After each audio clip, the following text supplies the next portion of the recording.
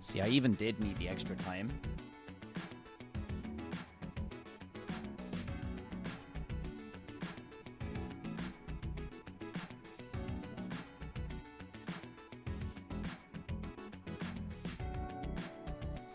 Nothing ever happens, chat. Nothing ever happens.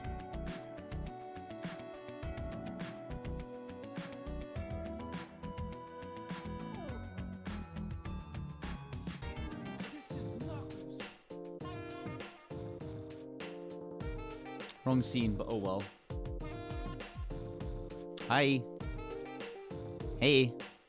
James has messed with my eye, so A monster has appeared. Hey, Sam. Hi. Hi. I'm home. I'm back with the milk. What did I miss? Oh boy. Some of the things I've missed. Have you seen the tablet news?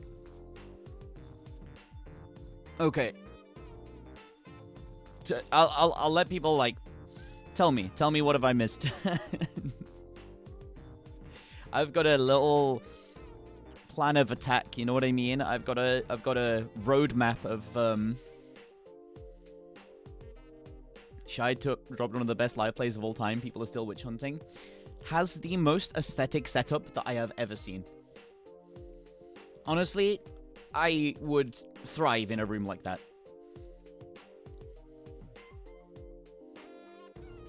I wouldn't be. You wouldn't get me to. You wouldn't get me to leave. Official Osu tablets are coming back. One cheap and one expensive one. Cheap one is just an XP pen, which nobody uses anymore. Nobody even recommends anymore. And the expensive one we know nothing about. We have no idea what it's going to be or what's going to be happening with it.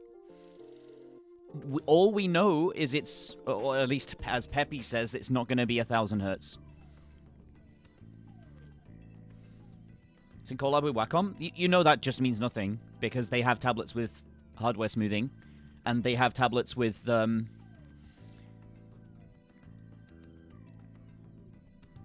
what's it called? Low polling rate and high polling rate, and that, you know, there is a post about it on the website. Okay, tell me. Let's go to this post on this website called Osu Tablets Return. The news. You know what? This is where we'll start. Okay, this is where we'll start. Let's go over here. I don't know why my background's disappeared. It doesn't do that often. Pro Tablet is coming later next year. Later this year. Collaboration with Wacom. We're already in the production stages for a tablet that suits players and want the highest caliber. No information? No information? No, it doesn't seem like there's any information on here.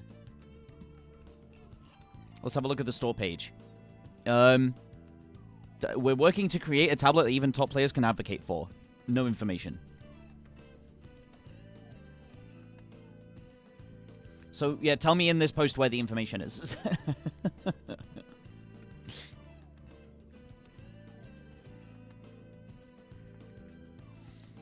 We have the intro, which is just a rebranded XP pen. I think it's 630 or something.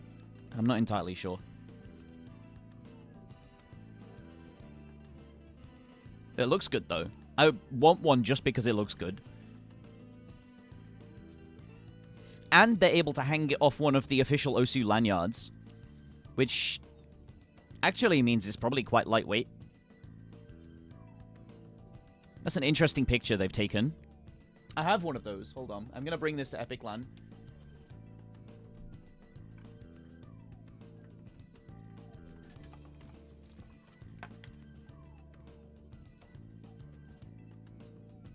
One of these. And if they're hanging it off one of them, then fair enough. Don't know where the pen is, but I still have my OG Osu tablet. I tried to get one off someone. I really want one. Proper OG white case, white box tablet. I think it'd be really cool just to own a piece of history like that. Yeah, I am skeptical at best. It's just a good job it comes with warranty information.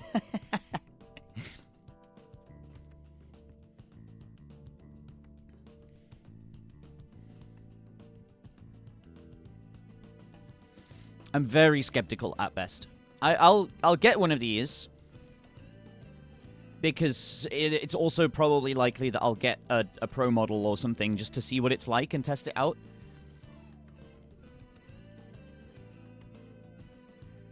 But we'll see.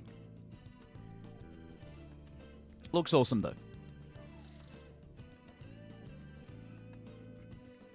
Let's go back over here. How is everyone then? How was everyone's weekend? There was a lot that went on this weekend. Does it come with a cover? I don't think this is a cover. That's just how the tablet looks. Yeah. That's just it. That's just how the tablet looks.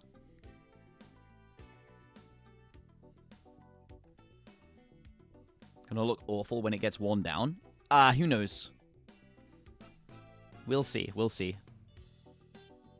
Because, I mean, if it's a printed tablet cover, even if it's just a printed tablet surface, it's like... The surface doesn't wear away on tablet covers, right? It doesn't wear away on tablets. Only when you get down to the base plastic, right? So... How am I? Oh, I'm still exhausted. Like 2 days after the event, which is crazy. I'm never usually this impacted by an event. I'm just tired. It's strange.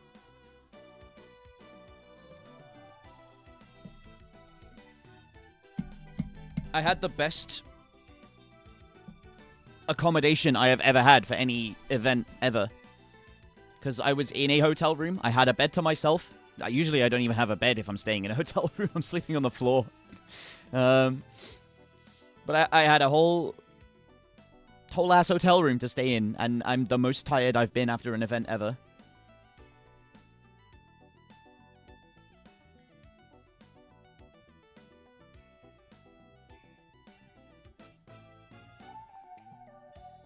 What's this about? It was Kel. It was cinema. It was quite good. I had a great time at Kel. The Kel 3 Osu photos. Yeah, let's open these up. How do you not have a bed in a hotel room? See, usually I couch surf. I just crash in people's hotel rooms. Actually, no, the round table, of course, was the best accommodation I've ever stayed in. But mid-event, I was sleeping on a couch in one of the one of the living rooms to let other people have the bedrooms. I don't care. I'll sleep wherever, right? If I'm lucky enough to be at an event, if I'm blessed enough with the opportunity to go somewhere to do something related to Osu, I'll rough it on the floor. Like, I'll take a sleeping bag, no air mattress, hardwood floor. Like, I'll be fine. 3 hours? Great. I'm well rested. I get event adrenaline, you know? Anyone else know what I mean? Like, it's the day of an event and you've slept 3 hours, but you have the most energy that you've ever had. Because I 100% get event adrenaline. And this event, maybe I just didn't get it as much because I wasn't waking up and immediately going to events, that sort of thing. I was just in bed by 1 a.m., up after a full night's sleep at 8 a.m., and, well, a leisurely breakfast, wander over to the event space. Just wasn't as hyperactive as every other event I've been to.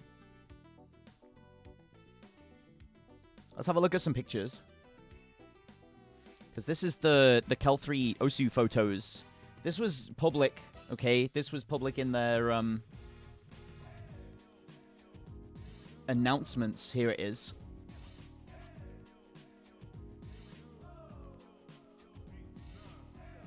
%, free for use.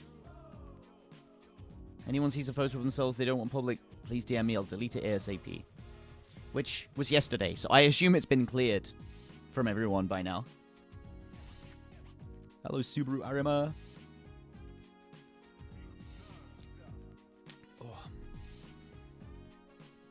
Managed to fish at the city center or Old Town. We went to the city center a couple of times. We had a great meal at a restaurant. Me, Spaza, Rafis, Emily, worst Paul like you. It was great. But the setups were cool.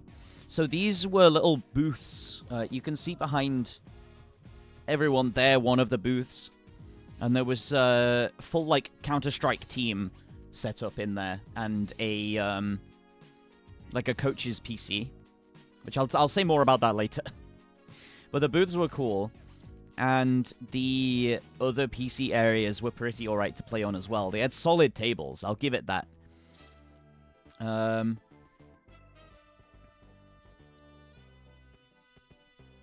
Yeah, it was in Gdansk, yeah. You could fly in and you take a half-an-hour train and you'd just be there.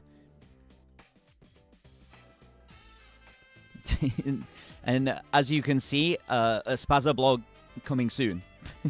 It was, yeah, yo, Lil Rain. It was awesome. It was good to meet you, too. It was really good to meet you.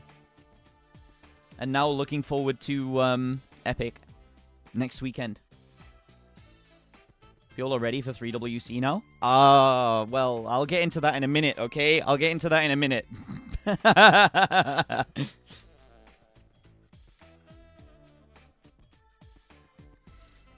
But it was good. I managed to pull Graf into cast. I got asked to do a cast. I can't remember who for. Is this... Who?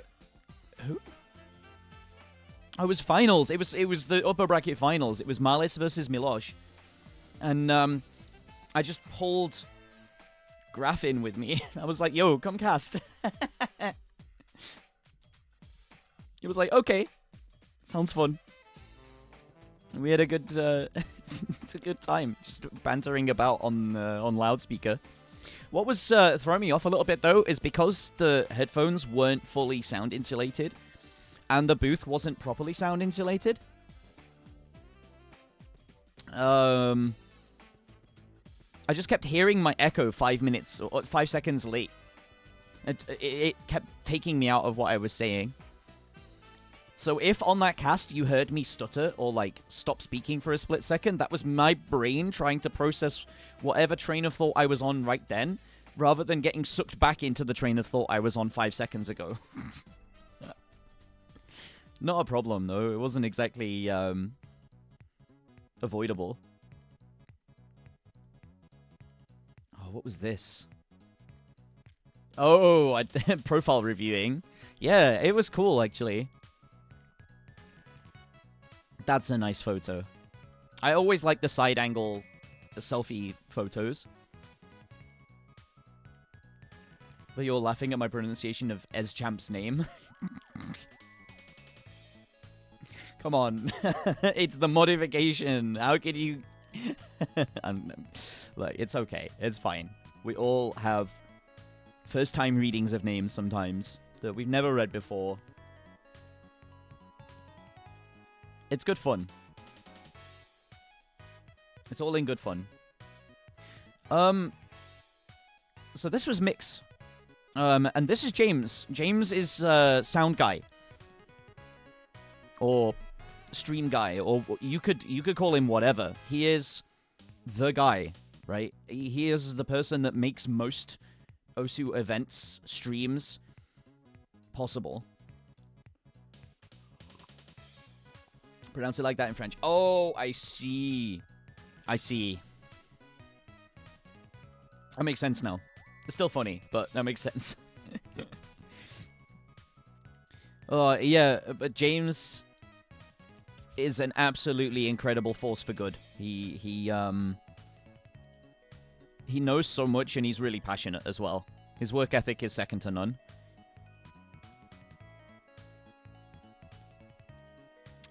More of Mix. This was Joel and Spaza commentating together. This is a good picture. I like this picture a lot. Look at the fisheye on the lens, man.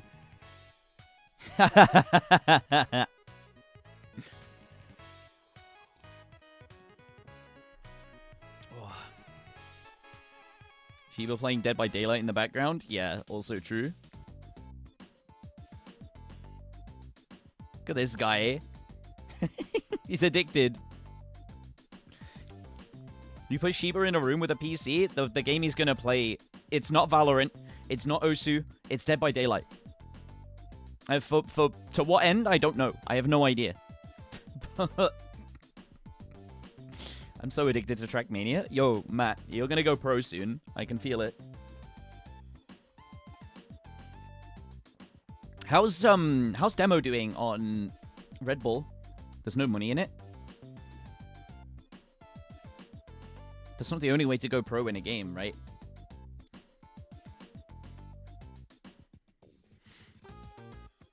No. Don't get into Dead by Daylight. Now that is a place that leads that road leads nowhere. It's one of the most competitive, uncompetitive games. Hellish format to try and properly qualify to next stage. Okay. It's really fun with... I think Dead by Daylight and games like it are games that you should not learn. You should just play. You should just have the funny things happen and just play. Like, as soon as you get...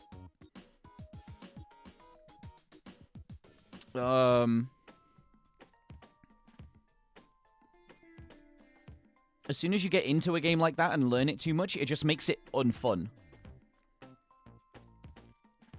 Knockout with 3 lives, number 1 from group makes it. All other 24 players don't make it from the group?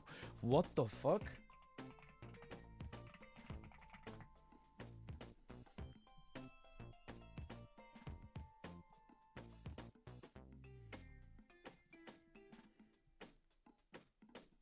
Fuck the cookies. Oh yeah, this is happening in Milton Keynes.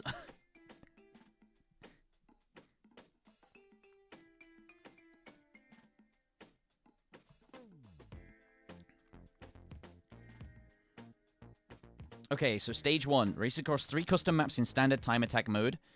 The top 100 fastest cumulative times will advance to the next stage. Play on 3 new custom maps with 4 heats of 25 players in a last chance heat. Top 8 players will race on all 8 custom maps in a knockout format with the top 4 competing in the grand final. Interesting. So that's on 1st of March. That's...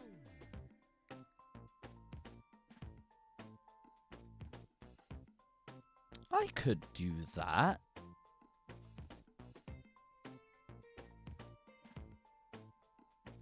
I could do that. I could get there.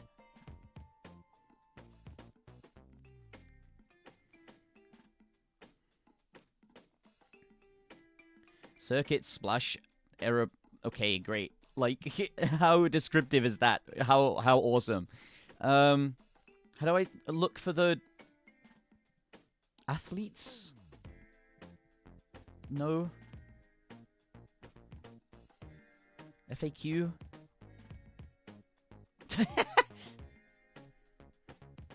Yeah? Who is virtual? Like, yes, sir. I'm gonna grind a pool and repeat easy gems. Yeah, take care, Subaru. Thank you for dropping in. I'm gonna go over the qualifier results later, after we talk about some of the other stuff we gotta talk about first.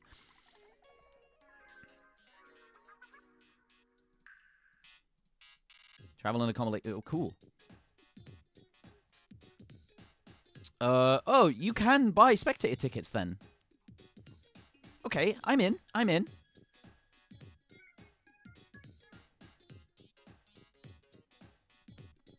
Wow.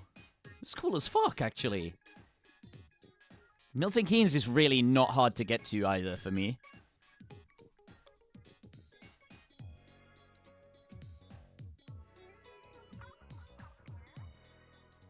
Okay. So where's the leaderboard then?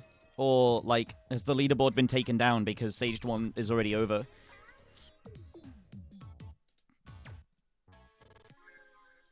Full leaderboard is lower.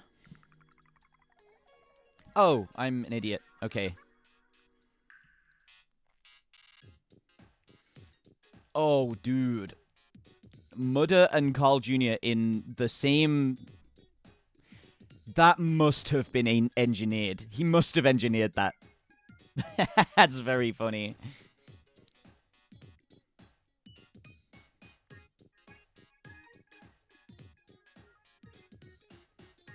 Massa, Bren, Elcon in the same... Grenadi, Mime... Who else? Who else have we got in here? Belgium and Poland. So, this is a very European game. Trackmania is basically just played in Europe, pretty much. Gotta go. Take care, Matt. Bye. There are very few players outside. Like, Carl Jr. is a rare case of someone who found the game, probably because of all of the French presence, and they're Canadian. Or maybe they moved to Canada. I don't know the whole full history there, but... Like, there you go. There's one American, one guy from Argentina. What else? I mean, Australia and New Zealand. One guy from Brazil, 2. South Africa.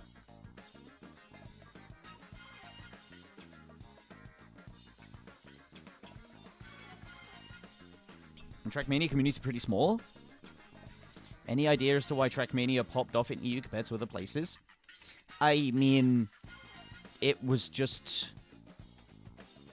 It just matches the culture, I guess. Well, I don't know. I have no clue. I'm down for going to that. That sounds great. That sounds good to me.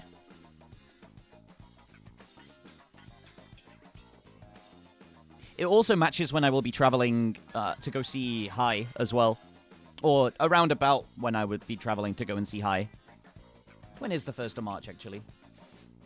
It's the Saturday. Okay. Oh, okay. No, that's sick. Yeah, we could do that. We could totally do that. Okay. Now I need to put that in my calendar.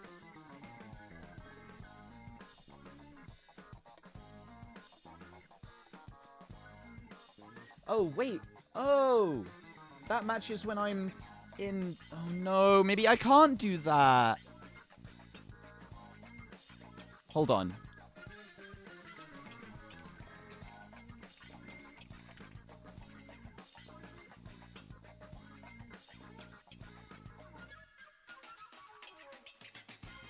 Okay, whatever. I'll think about it later. It's not for you guys to think about. It's for me to think about.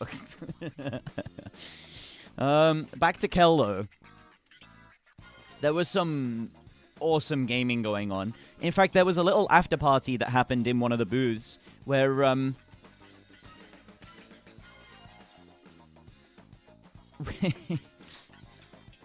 these idiots sat down and started playing Tandem.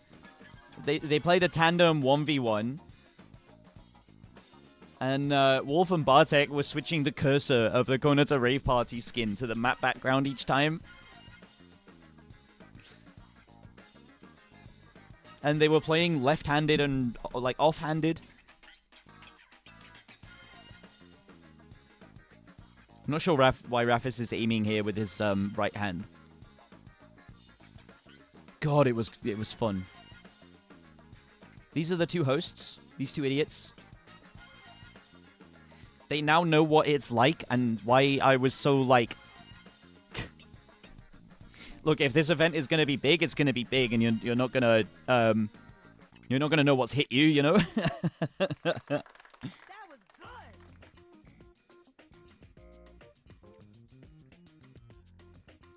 Didn't recognize Wolf at the event. This... I mean, he wears a different face every event he goes to. You're basically... talking to just a new person each time you find him at an event because of just how he looks.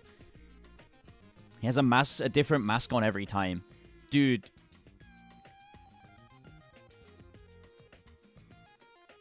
I look like I'm about to demand some money. You know what I mean?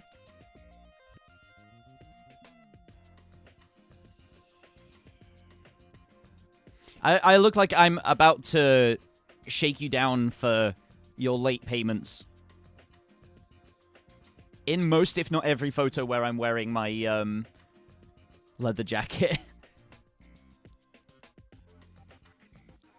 Just had a wise guy turn up.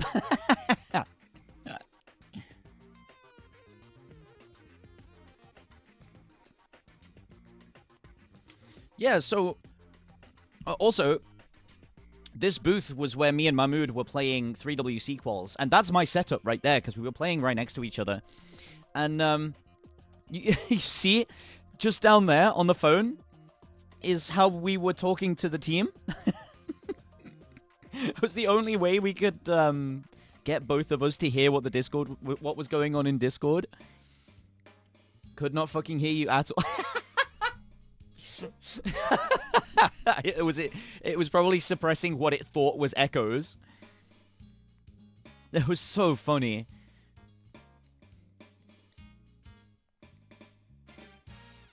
Oh, it was so funny. Anti-yap filter. So you didn't hear me go off about... What type of joke can I make here? I don't know. There's something, probably.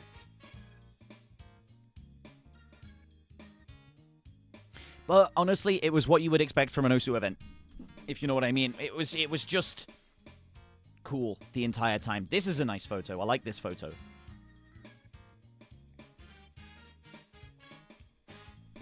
This is what it's going to look like at the streaming booth in Epic. Trust me.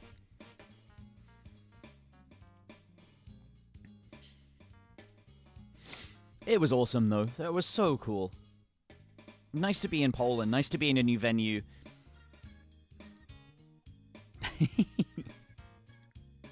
Eric was looking absolutely dripped out, as usual.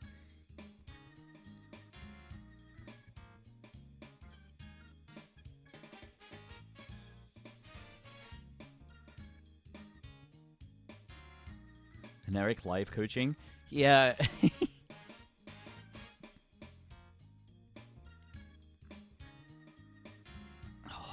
Dude. Oh, to be back there. Oh, to be having as much fun as we were having those 3 days.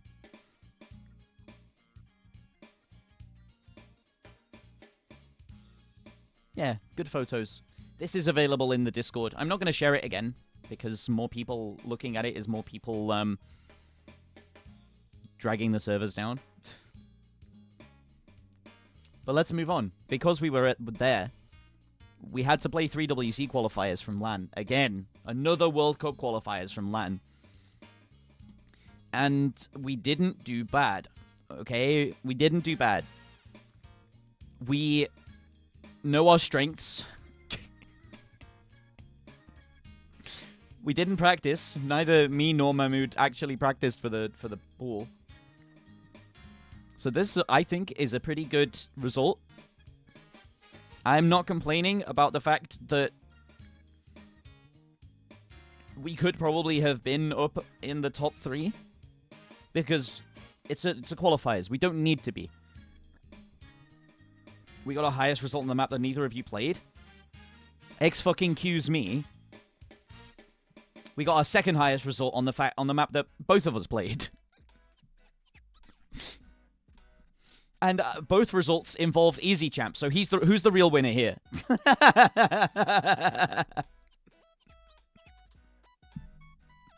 Oh.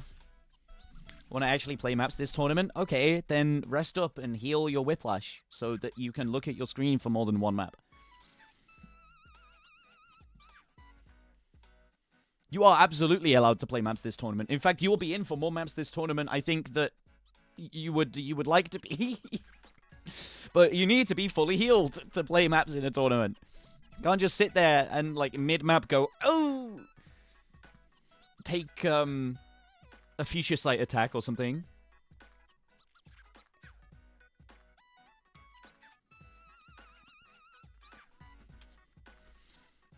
Don't push yourself. Don't do it. It's not worth it. You are a valued member of the team, and the reason we didn't put you in for maps was because you didn't feel up to being in for maps. I think you could have done well on No Mod 2. You could have done well on Hidden 1, probably.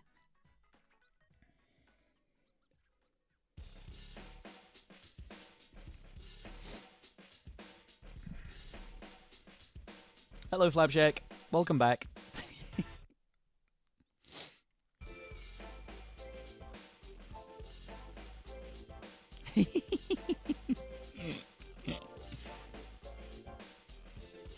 Didn't talk about the tournament committee response from Shiv's document yet. Give it time. Give it time.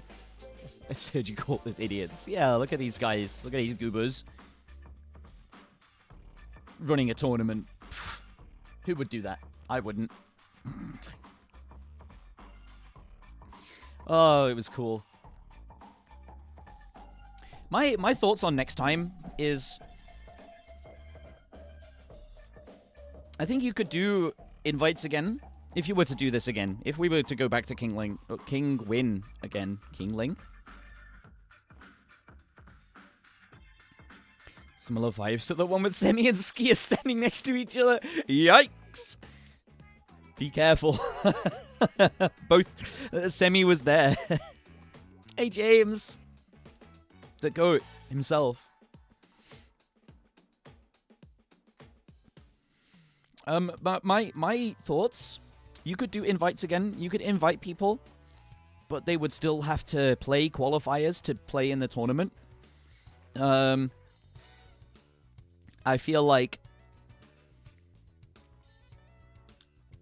the invites were good so that people knew who was coming beforehand, but the fact that there was 11 invited players meant that the players who'd qualified all kind of got screwed a little bit in the bracket, or at least qualified highly, you know, because Mahmoud and Kosciarek round 1 is a bit silly. So what you could do is the invites anyway, but they still have to play qualifiers, and then top 16 in a double bracket is probably better for timing, because then there's more time to chill and play board games and do silly stuff. More time for side events. And also, if the top 16 are in the booths, then, you know, you don't have the lower ranked players who got in on the technicality of being in through qualifiers in the booths, who were fucking around and vaping and doing silly stuff. Couldn't even do side events because of this stupid board game tournament. Hey, you could have put a table on the stage.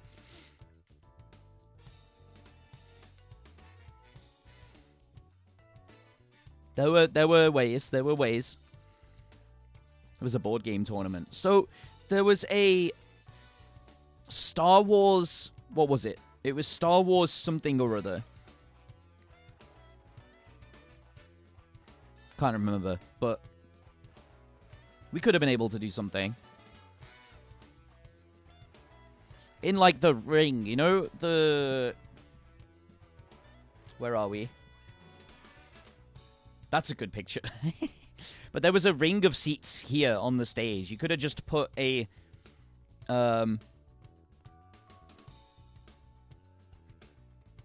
table, sorry. You could have just dropped a table on the middle of there.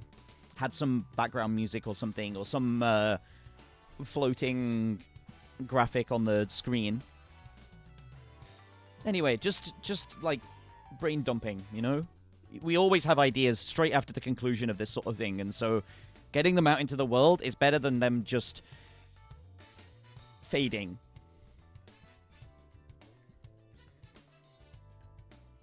But yeah, if you do top 16, that is 3 booths. That is a 4th booth for a commentator booth. And then the rest of the event doesn't need to give up the rest of its PCs, the rentable ones. It also means that because we're in the booths and it's the top qualifiers that are in the booths, you can be pretty strict on them and say, like, don't be a dickhead. Like, I think there are lessons to be learned, improvements to be made, and I actually really like the venue. I really do. It was open enough that you could just wander around and chat to people, and there was places away from the main areas that you were there to play and not be disrupted, you know? It's a good one. Poon will come and bonk you on the head if you do something stupid. Yeah, your Osu account suddenly loses Osu account suddenly loses the online capabilities it has, and you're like, what? What's going on here? And then a little message shows up in the corner of your screen, direct from Peppy, saying, stop vaping.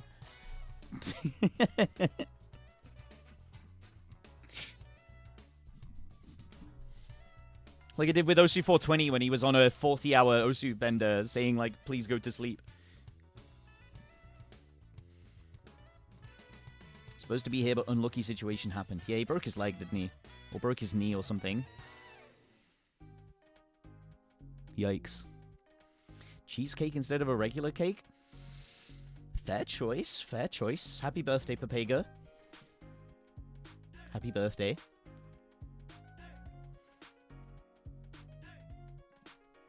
But we played a good qualifier from Kel, honestly. We played a really good qualifier. Hard Rock 2, on LAN, small circles, impossible.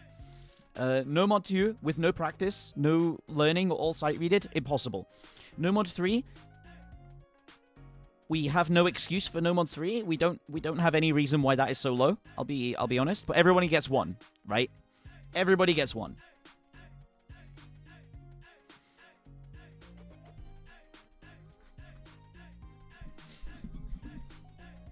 Oh, we nearly got first on Hidden 2 as well, just because of Easy Champ.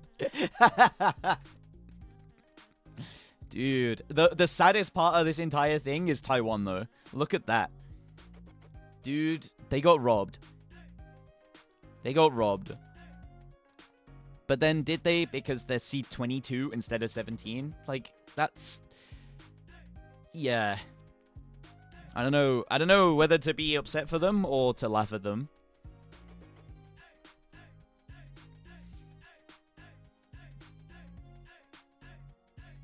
Third place scorer in our... Yeah, it's pretty close between these two teams, isn't it?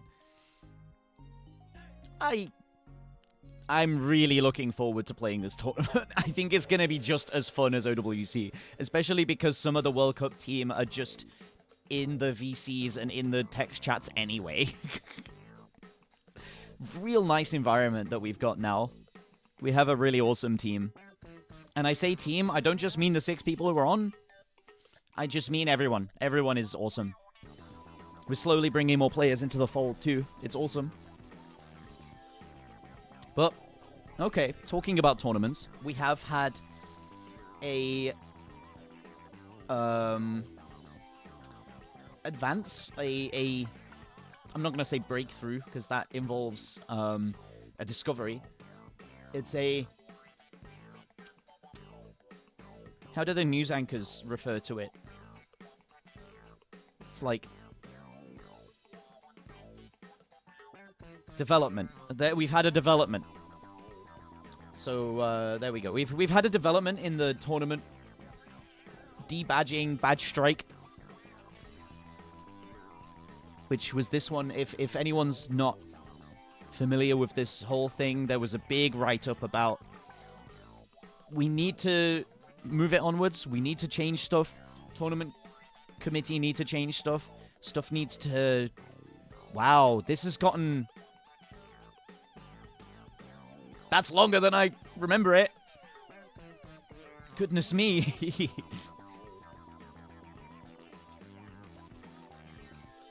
Holy. Okay, anyway. And it is this. It's the tournament committee announcement from the 6th of February. So this happened just before I left, actually. This happened just before I left for Kel. We've recently become aware of a document being passed around the tournament scene that more or less calls for a badge strike. Has been from the get-go drawn from a pool of engaged and experienced volunteers from the community that strive for the same thing that everybody interested in competition does, a better tournament scene. True. Reality is we haven't made the best calls at times, drawing very reasonable scrutiny from the community.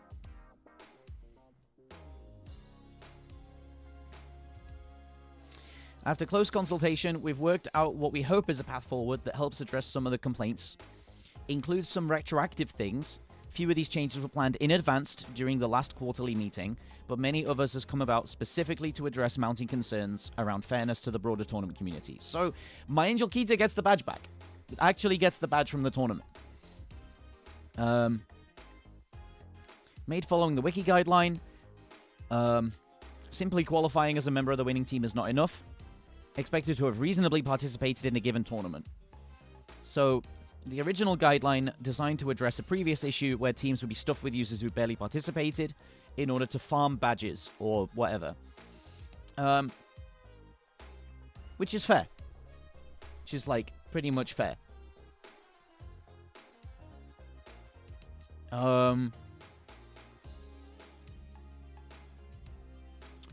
Understand that draft tournaments, careful consideration, without the knowledge being the original captain of the team, thus responsible for the lion's share of the initial draft. Badge restored. Let's go. Firstly, let's go. That's a great one already. That's a really good change already.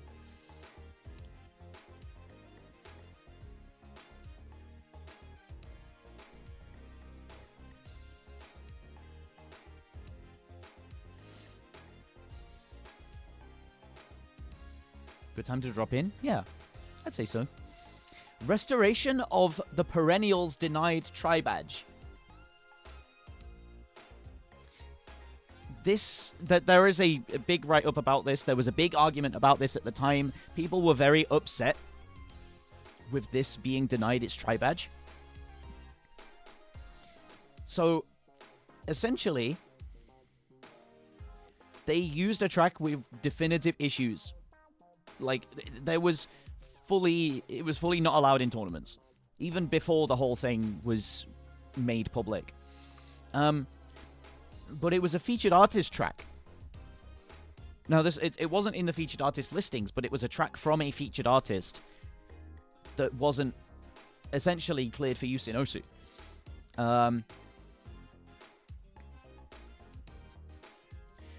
Existing protocol for issues with tri-badge tournaments is more or less to the tune of there are no strikes, do not make mistakes.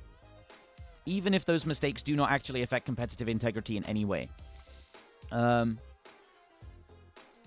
Great deal of internal awareness about the fact that many tournament committee members are directly involved in these sorts of things, and a pervasive desire to not be seen as providing undue priority or benefit. So, it was ran by Chilia and Dio, right? And they are members of the tournament committee, and they don't want to be seen as, like, they're insiders so they get favorable treatment, which is why the whole thing popped off in the first place. So it punished the second and third place teams for a singular operational issue. The team felt they had no real choice but to apply the denial in this instance because, essentially, they didn't want to feed into the perception of tournament committee members acting to favor tournament committee tournaments. Which is fair. Completely fair. Should probably be more obvious which featured artists only allow certain tracks to be used. Well, every track that is allowed to be used in OSU has featured artists next to its name. Every track that isn't doesn't have featured artists next to its name.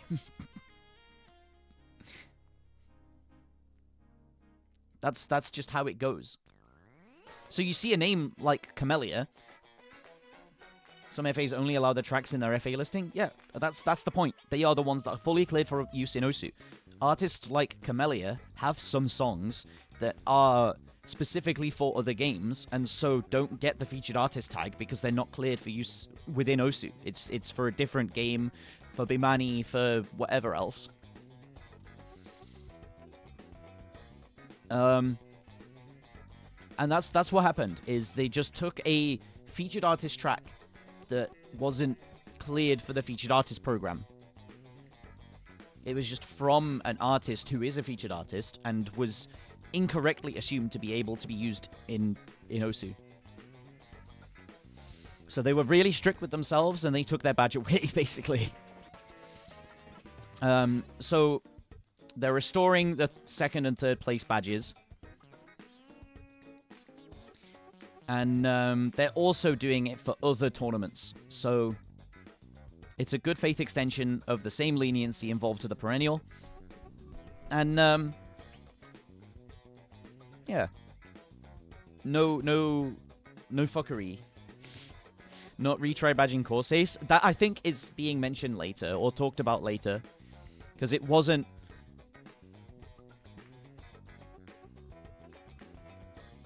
It wasn't the same, okay? It just isn't the same as this sort of one mismanagement, meaning 2 badges just do not get awarded to losing teams.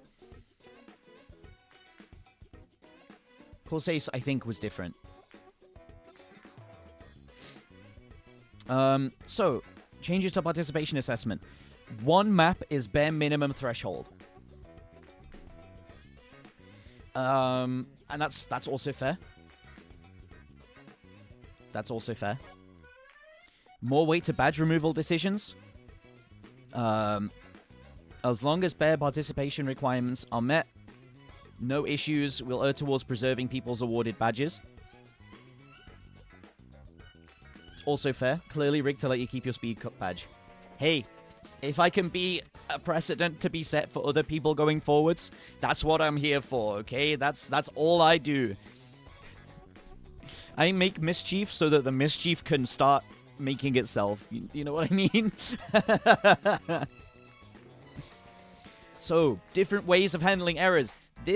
I read this document before I started, just to make sure I knew what I was getting into, and this completely fits what I was saying about badges. So badges used to be proof of a win and the endorsement of Osu as a game for the tournament that player won.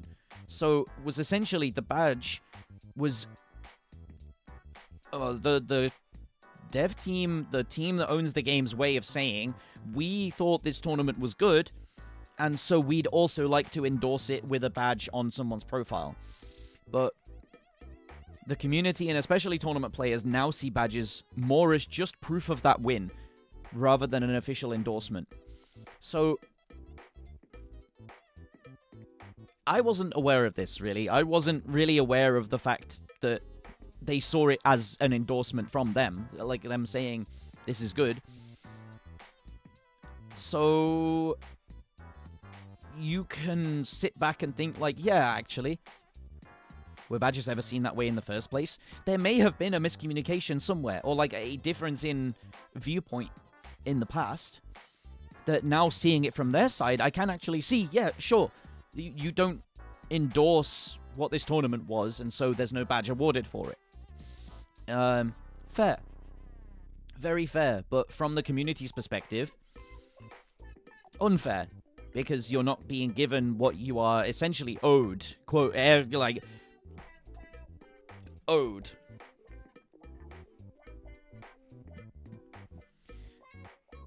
So we'll be experimenting with using hosting bans in place of debadging tournaments. In air quotes, hosting bans.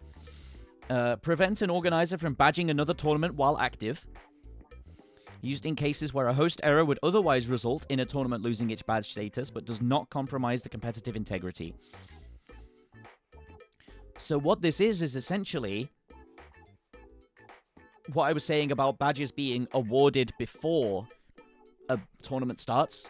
So if you play it, you'll get the badge, and then the host will be told off, essentially. The host will be put under sanction and said, look, you did not run a tournament that matched the prestige of being badged, and so your next tournament, you need to do that again to get the badge.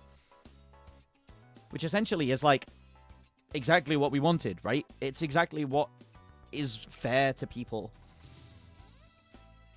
Put the onus on organizers to effectively run every tournament so that they're able to continue running officially supported tournaments. So then you would have to step back from the host role, you would have to pass it to someone else, or you would have to get involved in other tournaments and bring your standing back up to be able to run another badge tournament. This is great. This is great. It's exactly what we wanted. essentially, they can debadge the tournament. So if there is something bad goes on, or it's just not deserving of a badge, it's kind of like, yeah, of course they're not going to badge it. Another great step forward.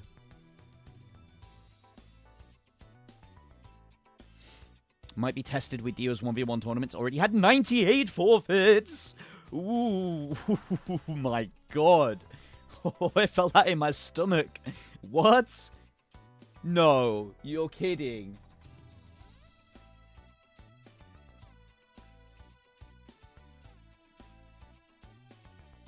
I've been expecting you. 98 forfeits?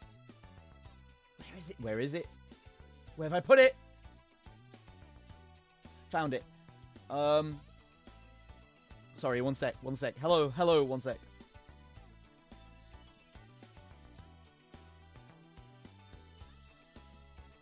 Skier, hello. 98 forfeits.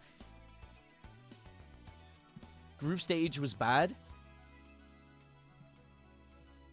1, 2, 3, 4, 5, 6, 7, 8. Oh my God, man. 9, 10, 11, 12. Oh no. Oh.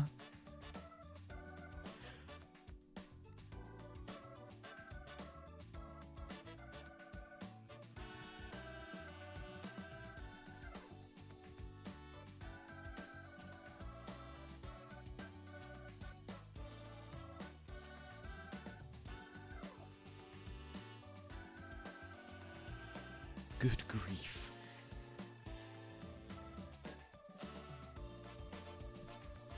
Oh my God. How was the stream though, Skier? How was your session?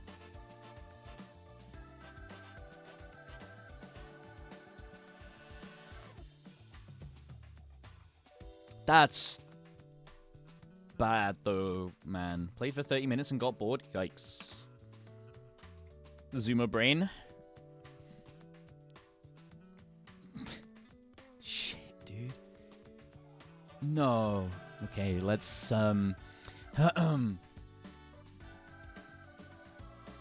under half the matches in Tier 1 have been forfeited. I had that with UKCC 2. I remember over half the matches in that tournament were forfeited.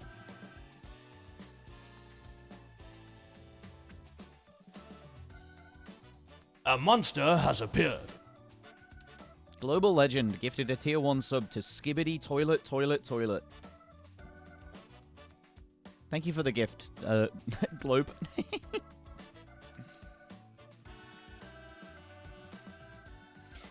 Dude. Okay, so also greater transparency and public meetings. So this was announced in the tournament server after that, or in the tournament channel of the dev server. So if you want to be involved, a monster has appeared. Right, okay. Thank you, White Ears. Thank you for the gift. I was worried that there was going to be another joke name there, but there wasn't. Thank you. Thank you for it not being another joke name. We need some integrity in this clip that is being made right now.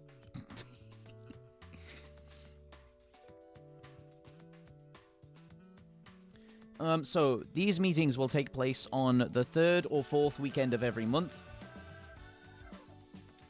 Each meeting will be scheduled as an event here in the Osu Dev server. First of these meetings takes place this weekend, Saturday 15th of February at 15 UTC. So if you have opinions that you need heard, if you want them heard, if you want to join the discussion, yeah, hop into the Osu Dev server.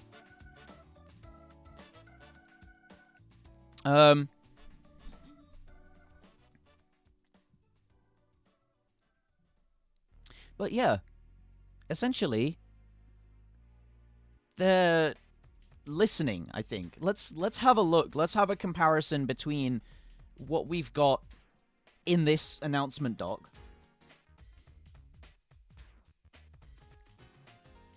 And what we got in the regarding tournament committee initial open letter. So we got Peppy saying, keep in mind our goal here is to provide enjoyment. We want to block the fewest tournaments possible. Wherever possible, tournament hosts should be given a path to fix issues rather than removing the badge as a first step. A lot of the issues pointed out sound like they should have been handled with a less stern approach. Just try and think of this as not a gatekeeping operation, but a partnership to help all tournaments hit the quality goals we strive for. Which is nice. It's a great message, honestly. It's a great message. I like this doc. I really like this doc.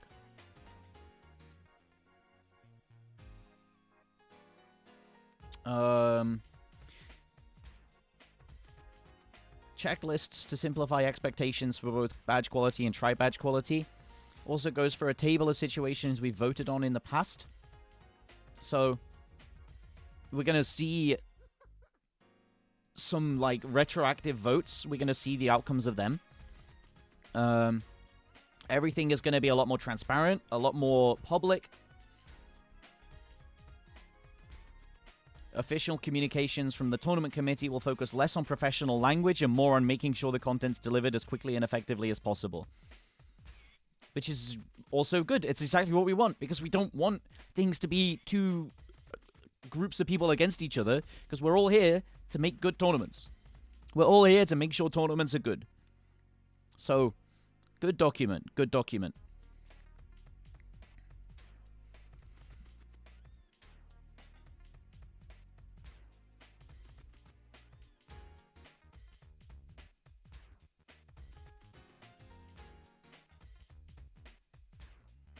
Yeah, here we go. Important to note that the relaxation on conduct-related issues does not mean that OSU condones or want to be associated with any of that behavior. Which is like all of this leniency for minor operational issues. You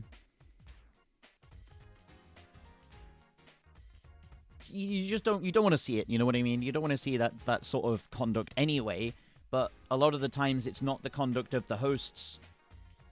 It's just, I guess, an unfortunate glimpse into the behavior of some of the people who are working for the tournament. Badges will likely be awarded during the course of any affected tournaments, but future tournaments under the same name or with the same/similar staffing lineups may be outright refused official support at the screening phase if efforts are not made to adhere to expected standards. Which is great. Which is really good. Extra stuff on Discord isn't mentioned in this document. There is not very much extra, right?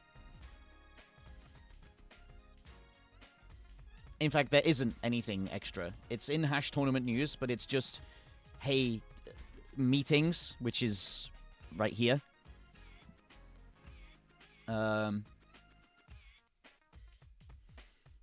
It's a summary of what was going on. There's nothing new in that group of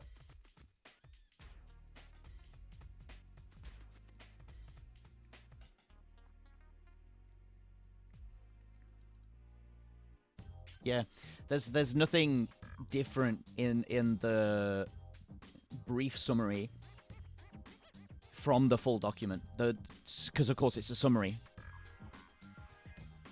Not buying more bottles at the airport. Yeah, okay, the Suplitzer bottles. So on the way home, I bought my allowance of stuff from duty free, and it was gifts for other people. So I bought vodka for my dad, which was pretty good. It's good vodka. And I didn't buy anything for myself because I was a solo traveler. I couldn't ask the person I was traveling with that can I use your allowance of alcohol as well. So I just, I didn't get much. And it's a shame because it's good alcohol. Could have asked them to carry more for me. Yeah, man. Like, you're just, you're not using all the tools available to you. All of these resources squandered. Yeah, good document. How much of this document fixes some of the issues here? Let's have a look. Stronger transparency and community involvement over the tournament badge decision-making process. more defined, etc. So they've made a system that shows how many voted.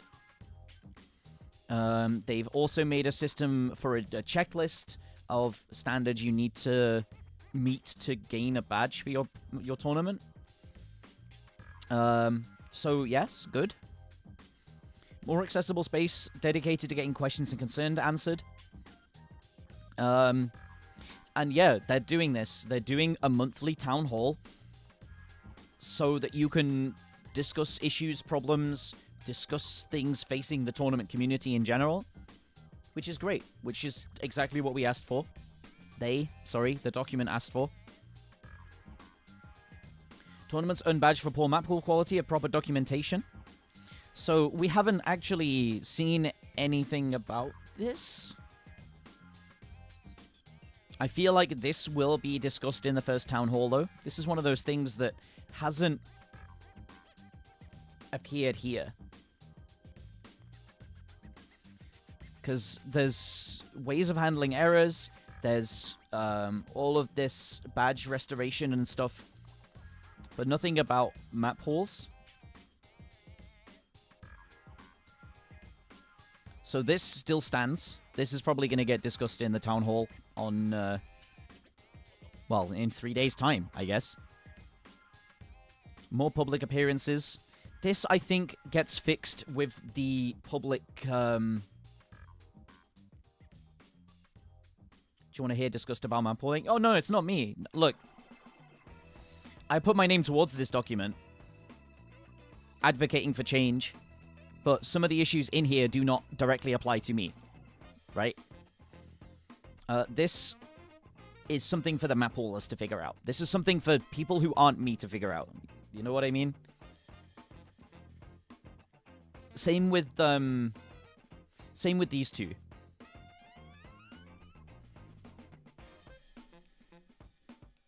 No one asked me if I wanted my name on the doc. You can put it on, I'm sure. I'll talk to Chiv. But essentially, the first two here have been met, fixed, discussed, changed. The first two here have been addressed. The next three, I guess. And they've opened up tournament committee applications as well, so that you can just use the form in that news post at any point. There's no waves of applications. There's no apply through email. It is just open forum. If you want to join in, you can join in, which is a good change. So it's from this document. What they haven't addressed yet, or what they haven't discussed yet, is the third point, the fourth point, which arguably has been addressed through the public meetings, transparency with votes and outcomes. Yeah,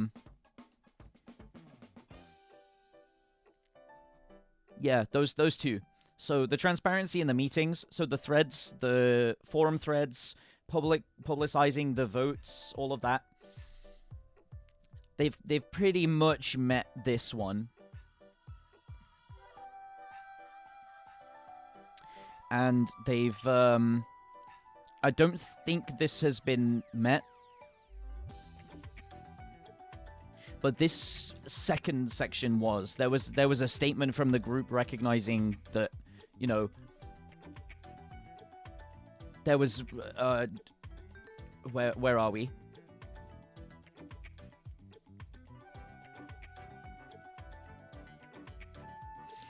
Very reasonable scrutiny. There we go. That's enough of an acknowledgement for me, to be honest. It's like...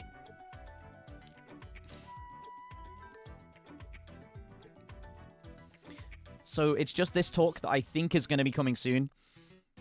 And I would assume that this might not happen. I don't know. And that's pretty much it that is left to address from this document.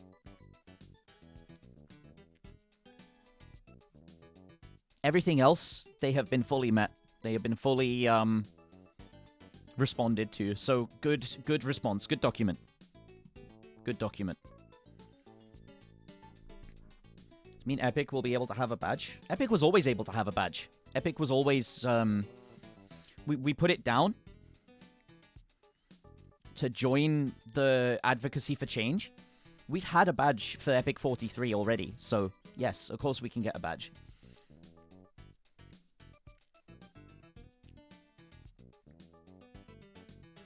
Don't think it will be addressed because it was written in quite an accusatory way. It doesn't feel right. I agree.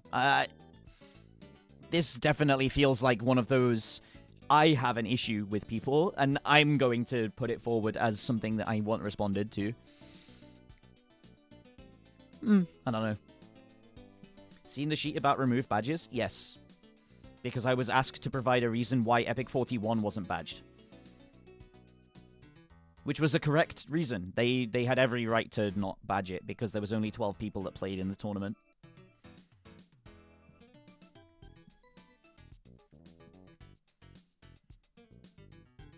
Hello, Mika.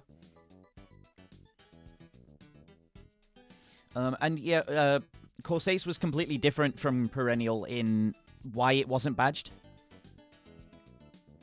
Perennial and the others that were unbadged in the same kind of wave of unbadgings were about tracks that weren't cleared for use.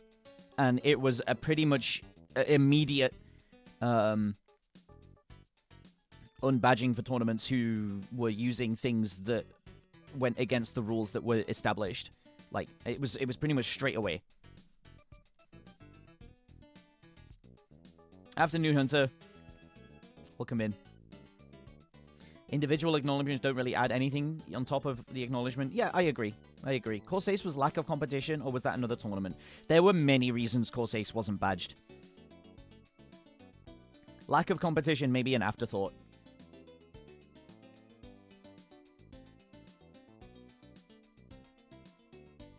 I don't know, but we'll see discussion around that one too. That's not going to be just addressed by a big document. This is going to have to be discussed between the community and the the tournament committee. Much more complex, that situation. Much more complex. Anyway, a really nice document. Genuinely. I'm looking forward to more change coming.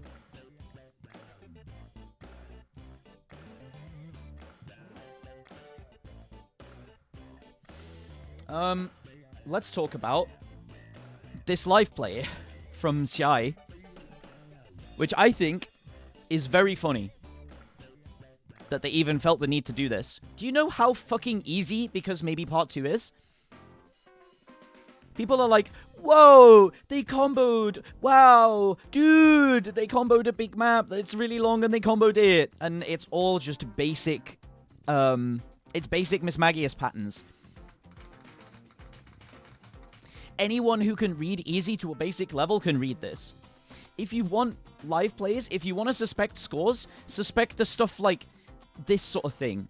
Or the other really dumb, dense stuff that they've done in the past. Like, Way Too Deep is so much more dense in the dense patterns.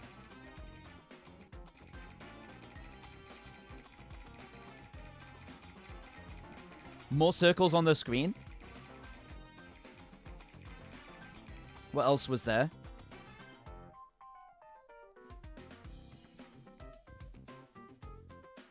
I don't even know. They've only uploaded like 3-4 plays since coming back.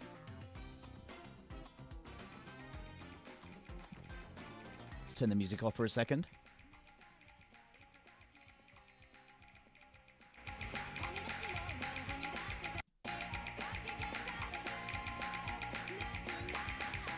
Like, what is this?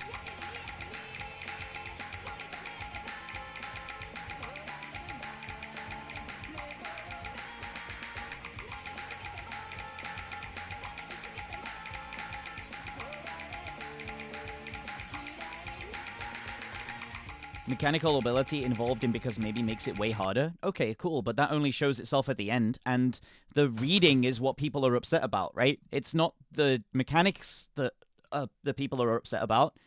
It's the fact that, oh my god, they're playing a big reading map that nobody can play. But if you gave it a second thought, all of these patterns are very simple. Okay, to prove that, I've only got my mouse and my normal keyboard out right now, so I'll just switch real quick to Wu-Tang.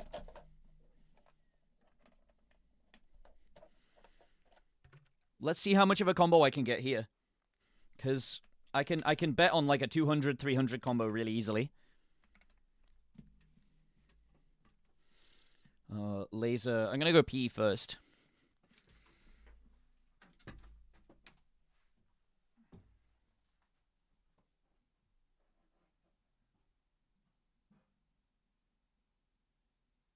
You're here forever.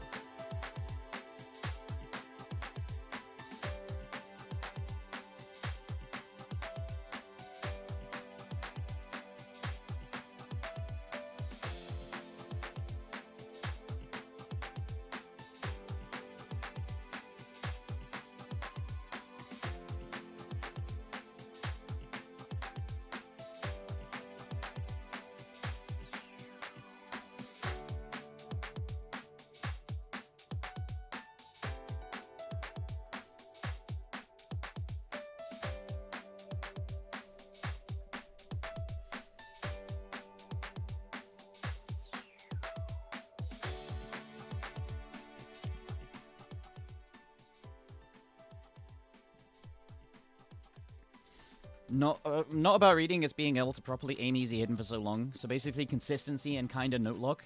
Like, you... What? If you FC, you don't note lock.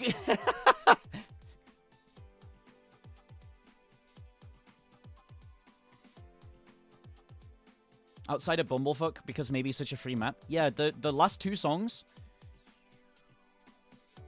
You act like you haven't missed on a map you've already FC'd before. Indigo, you're talking to a French tournament player.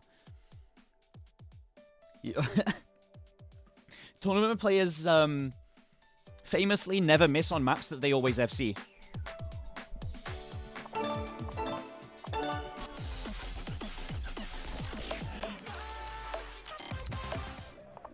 I don't have it. Okay.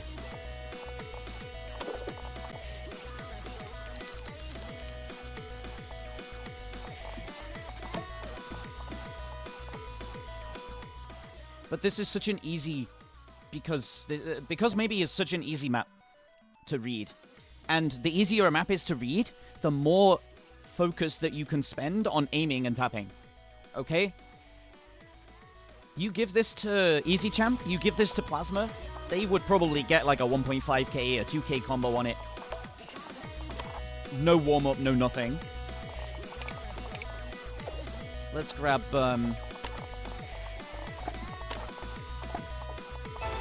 Let's play until I miss. And remember, I'm playing this with mouse now.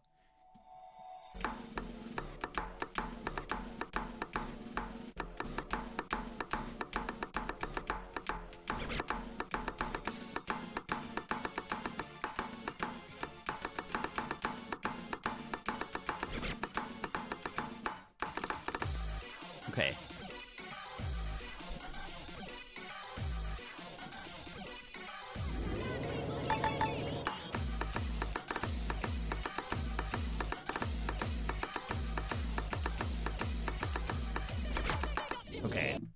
Oh my god, no, why mouse? Because I don't have my tablet on my desk.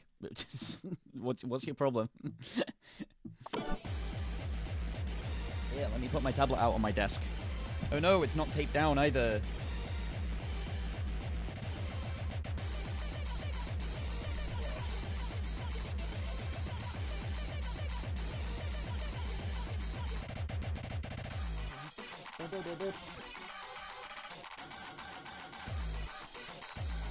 Oh, my tablet driver isn't running. Oh, it's just not connected yet. That's camera. That's Osu.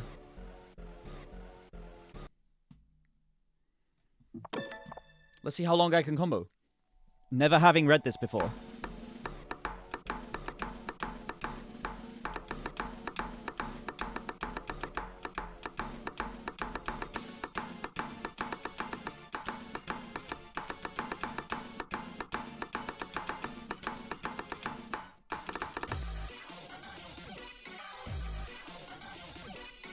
Aiming it seems so hard?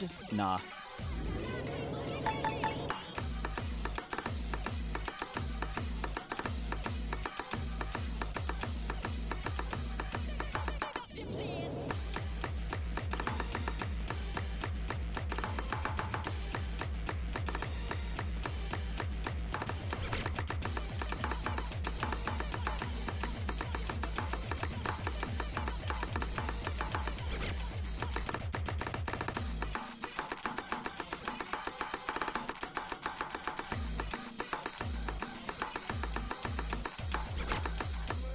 Oh, man. These are all mistakes that someone who is relatively competent...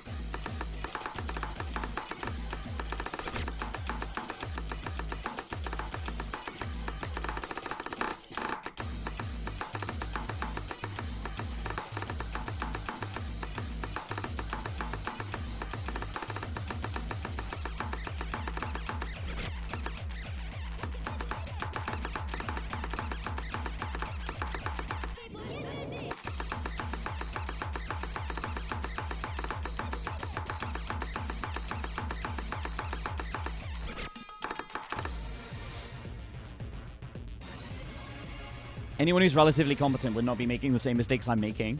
And for someone who's played easy their entire career...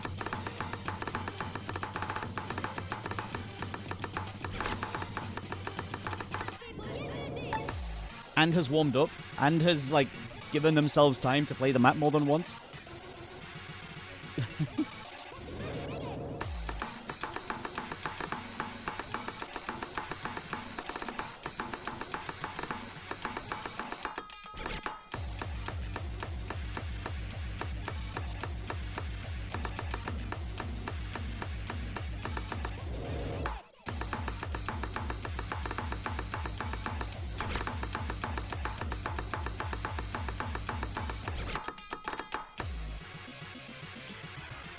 Put it in my easy warm-up playlist.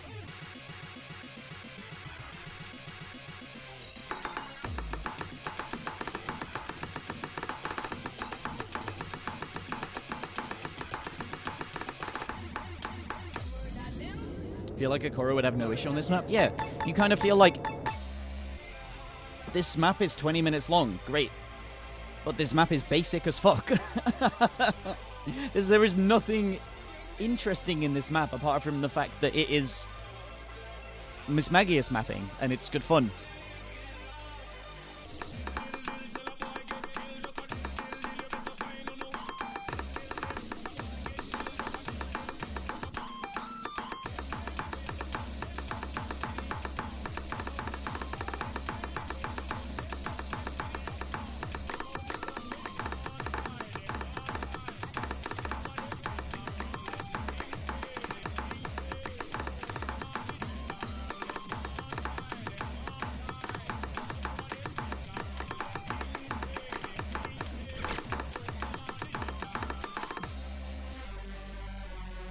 Might also go for this. Seems like it could be fun. It's a good grind. You have to be very comfortable playing easy hidden, though.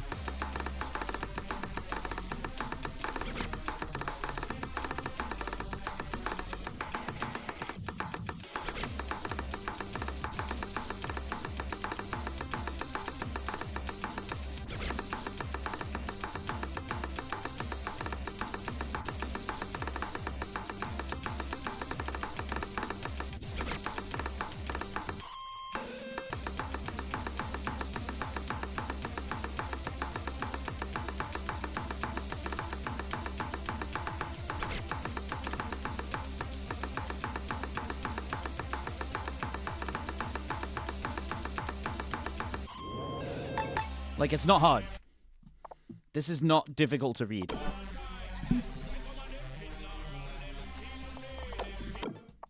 It's just easy hidden. People think it's difficult because it's easy hidden and it's AR5, but this is what good reading actually looks like. Okay? Reading easy hidden, reading AR5.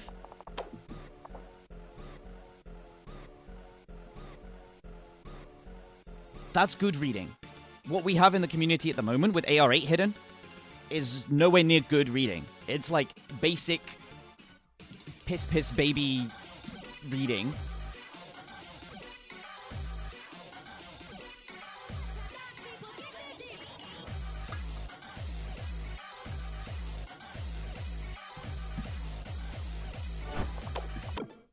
And that ends my little rant about people thinking this is not legit. Specifically this.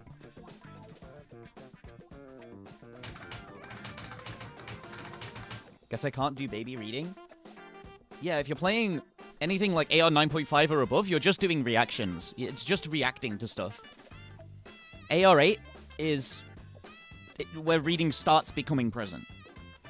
AR 5 is where you have good-ish reading. You have good reading.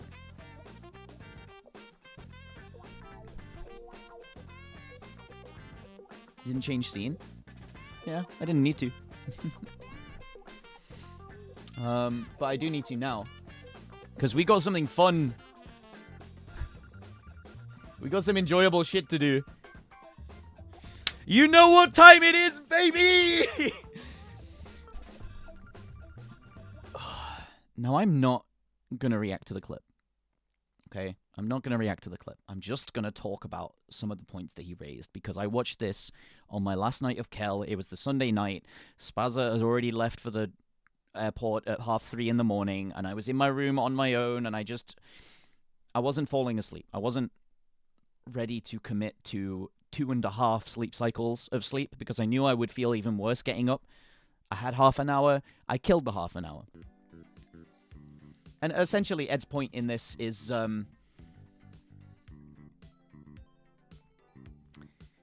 he wants the ELO system. He's like, yes, you understand, it's the ELO system. He doesn't like my explanation. In fact, I thought he knew about the DK resurgence, or the appearance, I guess, of DK in Smash. But he was like, oh, it's Amster guy. The Yoshi guy is really good. I'm like, this is like 5 years old news, Ed. Come on. Keep up with everything going on in the esports community, please. There I am mentioning DK, and there he is mentioning, like, yeah, that guy with Yoshi, he's popping off. He's making one character relevant because he's really good at it. I'm like, oh, brother, get with the times. But,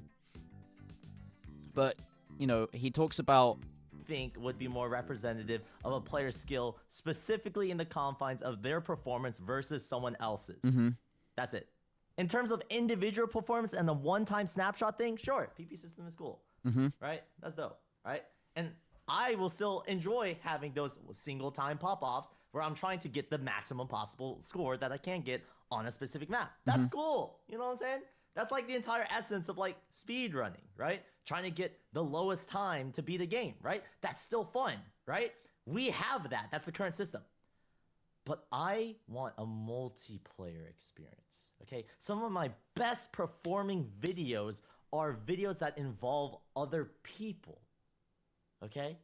And at the moment, Osu's core gameplay, its core like incentive to play the game, which is the ranking system, does not incentivize any sort of multiplayer experience. I want to give players a reason to engage in a multiplayer experience that is also competitive, that's also fun, that is curated, right? That's my vision. Given scores like this on a rank... What else was he talking about? It was here, wasn't he? He starts talking about something else. I'm not asking to entirely replace the system.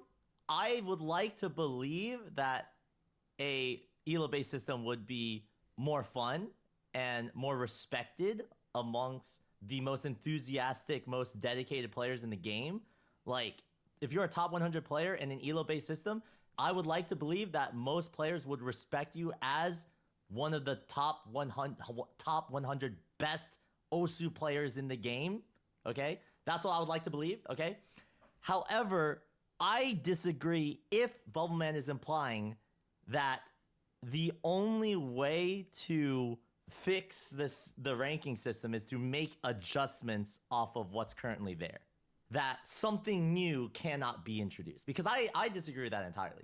Like, the entire introduction to PPV2 was from Tom94 being like, yo, here's a cool idea. And Peppy was like, yo, that's cool as fuck. And then it became that way. You know what I'm saying?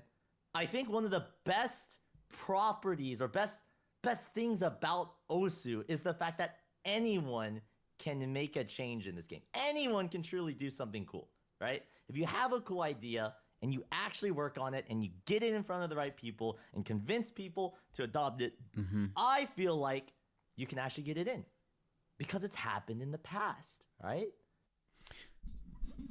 It happened in the past because they were already looking for a new PP system is the problem. Tom94's TP existed at a time when PPV1 was failing, and they needed a new system. And that's why it is the current system that we play on. And yes, you can do anything whenever you want. The trouble is, we've already done it 3 times. We have had MadeBot. What was the one before it? There was another one before it.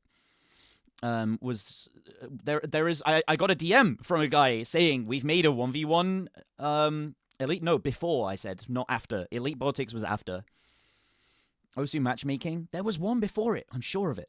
There was a matchmaking bot that happened before this. But we had that. We had MadeBot. We had Elite Baltics. I have had a DM from a guy saying, hey, we've made a 1v1 system, 2v2 and 3v3 elo system. And it's like, yeah, cool. But every single time this has happened, it has failed because people don't participate in it because they'd rather play tournaments. Elo will never work in Osu in the way that you want it to work. In the way that you want this seasonal rolling release of maps to be implemented into the game for people to 1v1 on, that won't work because people have already tried it and it has failed 3 or 4 times because of lack of activity. Because people don't want a centralized system because there is already a monster has appeared. Thanks, Spot. Thank you very much for the sub. Enjoy your morphed star, Bubble. What was I saying? People don't want this centralized tournament elo system. They want a decentralized tournament circuit, essentially. And what that circuit is loads of team tournaments and lots of 1v1 tournaments. Elo would sap the expression of singular excellence in one skill. Yes, exactly. That is why... And to be good at tournaments, okay? To be good, you first need to have good fundamentals. Now, what are the fundamentals in Osu? You could say stamina, speed,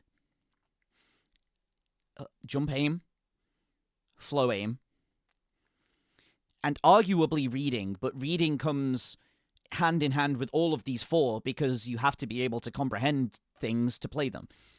So the fundamentals are jump aim, flow aim. You have speed and stamina, which is essentially the 2 tapping fundamentals and the 2 aim fundamentals.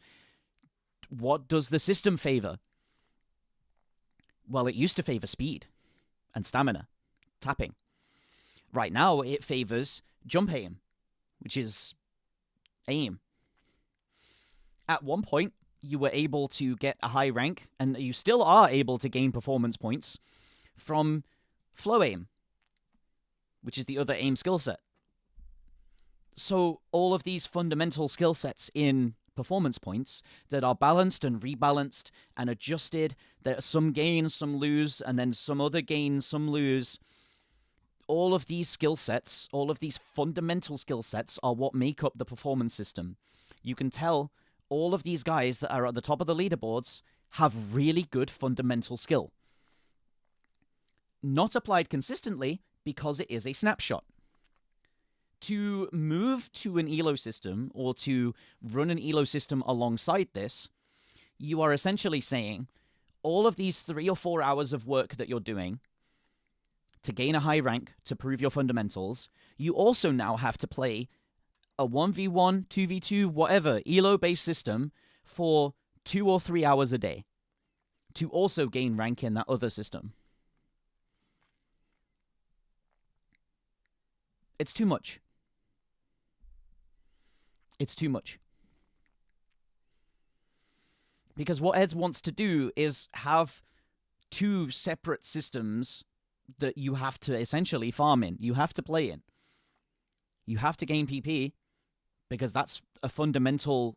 that is an expression of your fundamentals.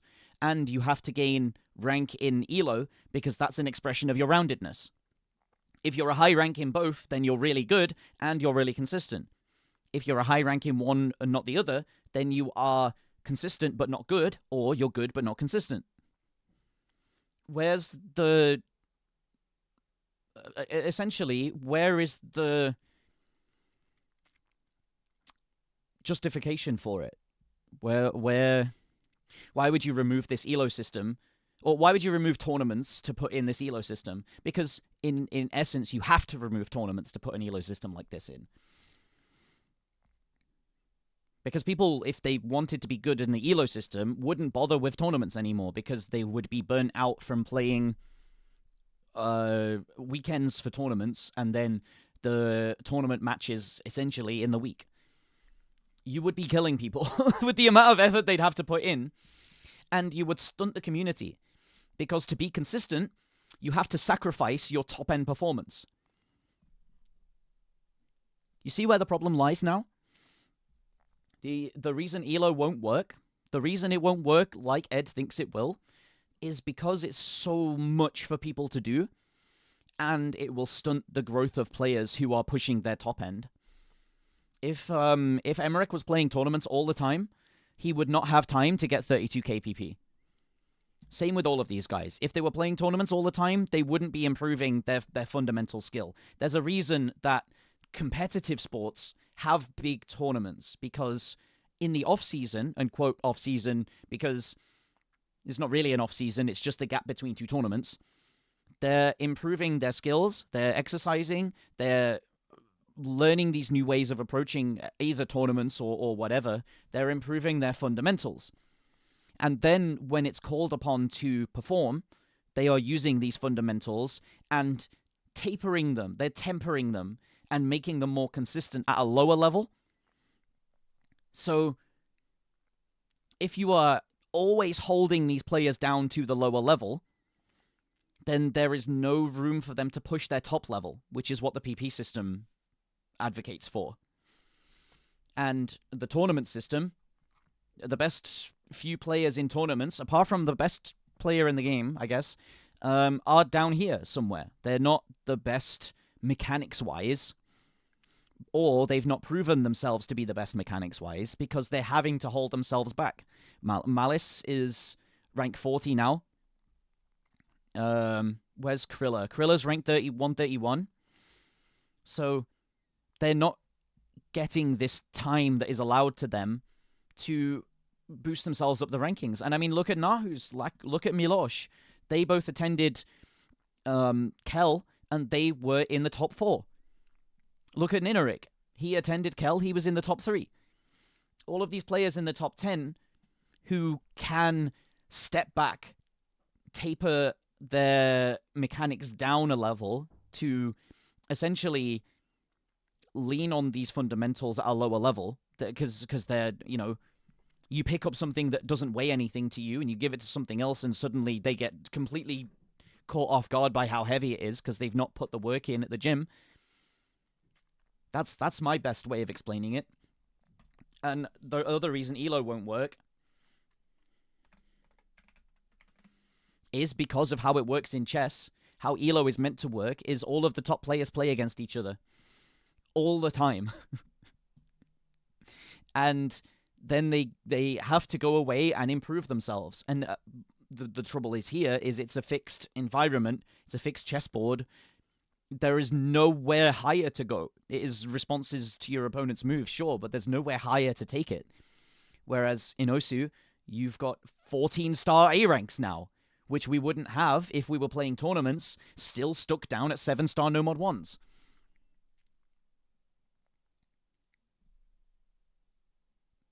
You see my point?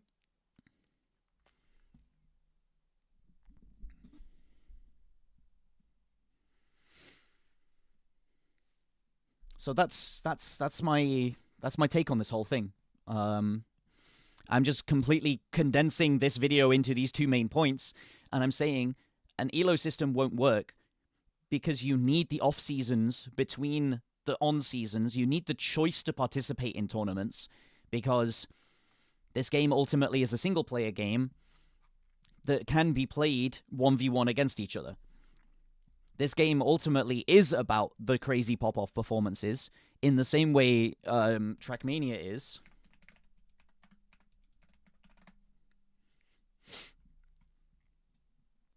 Because this is about getting the best times. And the beauty of it is these can all be rebalanced. The PP values they give can be rebalanced to award or nerf different skill sets differently. And that's what adds the variance in, which means that people get well-rounded. Akoli Bed was really good at aim, was crazy at aim, before he then became crazy at speed, because speed was awarding more. You could say that about many of these other players who are in the top 50 at the moment, where they were good at one thing, and because they're good at one thing, they can branch out into everything else. You should make a per skill set ranking so you can focus on what you want. See, that's what TP used to be. That's why it caught on. It's because there were per skill set things. I will go back to it.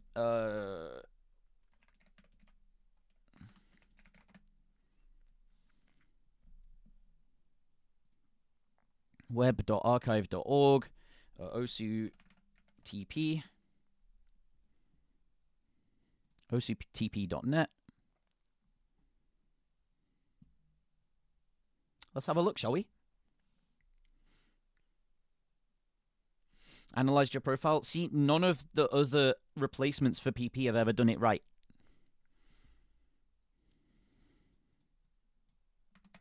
They don't do it like TP did.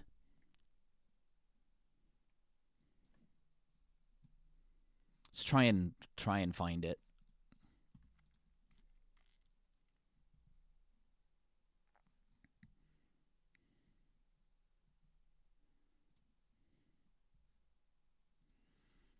Let's try and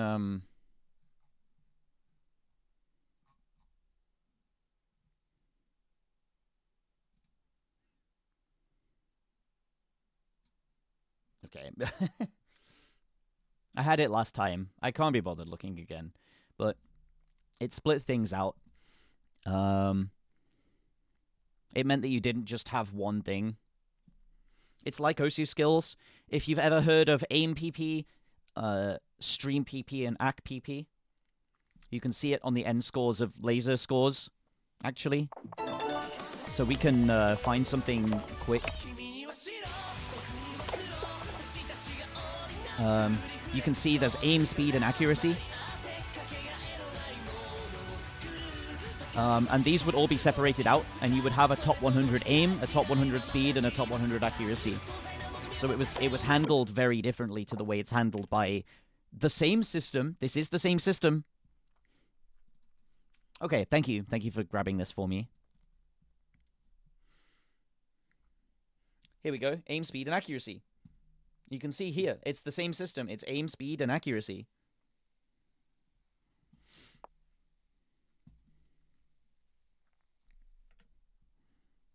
And so, this was much more fun, but much more convoluted, because Peppy just wanted, well, probably, I'm extrapolating here, but Peppy may have just wanted one number, because 3 are confusing. Like, where is this coming from if this exists? And so, 3,000 turned into about 5,000. And we don't actually get to see any of this because it's all hidden on the back end. But this worked because it was a replacement for PPV1. And it worked because it spawned essentially in the break between them having PPV1 and trying to find a new system. Whereas for ELO, and especially ELO systems, they always drop, they always break because no one plays them because everyone is too busy playing tournaments. They are seen as they're seen as something trivial and novel by people. People don't put any stock into them because they're already putting stock into all of these. And especially the World Cup, right? You will know your country's World Cup players. You will know who is on the World Cup team if you care about tournaments. And if you don't, a lot of the times you learn because they're the guys at the top of the scene. You can look on in the forum. You can see just how many tournaments there are. Bump. Okay, I wondered what that was. But this is the ELO system. This is it. This is it. Right? We don't need anything that competes with this. By competing with this, you would shrink it. And you would not have the other side be as big as this is. Or as... I don't know. You know what I'm saying, though? It's not... ELO wouldn't work. ELO wouldn't work. That's what Osu is built off of. It's built off of the community. So my thought process is, okay, obviously they're not going to drop everything to go for an ELO system. But if I were to develop an ELO system with a bunch of really smart people, and it does get the respect eventually, then It never did. I mean, look on my profile. None of these ELO systems ever got... There was an ELO ranking just of tournaments, of 1v1 tournaments. There was an ELO ranking on MadeBot of the... You know, you could sign up, you could play. There was... I played 18 matches on that. I didn't lose a single match. And nobody remembers it. Doesn't matter. It never mattered. 157 matches, 1.6k elo, but what about in team tournaments? Because that's where most of the tournament scene happens. What about in chess, where you can open up, say, Fabiano, and you can look at just how many games they've played? 3,000. What about Magnus Carlsen? 3,000. What about Gukesh? 1,400. What about Hikaru? 3,000. You gotta have far more activity than you would ever want, okay? You gotta have so much more activity than you would ever want. Let's have a look for Anand. 4,000 games. And yet, in Osu, we barely get 150 from how long? 8 years? From OUKT5, which was 2015, 2016, all the way to Battle Royale 4, UKCC 10. This is what, 6 years? And I played 150 tournament matches? It's just not enough. It really just is not enough. How many of these would I have been playing against some of the top players at the time? Because if I played, 38 tournaments, so we go by semi-final, final, grand final, and we assume that the same player played in final as grand final. If I had this much of a win rate, it's like maybe would have played against a top player 70 or 80 times, which isn't enough, because this is 4,000 matches against similarly rated players. And that's also the reason why in Trackmania, there is an ELO system in Trackmania 2020. There is a 1v1 queue.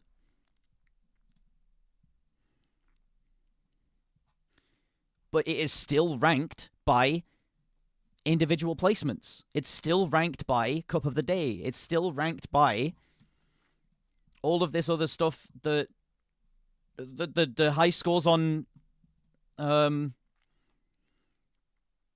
high scores on tracks. Let's look for not esports. Because this is essentially what the ELO system of the game is. Carl Jr., you know of them as the best Trackmania player of all time. You look at the campaign, you look at the leaderboards on the campaigns, he is nowhere to be seen on any of these leaderboards.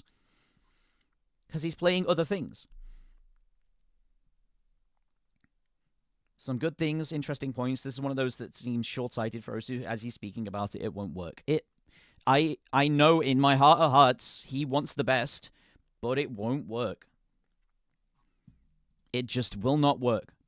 It is not a fair rating system. You want to say who's the best Osu player? In what metric? In the PP metric, MREC. All of these guys. Are they also really good at tournaments? Yes, if they've given themselves time to get good at them. They are some of the best Osu players. Who were the best tournament players? Malice. Let's go down Krilla. Intercambing, wherever he is really good. And it's all on page 2, page 3. So they're keeping up. Zuti as well. They're keeping up. They're able to compete in the metas. And they're also pushing really hard in tournaments instead. You see these guys in tournaments and not on the leaderboards, which is exactly the same as the vibes in Trackmania. Just be about who cares to grind them. Yeah, it won't get any more prestige than tournaments already have. He's talking about the respect for the system. Feel like the tournament system already has find respect. a way to get it official in the game. Go By the play way, tournaments. Ed's take about... This has been a good... Go play tournaments. If you want to play tournaments, go play tournaments. If you want to play the ranking system, play the ranking system. But I will tell you now, to get good at tournaments, you need to be able to get good at being a high rank. Like, and I say get good at being a high rank, meaning in most metas. If you're a high rank in one meta, you won't be good at tournaments. But if you're a high rank in every meta, you will have the ability to branch out into every other skill set and play tournaments. Having an ELO system would detract from the tournament scene. Because the tournament scene is essentially the esports scene in Trackmania.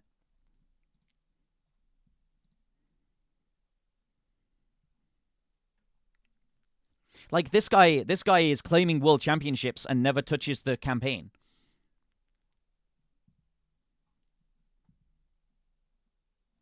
Right?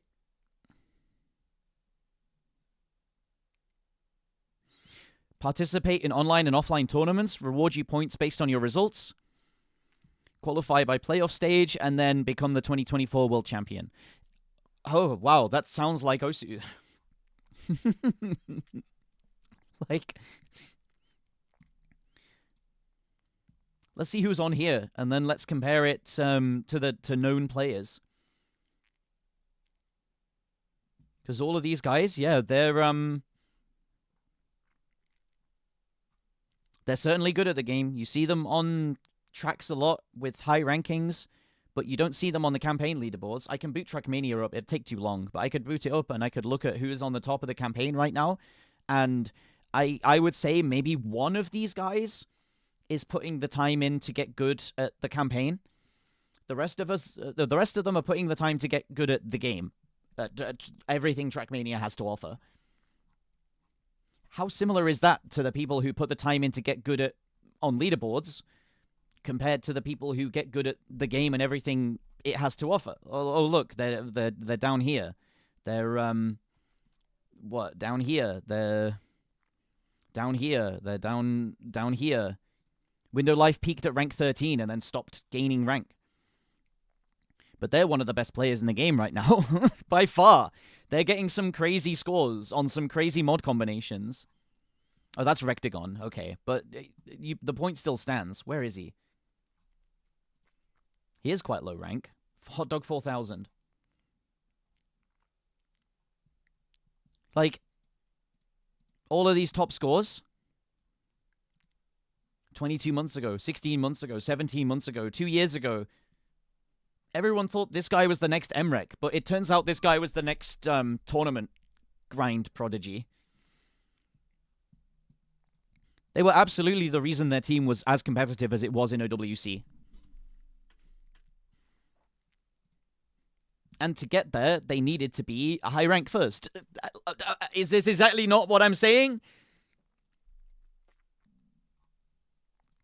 This system feeds into your fundamentals, which then feeds into your ability to play well in tournaments. You need this more than you know. Okay? You need this more than you know. Nahu's tournament performance is still mind-blowing to me. Yeah, okay, because they got the fundamental aim. They don't have to think about their aim much when they're playing lower star rating maps. You open up the game. You go, okay, 4-star map. Let's play a 4-star map. 5-star map, whatever. I've FC'd 9-star maps. Is a 5-star map gonna be difficult for me? It used to be. When I was first improving, it used to be. But I can, continue this conversation, and I can play this 5-star map. And I could... Well, ignore that one. But I could FC this without thinking too hard about it. My tablet moved, okay? I don't have it taped down at the moment.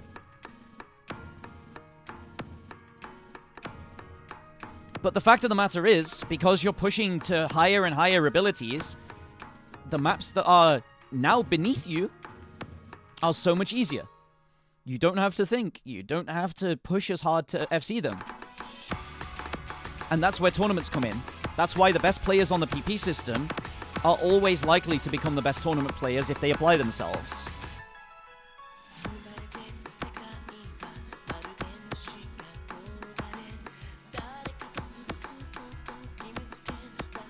Like, I can look at chat while I'm playing this. I see all of you laughing at me, and I don't like it.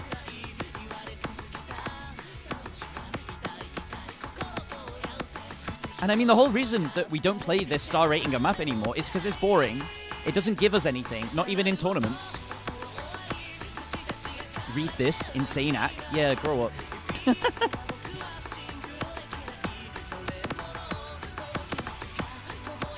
But that's the essence of consistency, is how well you can perform on things that you know you can FC.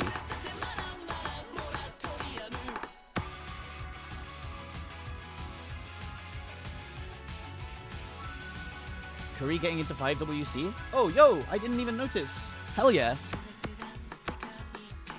What's the team looking like? We can tangent off to that now that this conversation is over.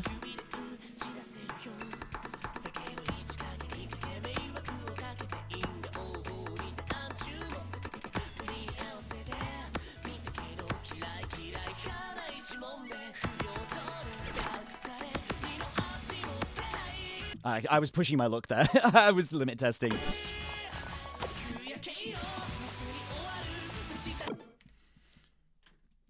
But that's my rant over. That's why an ELO system will never work. It won't work the way you want it to work. And so many people have tried and failed to implement an ELO system into the game. Each one of them has failed. You can go osumatchmaking.how or something. Here we go. Hello. If you're looking for Osu Matchmaking, I, Hello Watcher, haven't updated the website for a few years now. Additionally, the matchmaking bot was turned off along with the matchmaking API. Please check the matchmaking Discord for any updates, since I also don't have any. I'm sure they will update the bot as well as the website. Anemic Witch has all the code. Thanks and have a nice day. 2024. Did anyone notice MadeBot got turned off?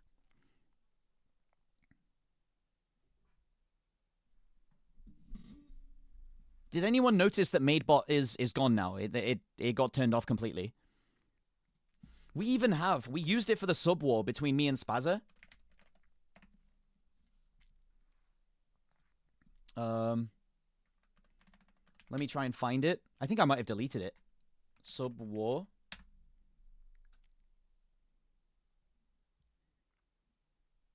See, yeah, have to be joined and linked in the matchmaking server to take part. So this was a very well-utilized bot that people played. This is where the screenshot of the matchmaking elo comes from on my profile. That's this website. And it died. It was the most well-loved elo bot to date, and it died. It's gone now because people weren't playing it. So if you think that anyone will have enough respect for an elo bot or an elo system or anything like that to keep it alive, keep it going when tournaments are the main way of getting competition between players in this game, you are unfortunately delusional. It's not gonna work, man. It's not gonna work. It'll never work. It'll never work.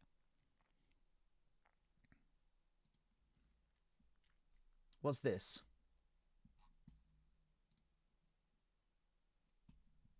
What is this, actually?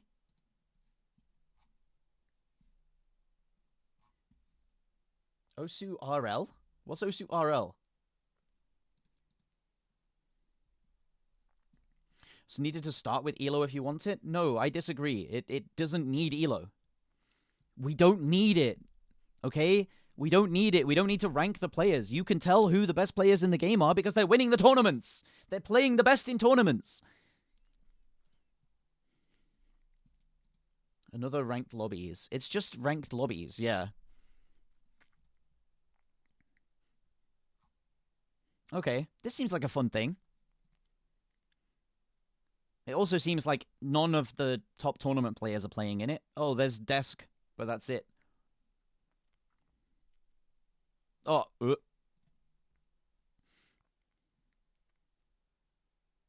yeah, whatever. It's there if you want to play it, but honestly, if you want to be playing stuff like that, you want to be committing your time to tournaments instead, because that's where the prestige is for a competitive 1v1, 4v4, whatever consistency performance-based system. If you want to get good at playing tournaments, get a high rank first. I'm telling you this now. You have to get mechanical skill. You have to get fundamental mechanical skill to branch out into every other skill set that exists in tournaments. Otherwise, you will be stuck forever at 5-digit, 4-digit tournaments, never being able to compete in any open rank system, or being very restricted in those open rank systems because of your mechanics deficit. I will also say, I was talking to the German, a couple of German players at Kel, talking about how Germany is falling off now. And they are. Germany are falling off. Germany are not as good as they were. Because if you go to this, all of their top players in their tournament team, let's move over here. All of the players in their tournament team, Kriller, tournament player, but has never been over rank 94. Starts falling off at late stage. Doesn't, obviously, they played really well. Yari. Okay, top player. A monster has Tim appeared. Kakner. Holy 7 decades.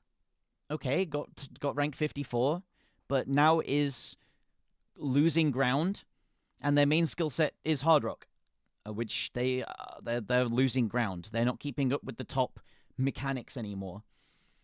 Okinamo hasn't played in 2 or 3 years, only really played the DT stuff. Again, is losing ground on everyone. Who else have we got? Zeitfrost doesn't have the mechanics for late stages because they never got past rank 800. So when they get to finals and grand finals, the pools are too difficult. Who else? Flay. Possibly the only one who is on the rise at the moment. But still hasn't quite made it to late stage mechanics. Finals and grand finals, they fall off.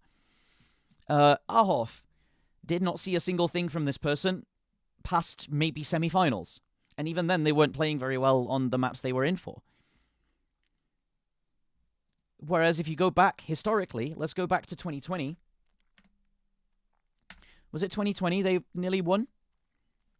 They had top 50, top 100, top 50, top 50, top 50, top 50. You see where I'm going with this? Like, all of these guys were farmers and branched out. Rising, I think maybe top 100. Neox top 100. Smarty was top 100. Highest rank, yeah, 61. Neox, highest rank 61. Smarty, highest rank 189. That confuses me. Rising, highest rank 62. And so, because everyone now looks towards tournaments and getting good at tournaments, they put all of their time into gaining consistency and not pushing their high-end mechanics. Look at OWC 2018, where we had top 50. Ex-top 50. Could have been top 50 if he wanted to be, because he only played tech and didn't farm. Top 50. Top 50. Should have probably made it to top 50, but didn't, because he quit. Top 50. Top 50. And then you look at 2020, and why we did so bad here wasn't pushing anymore, was new, didn't have mechanics, well, kind of had mechanics in aim, and that's it. Had mechanics in speed, and that's it, but they weren't grand finals level mechanics. And even then, we lost really early because we didn't have baseline consistency. Best tourney player ATM without being top 450 is obviously Krilla. Obviously Krilla. They got ranked 94, but all of the scores that they're setting, they're just not playing farm maps. See, you can be good, but you have to have the fundamental ability to play the game. And that's what the PP system rewards, and then transitions into tournament ability. Used to be worst hard rock player, used to be Ristal, used to be any number of players who then made it into the top 50. You have to be good at fundamental ability. And that either takes the form of practicing it on unranked maps, or the easier way, practicing it on the PP system.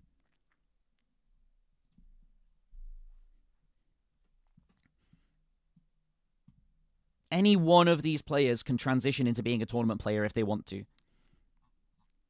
They just have to want to. That's all. But yeah, exactly. I was ranting about this when I was at Kel. This is all mechanics. It's all fundamental ability to play the game. Because then you can apply these fundamentals to everything else.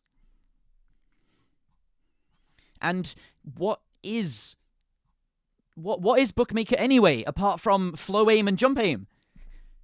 What is it? If it's not flow aim and jump aim applied and mixed, then we don't have a name for whatever the fuck it is. Like, come on, guys. True enlightenment comes when you realize the PP system is a good indicator of how good a player is.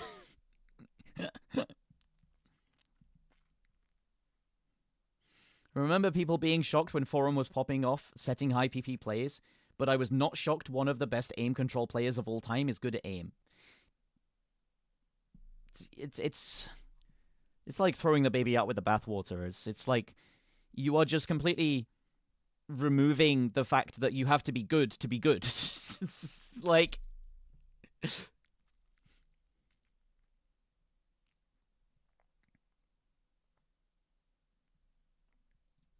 Yeah. Whatever, man. This is all to say, basically, an ELO system would detract from current tournament players because they would have to split their time between the ELO system and tournaments, and no one would bother. No one would bother. I wouldn't bother. I wouldn't play the ELO system in the game. It'd be cool to have it. I'd have a bit of fun with it, solo queuing every so often, but I would rather just enter more tournaments. And even right now, I know for a fact I've fallen behind all of these guys. I can't play the game as well as the current entrance into the top tournament player scene can. So I have to catch up. And that's why I'm pushing so hard to get back to top 100, is because then that means I am working on my base level mechanics, which I can then take and apply to easier maps. I'm not as good as any of these guys anymore. I have lost my touch because I spent a year and a half away from the game. That's why Tuna is back at being in the top level, and he's now back winning tournaments. Matchmaking for fun would be great. A matchmaking system just for fun would be awesome. But I don't want a number attached to tournaments because I'm bored of people saying the number attached to people's names means anything. Stop adding ranking systems for the sake of adding ranking systems, okay? Respect the players who are already performing well in the current sphere of the game.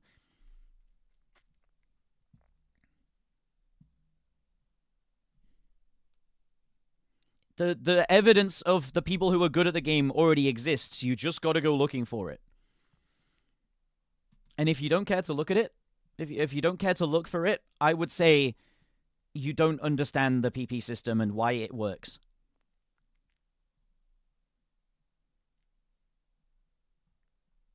That's my take on it. You don't understand what this is and why it works the way it does. Why make ELO system when Elite Botics exists? Yeah, exactly. It already exists within the game. The Elite Botics system already exists. People just don't play it. They don't take it seriously because they take tournaments seriously already. And also, the people who don't want to take tournaments seriously are, still good at tournaments because they're just good at the game.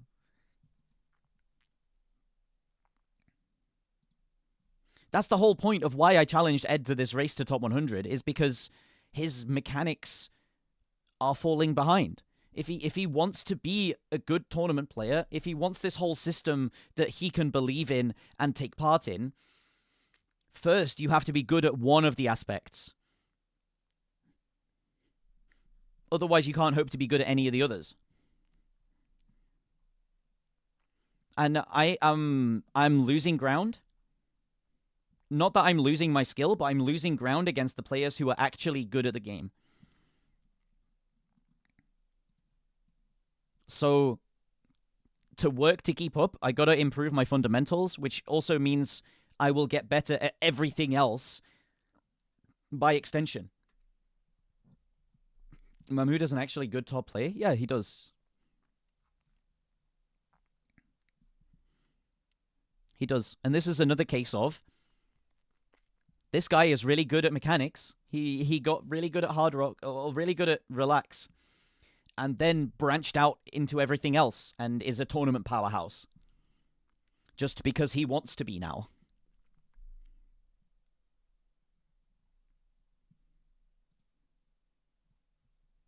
Blem tried Mahmood top play. No, I did when it was Songs compilation, and I just was not in the frame of mind to farm it. I have played, and I feel like the top diff of this is FCable for me. If I grind mechanics, this diff is FCable. I can't be bothered playing this one.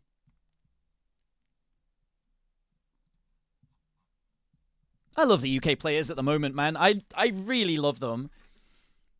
I was sat next to Mahmood on a hotel room floor. We had Rafis, Emily in the room, James was in the room, Sheba was yapping his arse off, as usual. There was Hunted there, Spazza was in the room, and I just remember looking over at Mahmood, and just this feeling of gratitude came over me. And I looked around the room, and this feeling of love came back to me, of not a proud uncle. I just love these guys.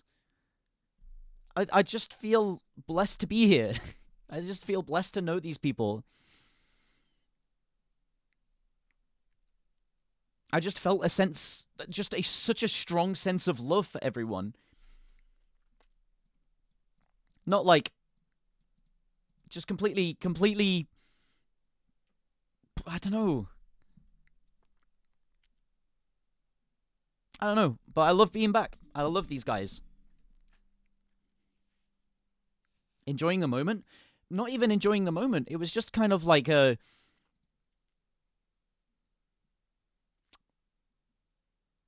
No, the only way to describe it is love. Hot take, Plasma's the most based UK player. Plasma is probably the best UK player at the moment.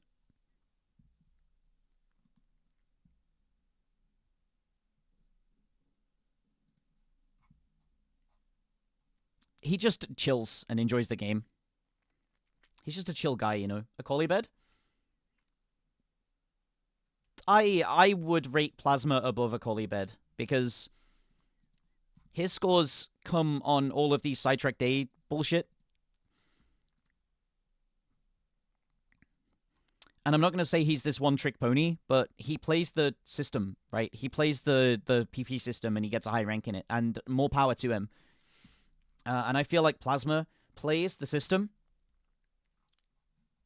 but also plays other things outside of the system.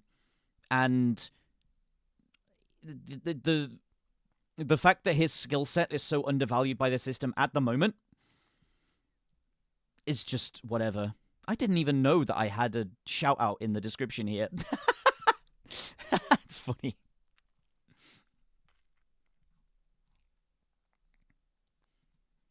I think Plasma is at the moment the best player. My favorite player in the UK. I'll say that instead, okay? He's my favorite player.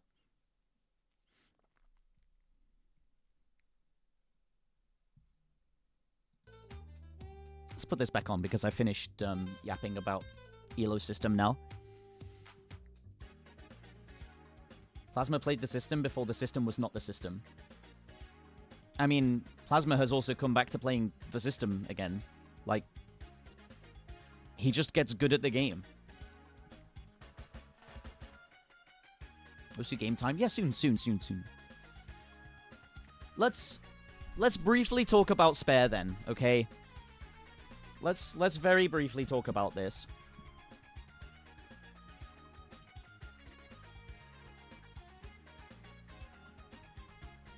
Do you know anyone at the event that has a really weird playstyle?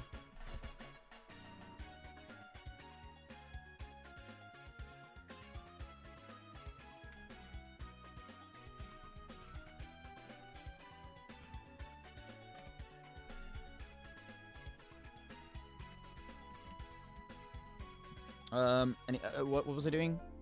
Let's address the elephant in the room? Yeah.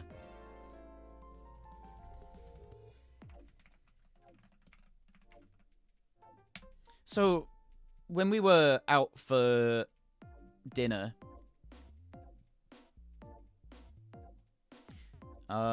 we found the Reddit thread, because Rafis was checking his phone, he showed it to me, and we were walking back to the hotel. We found the thread that Spare had lost his scores. Which I immediately found funny, because it was like... Well, obviously. I was like, well, obviously. I'm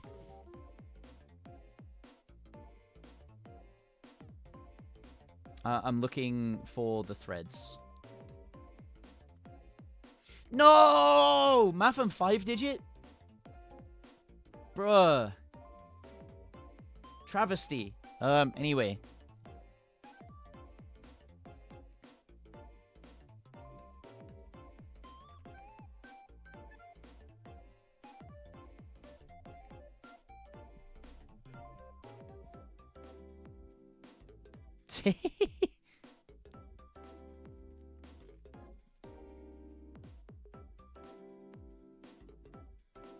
I do like the Osu theory. Spare getting restricted is just a certain someone buying accounts again, because it wasn't. He didn't sell his account.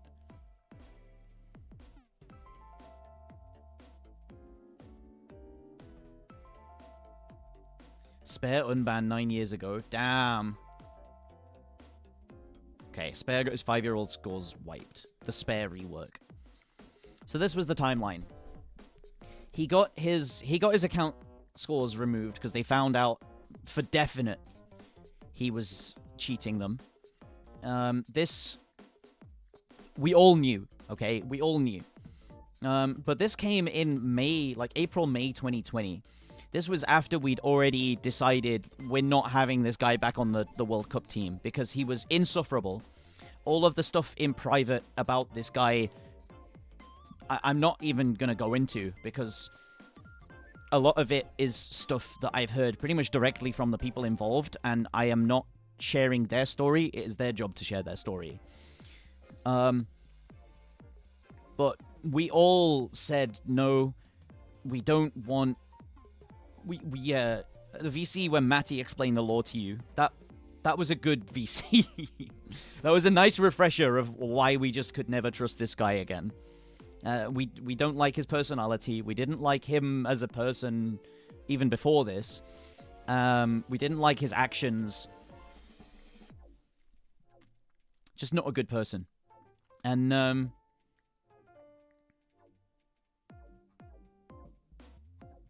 this entire time, from 2020 onwards, I have been quietly, really, really wanting Spare to be gone from the community. Because I just don't want him to sucker in any new UK players into this little weird, I don't know, what do you call it? This little weird group of people who orbit Spare, basically. And I've had a bad experience with at least one of them in the past. Glazers? No, not even Glazers. He just... What he does to sucker you in is he makes you feel important. He tries to jump on new UK players who look promising and get them into his circle. Yeah, circle is just a good way of saying it. It's this kind of insular clique, yes, I agree, that essentially is him giving new players attention, and it's like, it feels like you're the next big thing, essentially. He makes you feel like you are the next big UK player. And he does it with most new UK players. Went through exactly what you're describing. Exactly. Cult. I'm not going to use the word. You guys can use it. It's okay. You say what you want to say. Freedom of speech. I am just really glad he's gone.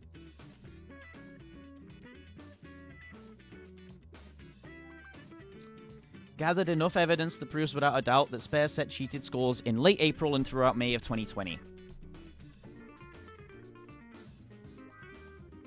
Stream mods are... You don't have to finish the sentence. He's just a bad person, really. He's very malicious.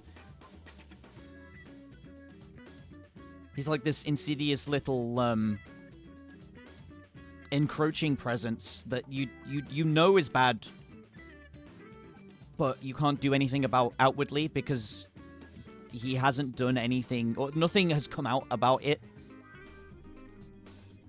Is he actually good at game? Yeah, of course. He wouldn't get away with cheating if he wasn't good at the game. The best cheaters, the hardest cheaters to catch, are the people who are good enough to be able to set the scores that they cheat, or to get the times they cheat, or whatever. But they cheat to speed up the process. Yo, Jay, how's it going? I like the rebrand, by the way. I'm glad you got the... What's it? I'm glad you decided on doing it.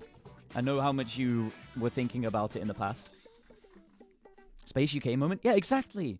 It's all the people who are good enough to be able to achieve what they are setting out to achieve, but they just want to expedite the process. They just want to make it quicker.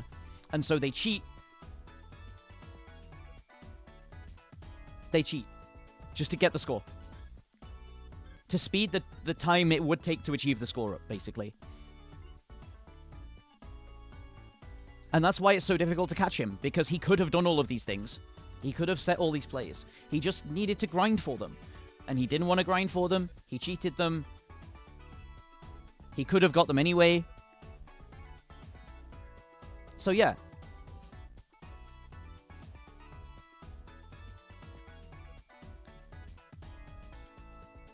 Okay, so he gets a 3rd/4th try at staying legit. But Adam Coos and people like that remain banned. This is 9 years ago, by the way. 3rd/4th try, 9 years ago, by the way.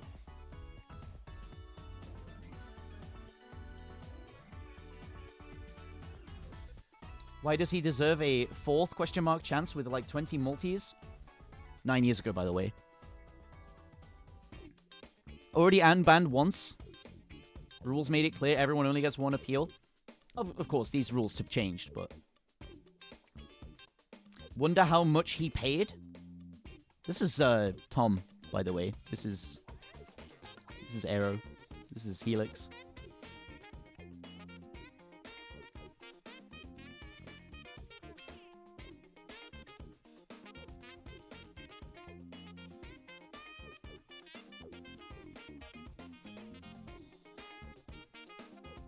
Anyway, I don't like this guy. I never liked this guy. He was one of 3 people in this community that I truly dislike and think the game is better off without.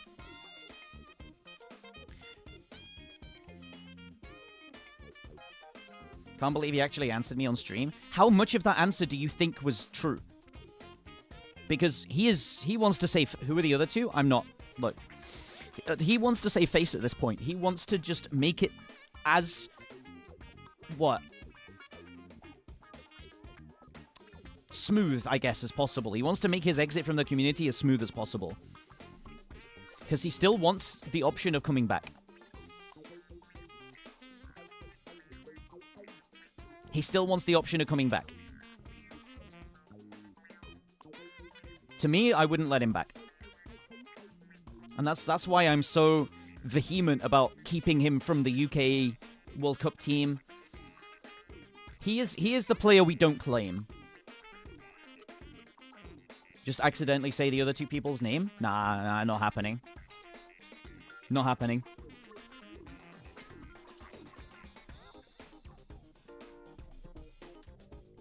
Hey, Heidi. It's me? Yeah, it's you. You, right there. Personally. I know you in real life. We used to go out for drinks every Friday. And you always used to accidentally spill your drink over the table. And it was always downhill where I was sat.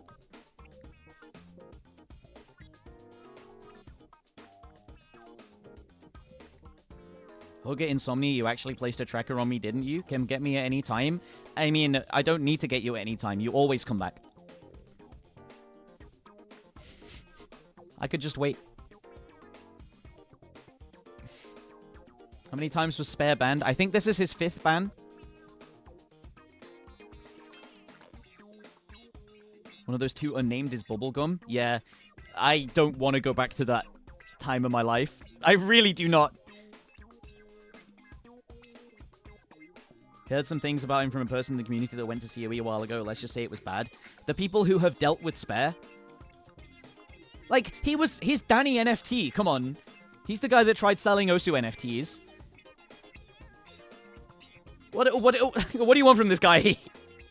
You want him to be... You think he's a good person?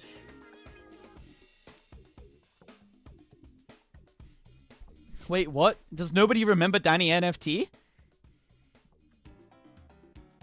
My god. I'm not even going to get into it. You can go and look that up yourself.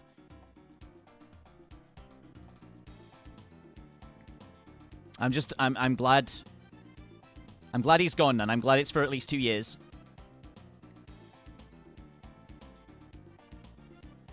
Anything we've missed? Anything I've missed from what we missed while I was gone? Yes, we're confusing 2 Dannys here.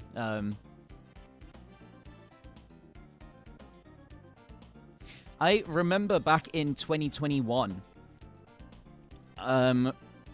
Spare came to me and,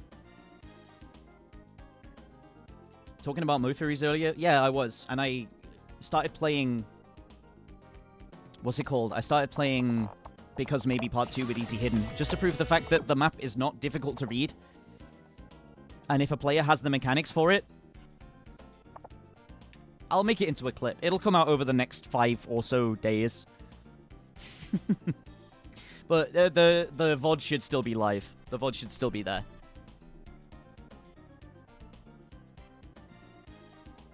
Five days? I try and do 1 a day, okay?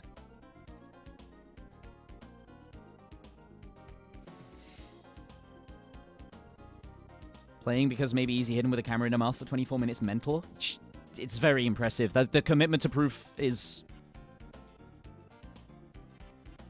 Yeah, the commitment to the proof is admirable. The drool play... She probably used a webcam. She probably used like a C920 or something.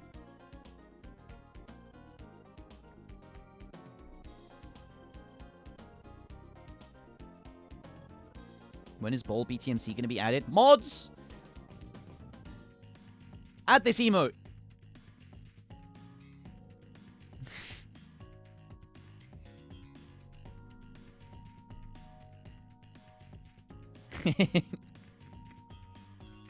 Send link. Yes, there he is. Papega himself.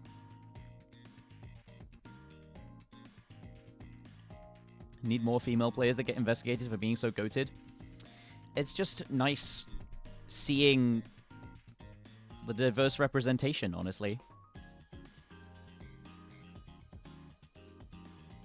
Reimu doing first-person stream, he was drunk. That rings a bell.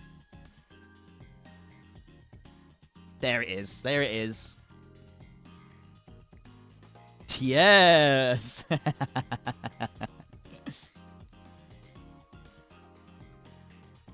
No. I think we chatted about everything we needed to chat about.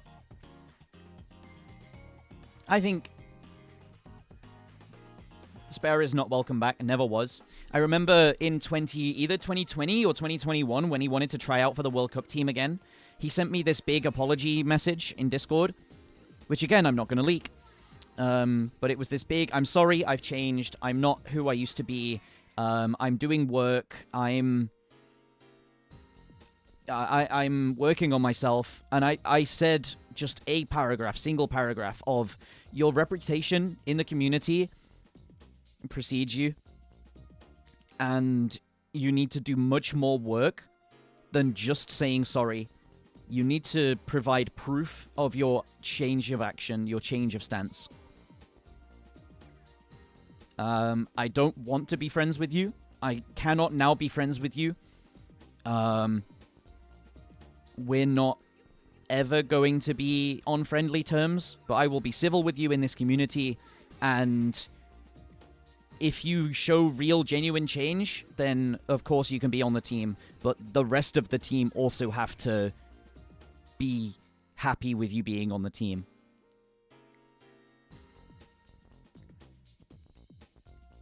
And he tried really hard. He was complimenting all my plays. He was messaging me for advice. He was pushing really hard to try and get back in my good books, and I stood my ground. I stood by... I was basically stonewalling him. I was giving him one-word answers. I was just leaving it. I was like, you can't social climb back into my circles. You can't do it. And then he just stopped. He kind of learned that it wasn't possible. It wasn't going to happen, and he just stopped. This was about the time when I was trying Apparition, so it must have been 2020. Maybe 2021. And he was like, yo, nice Apparition play. Yo, this, that, and the other. Like, oh, yeah, I'm going to de-rust. I want to try it. You're inspiring me. You're the best. You're really cool. I just said, thanks.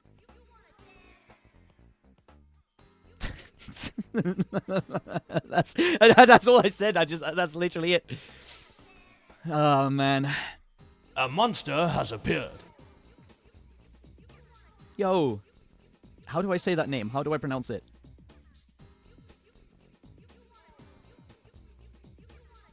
Thank you very much for the sub. Glaze failed successfully, yeah. How was Kel? Yeah, we can go back to this. We can go back to opening the dripped out to fuck. I do not feel like I was at all the most stylish person there. In fact, I need to replace some of the basic stuff in my wardrobe, honestly. I can't just rely on the fact that I have bought maybe 3 or 4 interesting pieces of clothing. Where are they? Here's the pictures. We can go back over this now. We go full circle, okay?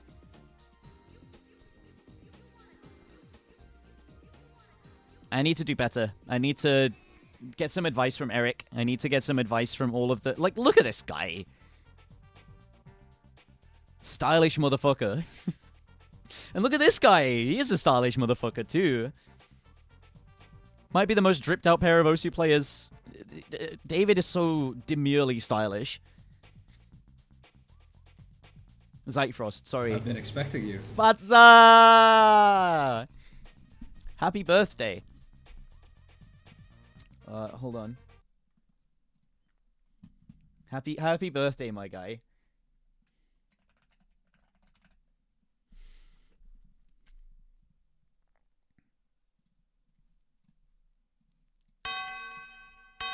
What's this? I just googled happy birthday song.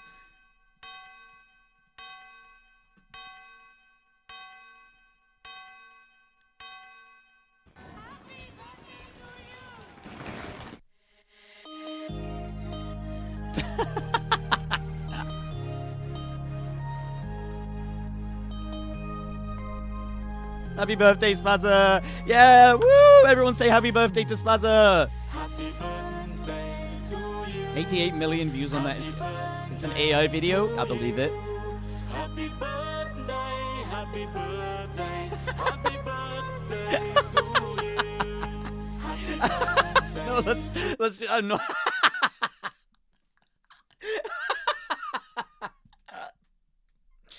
Have you learned nothing? Happy birthday. Sorry, I'm way too curious.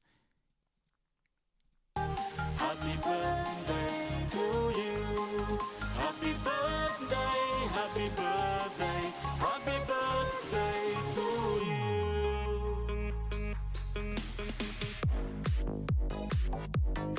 you. Yo! What? What the fuck? Hold on. Huh? Why is it suddenly going? The grand finals tiebreaker. This has to. We have to put this on Epic Plan 46. AI, I wasn't familiar with your game.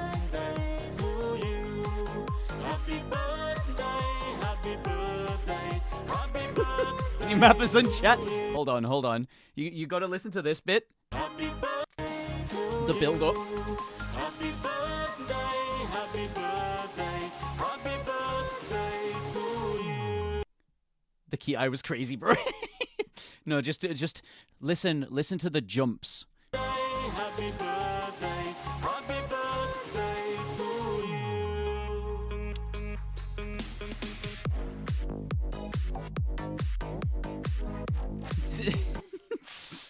I'm sending this to Plasma, man. I'm sending this to... He needs to map this. We gotta get this on the aim slop hour. Oh, that's bad, man. That's very funny. Happy Sismic's tech map as song. It's so true. I'm not hearing jumps. Do better. You can map anything, any style. You know that.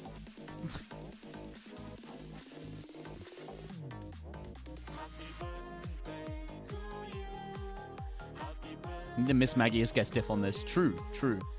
I hope it was a good stream anyway. It was enjoyable. We had a great catch up on everything that's gone on since I left for Kel. And I mean, we can talk about Kel now, right? Because Meeting Graf was really cool. Before this, I didn't know this guy, but he's a huge nerd.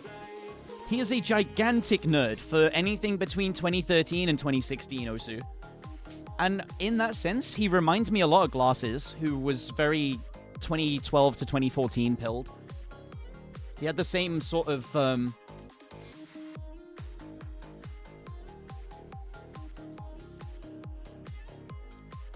Do you not hear Lime smiling?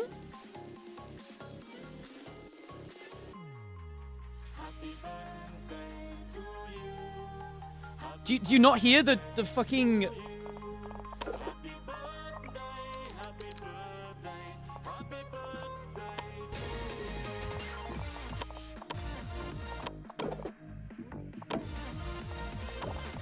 Here.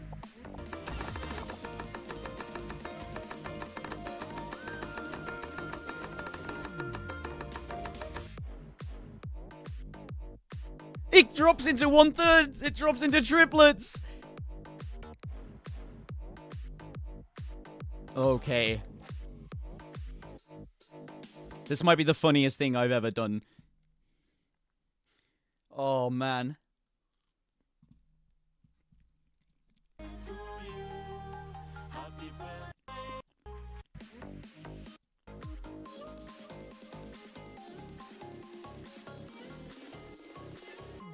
You can hear it though, right?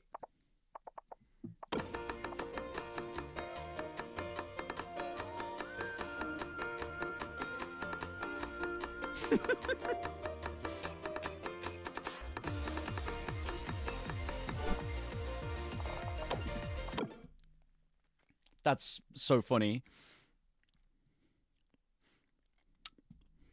Like the video. Oh, dude.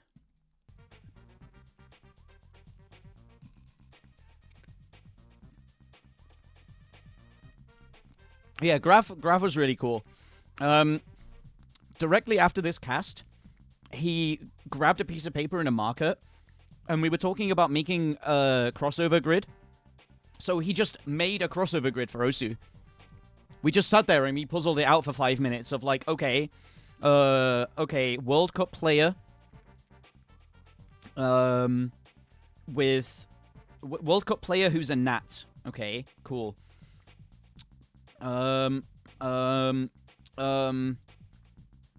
Player with more than 5 badges who's a Nat. Okay, cool. Yeah, like Pokedoku. Like a crossover grid like that. It was an interesting one we came up with, too. There was like, as long as we could think of one example for each one, we just scribbled it in and we were like, okay, we'll figure it out later. It was cool as fuck.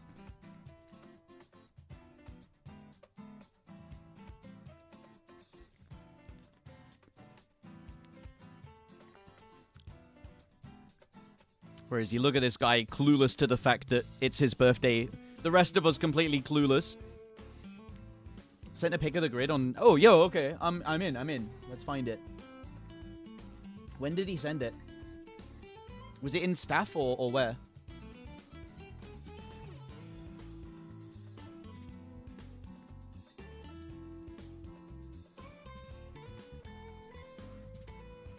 Oh. Okay, here it is. Guys, crossover grid. So, has over 5 or 5 or more badges and from Southern Hemisphere. Go.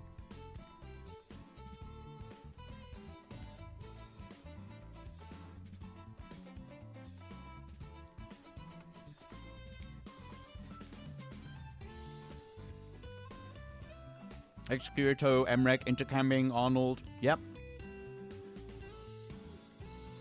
Okay, then. Over 5 or more badges and has been Nat. And there are 2 or 3 here.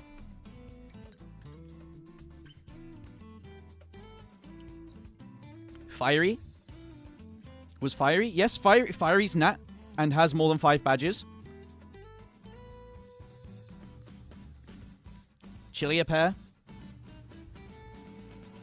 No, GMT. Chili has GMT. There is one more. There is another. Or at least one we found, anyway. We found another.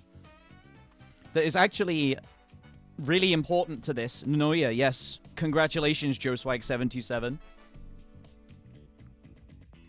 He is the other one, because Fiery Rage you need for has been in an OWC, at least in semis, and has been Nat. Because that's pretty much the only person who fits that square. There's no one else who goes there.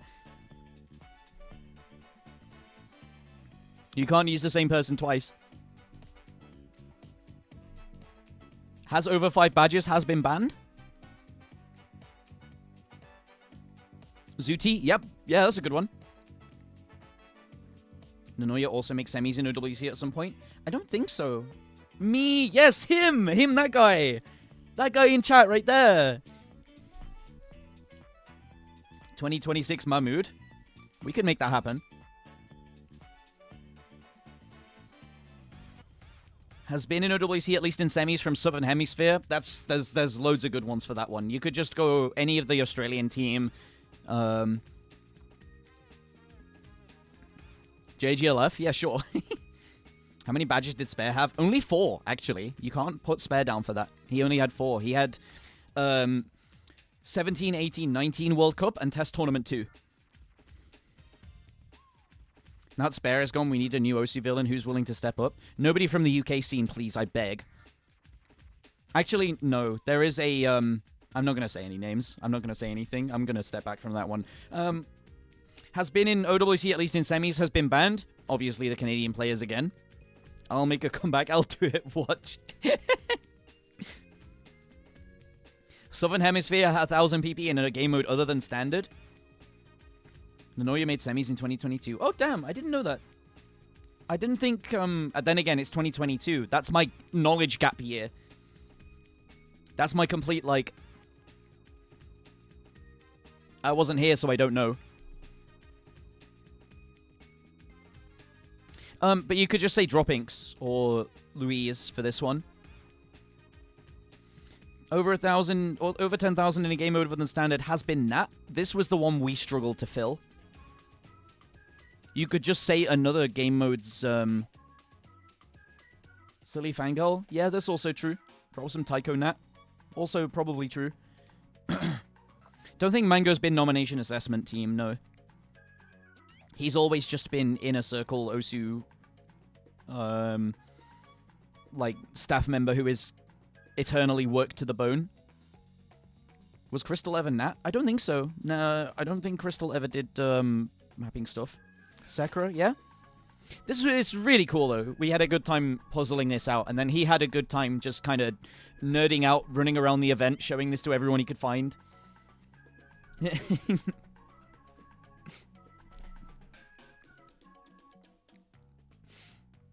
It was really cool getting to meet Graf. He was a force, I would say. He was a force. This is Milosh. They were both playing in the same booth for the grand finals, right next to each other as well, which was good fun.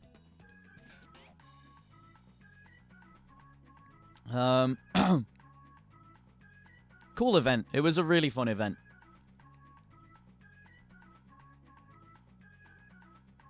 And then we did silly things afterwards, and then we went drinking afterwards, and then, yeah, everything kind of fell apart. But that was after the event, okay? That was, scream at the top of my voice mid-map. We had some of that, and it was good fun. I'm slightly annoyed about, how I wasn't doing well, but I can't blame myself a little bit. I took Milosh, like, 5-3. One of the maps was 4K difference, so I'm fine with that. But the RAF match, we had people charging into the booth, and you see how... This is RAF, by the way. This is RAF GPO. You see how they're facing outwards to the glass, because there was, in the booth... You see this little area here where the wall goes back a little bit, because there's a 6th... setup there for the coach or for anyone like that. And then the 5 players play all side by side facing outwards. And the coach... what's it called? The coach setup. You could see everyone walking in and out. You could see the people stood in your peripheral vision, like right here. So 4 maps, I got distracted in 3 out of the 4, and I was just completely out of it, man. I was completely out of it.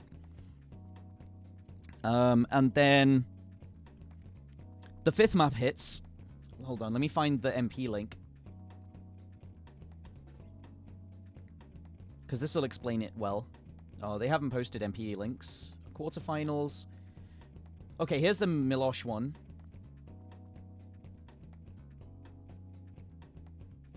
Semifinals. There we go. 3-6 versus Raf. So this is the quarterfinals one against Milosh.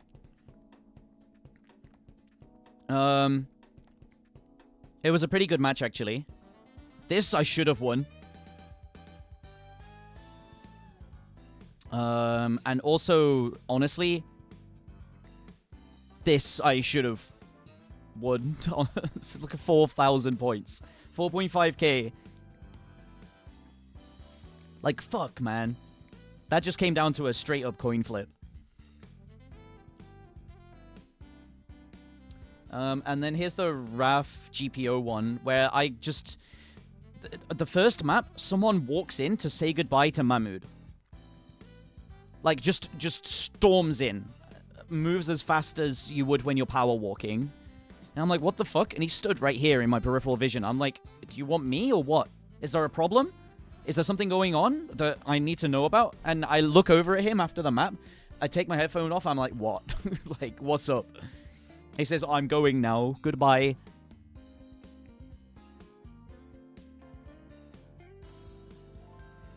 And I look back at my monitor and I, like, feel a little bit of hair fall out. Just about here. You know, let me show that for all of you who aren't aware of what male pattern baldness is like. The hair follicles right here, like right there are the first ones to go. And they just, you know, you can feel the trickle as something stressful happens. Your cortisol starts pumping through your veins, and the skin just slowly starts deciding that it just wants to be skin with no hair follicles in it. Hairline's pretty good. It is. I have a weird... Because my hair grows over to one side, I can pull my hair up like that. My hairline is alright. But because of the way it grows over to my left side, it looks like on my right, I'm far worse than on my left, right? But if I pull it over that way, they both look the same. Which is quite funny. Should try estrogen. I definitely have, like... The other annoying thing about my hairline is... If you look really closely, and I mean really closely, so that you can see the tiny stuff. There is a little, like, line of hair here that connects my hairline to my eyebrow. I pluck that shit. I get rid of that. That doesn't exist, okay? That's a secret that only you guys know. All 207 of you.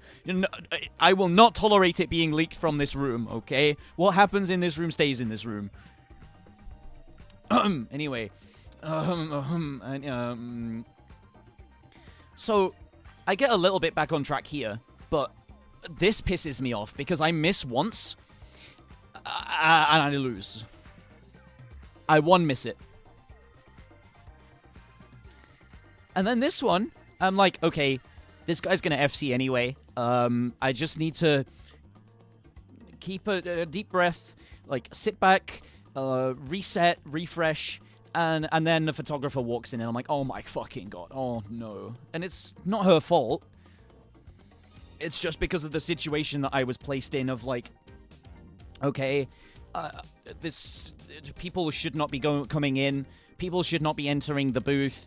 And then someone new has entered the booth. And I'm like, oh, for fuck's sake. This one was even worse. There was a few others. There were a few others. And so I'm like, okay, if I want to win this, Now is the time to switch gear. And I just turn the music off. I sit myself back, headphones in, speak to no one, like eyes closed, deep breaths for a minute. Reset. And then finally, map 5, I start feeling nerves again, which means that I'm locked in. If I'm nervous, it means I am in flow state. And I drop maybe the best score on this map of the tournament. And I'm like, yes! Let's go! We're in this! We're in it to win it, baby! And then on map 6, I fat finger the escape key once, and it kicks me from the lobby. I had like 650k on this map.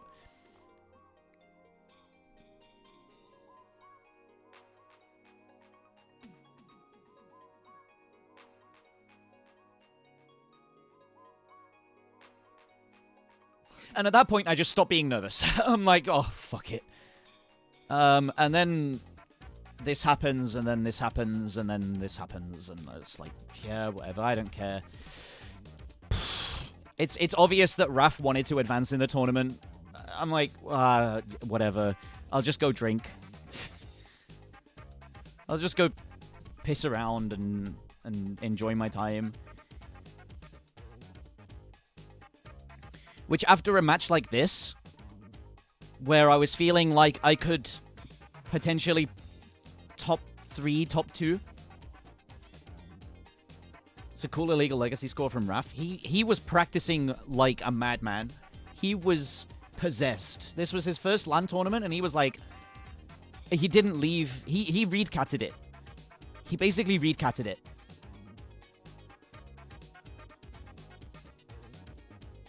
Window Life at New York, who are just not leaving his desk and practicing 8 hours in the span of one day. Okay, yeah. He was the most used to his setup. I'd shifted 3 setups. That was my 3rd setup playing against Raf. This was my 2nd setup playing against Milosh. I had to switch between 3 setups on this LAN.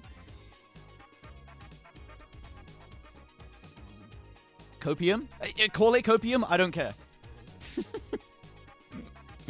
It doesn't make it any less true. It doesn't make it any more any less annoying. Because I did a 500k on this on the first match, right? I knew I had this shit in me. This weekend's epic pool practice. That's why I've released the epic pools early, right? Is you don't have to worry about practicing while you're there. You can do it beforehand. You can learn the stuff you need to learn, and then all you need to do is sit down, get used to your setup. Which is just nicer in my experience. It's just less pressure on you to sit down and play Osu all day every day. That's also why there's only 2 pools. There's no extra bracket pool. There's no... Here we go. It should be this one. It's already out. It's here. I can send it in the chat. Qualifiers and bracket. It's 4 matches maximum. Just do what you need to do before the tournament, and then come along to the meetup and have fun with your friends. You know what I mean?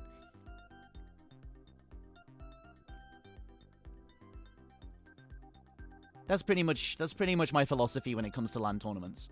I always prefer to have this sort of thing released before the event.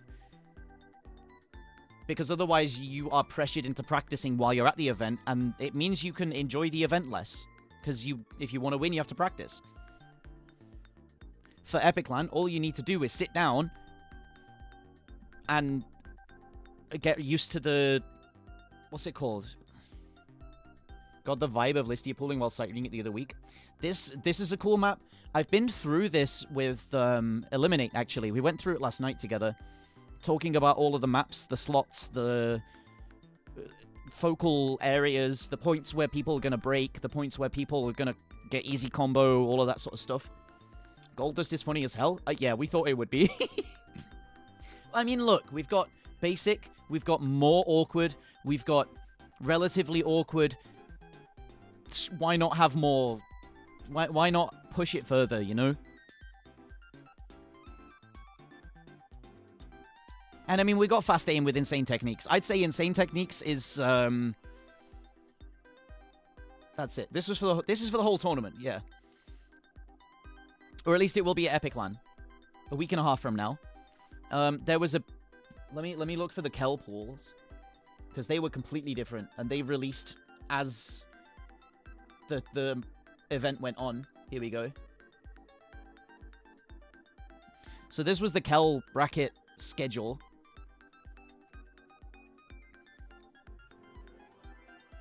And every match happened at the same time, with the losers bracket matches happening right after. Round of 32 and round of 16 pool was released before the event. And then between the round of 16, so between maybe 5:30, I think, and yeah, 5:30 is when it was released, local time. And 17:45 is the time you had to practice. That's it. That's what you were allowed. Because the pool didn't release until 13:50. You had... Or 15:50, sorry. You had 2 hours, 15 minutes to practice it before the quarterfinals. And then after the quarterfinals, the night is when the finals and grand finals pool released. So they released it, everyone went home, or back to their hotels or whatever. They didn't have any time to practice that pool until after they'd finished the semifinals matches, which in some cases was not ever. They didn't have time to practice it and then move into the exact next round with no practice on the pool. So it's like, what do you want from us? You know, what do you want from us? We had 3 separate map pools to practice over 2 days. And I hate that. I hate multi-pool LAN tournaments. COE does it correctly because it's every match is played on the same pool. And I took that and used it with Epic. Every match is played on the same pool. You get better as you go. But here, you kind of get shafted a little bit. That's boring, though. Were you bored at COE when people started getting really good scores the later the tournament went? I wasn't.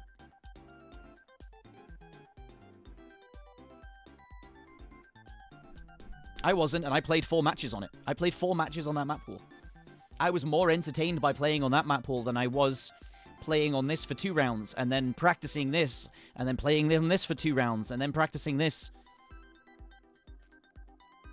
Which, you look at the bracket, and... Okay, 1. If you lose here, 2, 3, 4, 5, 6, 7, 8, 9, 10. You had to play 10 matches in a weekend.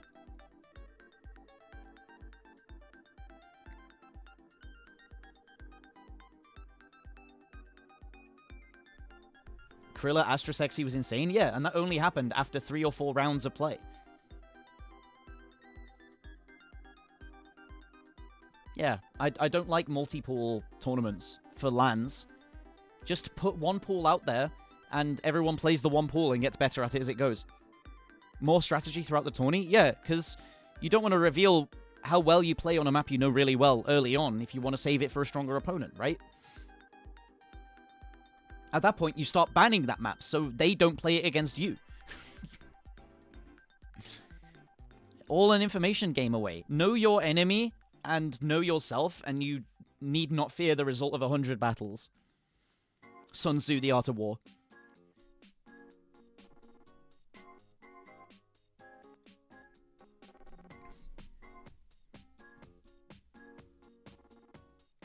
But I'm looking forward to this. I'm looking forward to Epic.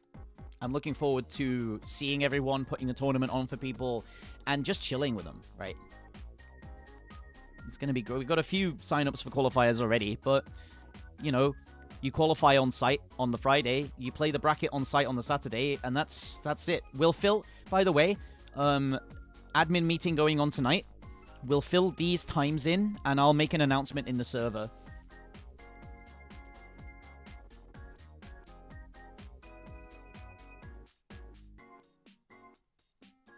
But yeah, good pools. These were alright pools. I enjoyed them. I didn't enjoy this No Mod 3, but that's just my own personal vendetta against the map. Everything else, awesome. Really good fun. Right, talking about awesome, really good fun. Let's close all of this. Best laid plans on Moisamin often go awry. Okay. But not in war strategy, when it's not just the plan of one man, but the movement of many.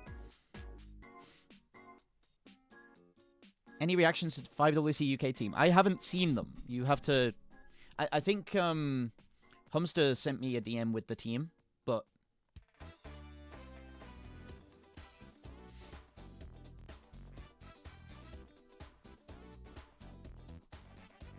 I'm trying to look.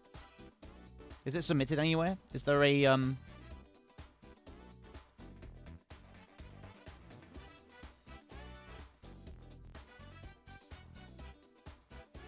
Karate World Tony when I was 13. Got my ass handed to me.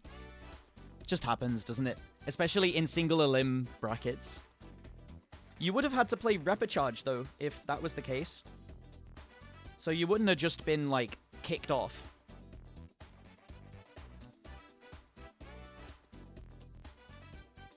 Look at this guy. Look at this guy. He's sending an embed link in a place that doesn't have embeds. Embed fail.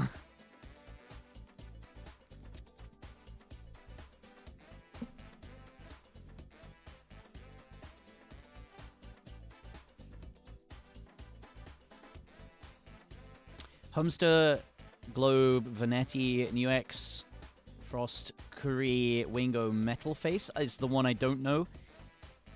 But that looks like a pretty solid team. Obviously, I don't know the ins and outs of the 5-digit scene. Do you have the tryouts pool? Or the sheet or anything? Do you have the results? Because that would be good to look through. Also, there you go. We had 2 tryouts pools. I know, I watched Eliminate play both of them. Or at least I watched Eliminate play the one of them.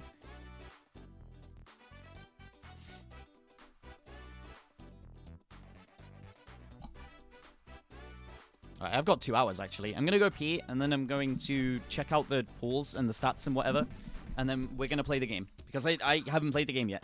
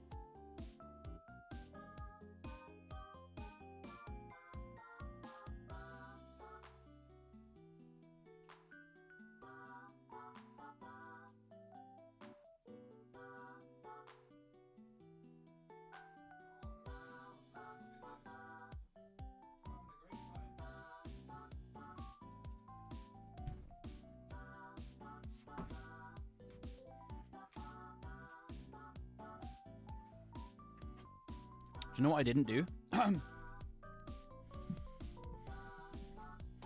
What I was going to do in between the first two topics.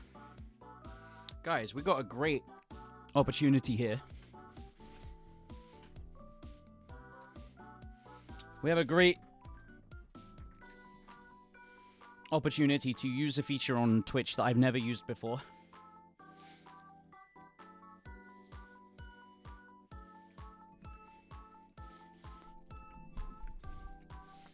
For a community goal, okay?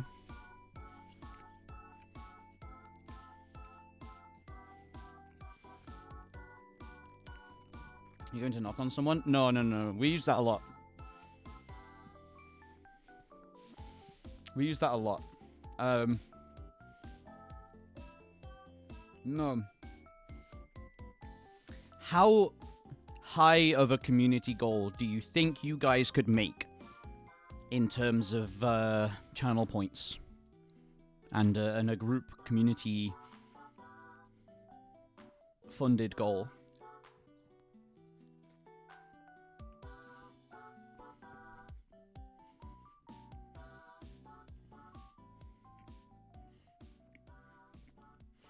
Probably more than you want. Yeah, true.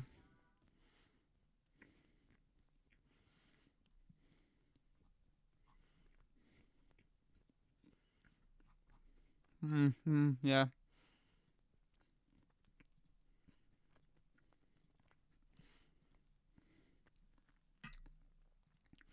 Max you can put into it though per person is 2k a day or something like that? I don't think so. You can change that. I'm almost certain you can change that. Oh, my playlist ended. Have I really been listening to the whole thing for like 4 hours? No shot, dude.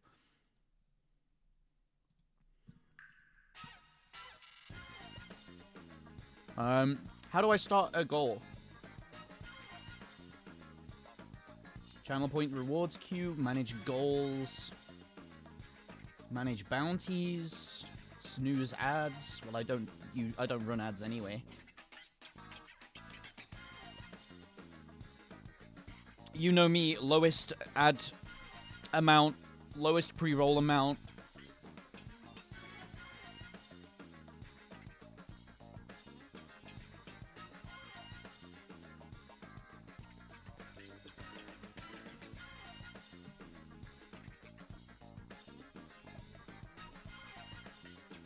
I don't know how to start this.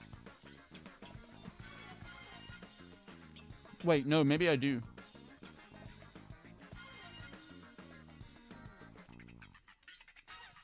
Yes, there we go. Create a community challenge.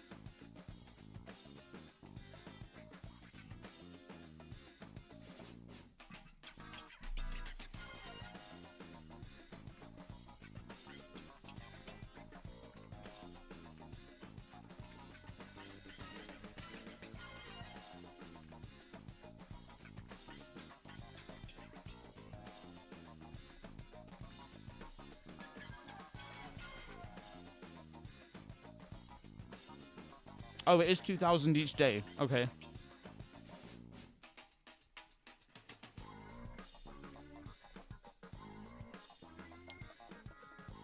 Okay. I see, I see.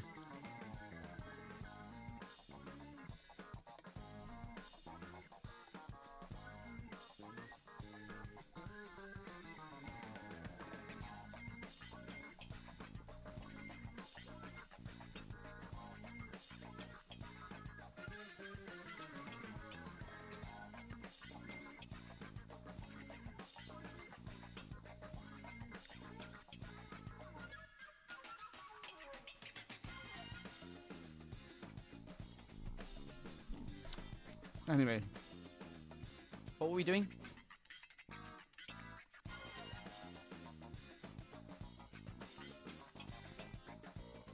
Oh, here's... Okay.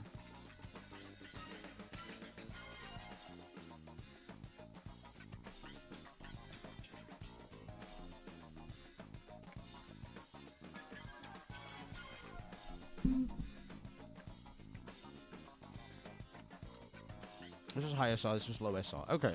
Alright. Yo, Globe, you did well. Some good no-mod scores.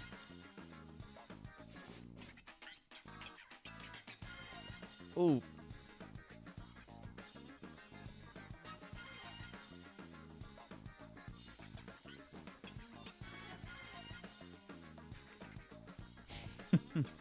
Oh.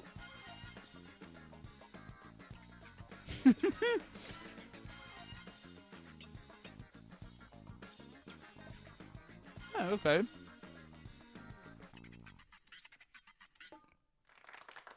That was good.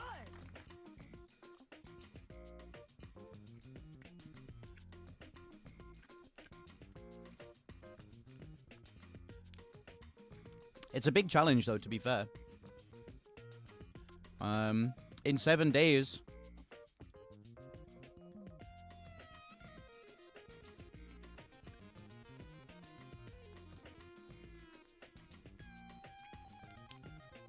Maybe I should have dropped it a little bit. Anyway. What are we doing?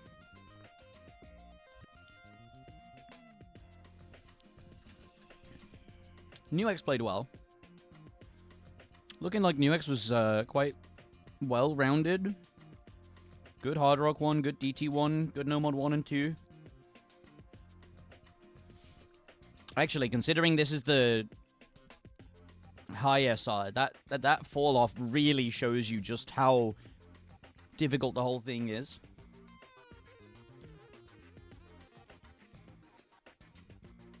Curry, good No Mod 3, good Hidden 2.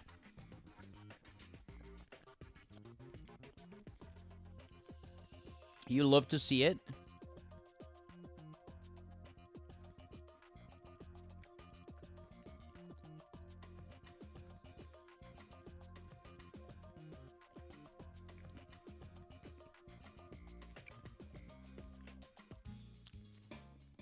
Oh yeah, it's definitely reachable. The 400k is definitely reachable. I'd have to DT2 had a big fall off too. Oh! Yeah, okay. That looks difficult.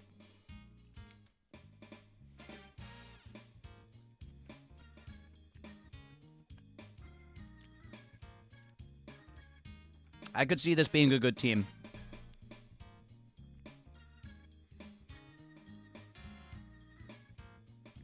Hey Man Gaming!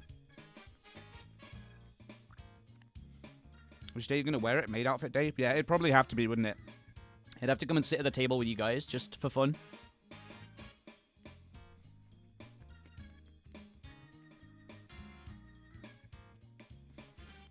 Ooh. Big fall off.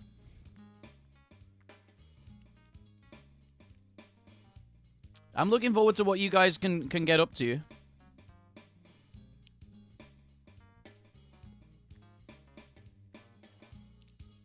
What happened here, by the way? Why did Humster play so well? Were these all his scores for the, showcase or something?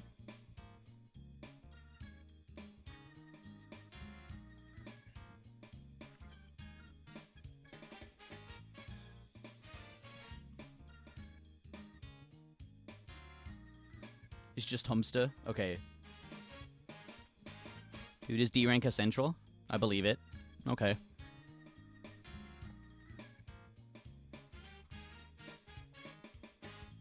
Okay, sounds fun. Yeah, good luck, guys. I'll be following you with vested interest. Update me on how it all goes. Update me on how it all pans out. Greninja V2. I see. Gotcha. There's always one, isn't there? There's always one.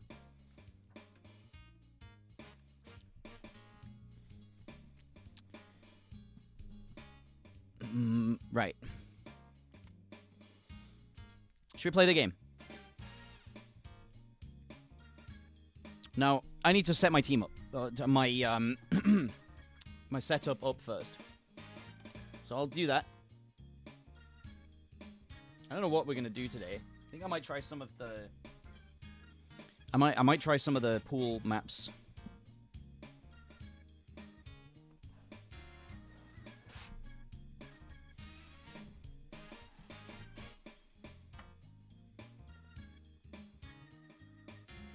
Haven't done tryouts yet.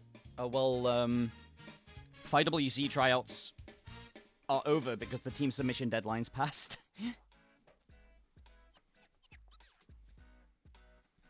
Alright, see you, Buncher. Thank you for stopping by. Look, we had a big Yap session today because there was a lot to cover. From me being gone, so much has happened.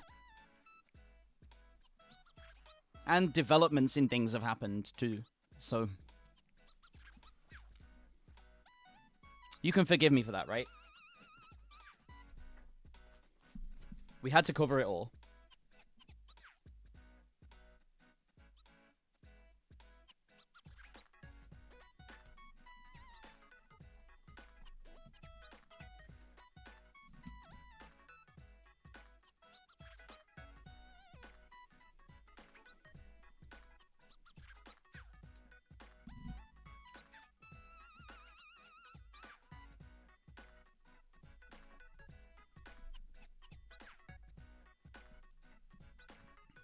This rocks. Over like 4 years, I haven't tried to enter yet. Should probably try next year. I mean, give them a go now, because you can see all the pools, right?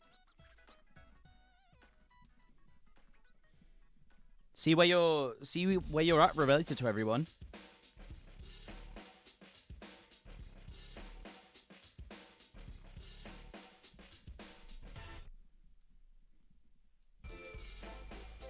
Okay. We're on. We're good. Hello, Ked. Urge to do an OST? What for?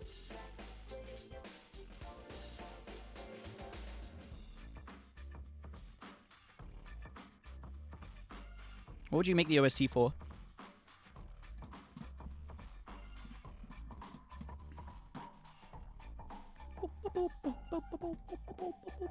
Okay, bye. Let's game little bit. Let's little bit game, yes?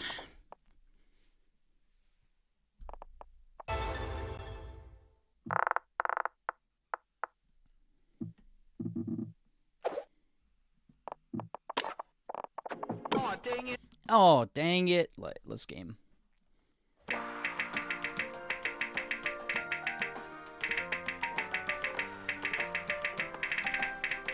The other reason that I'm not bothered with having a shorter session today is I know I'm not going to get much done.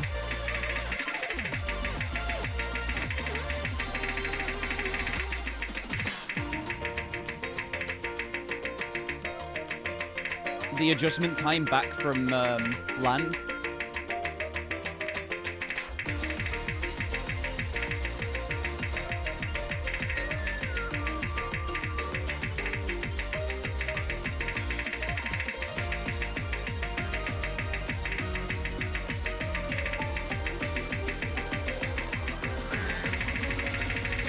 I've been expecting you.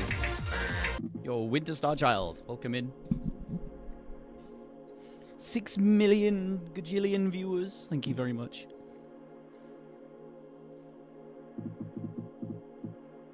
Oh, dang it. Oh, dang it. How was the stream?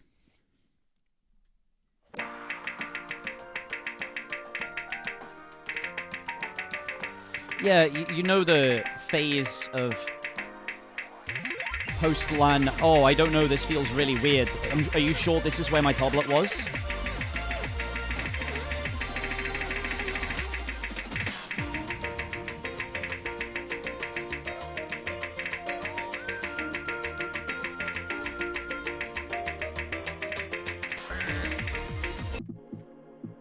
I know exactly what you mean. It's really annoying, isn't it? I didn't remember my tablet being so over to the left. I thought it was over here, and I've been playing with it like there.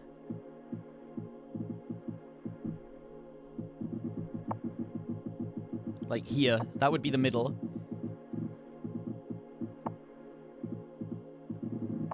Oh, dang it. Monitors at Kel ultra small. They were 24 inches. I always play on a 24-inch monitor. I mean, I play letterboxed on a 24-inch monitor.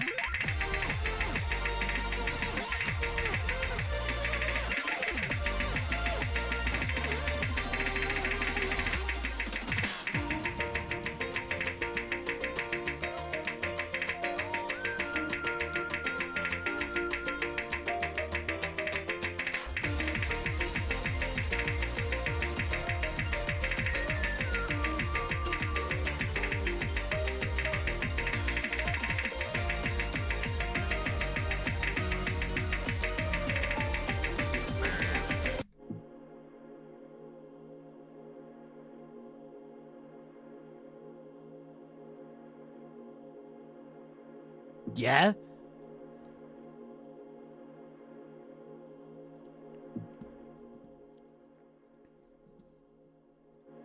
Oh, dang The it. fuck was that?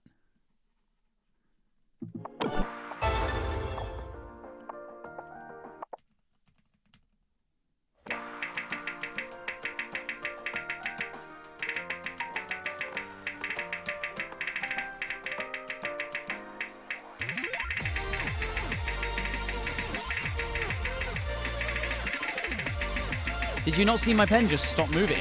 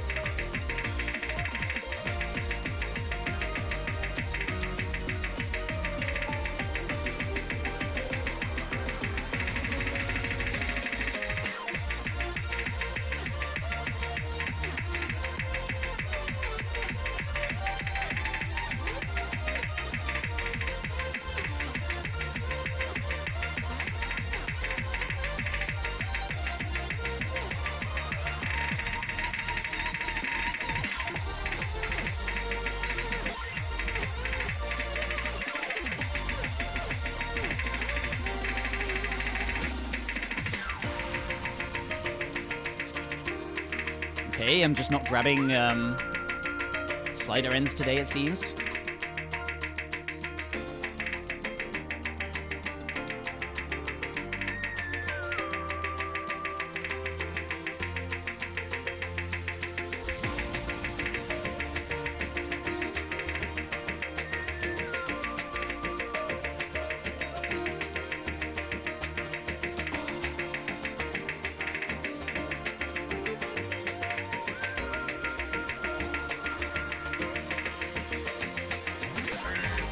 Huh? Just ignore that one. You didn't see it.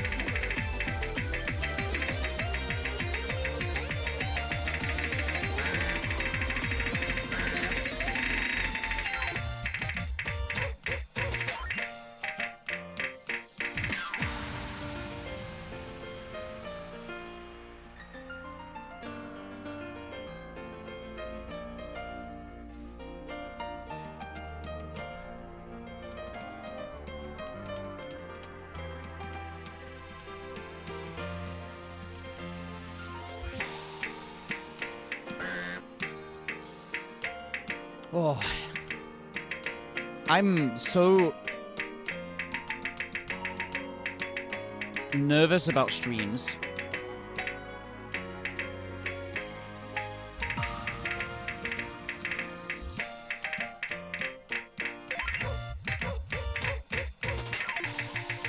I need to go on a stream boot camp or something. I need to go hard on him on trying to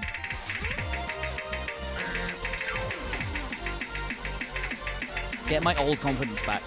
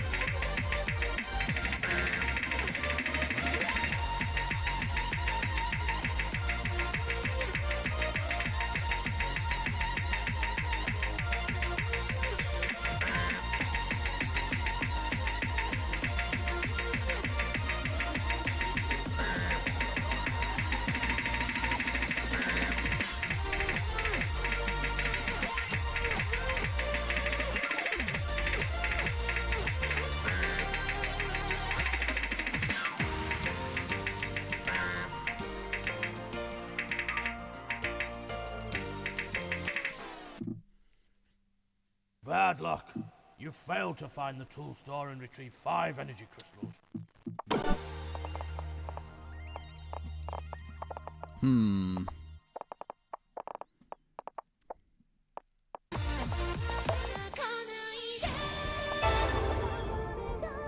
Strings aren't real, they can't hurt you. Flow aim isn't real. It's all just micro jumps. Oh, dang it. True? Any truers?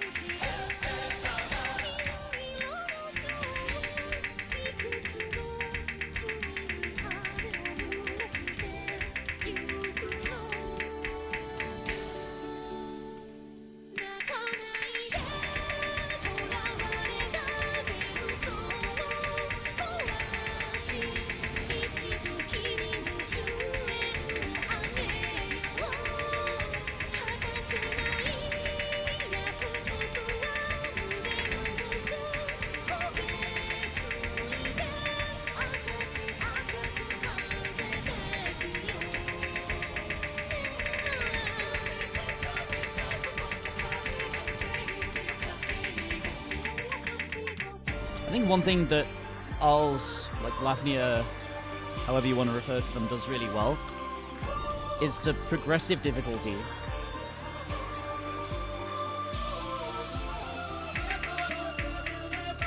Like, it makes you feel really good about getting 500 combo, 600 combo on a big, bad, scary 8.5 star map.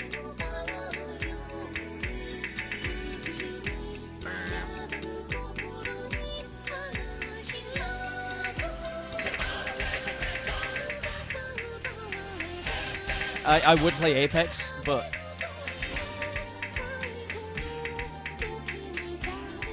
I'm very much in the camp of I don't have enough hard drive space.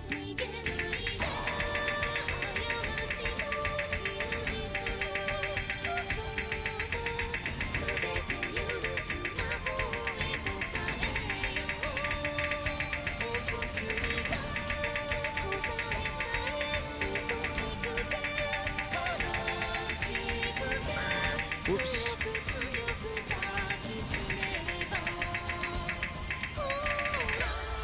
Got a spare M.2.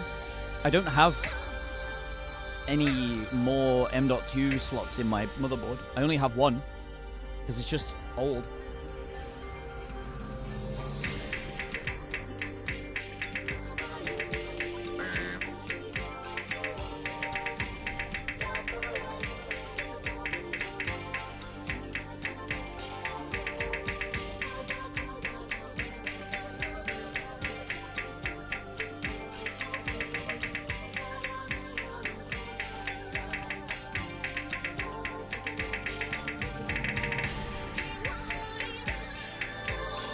I am, I think, getting over my fear of tapping, slowly.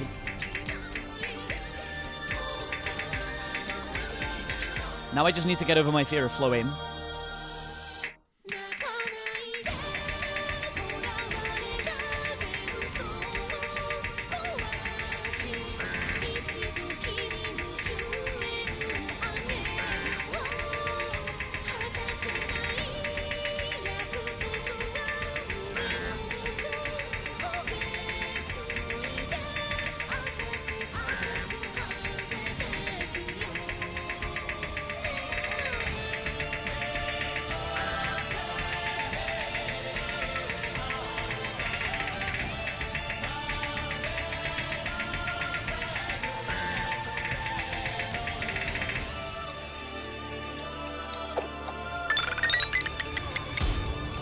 Flowing fear is just tapping fear? No, when I'm overthinking it,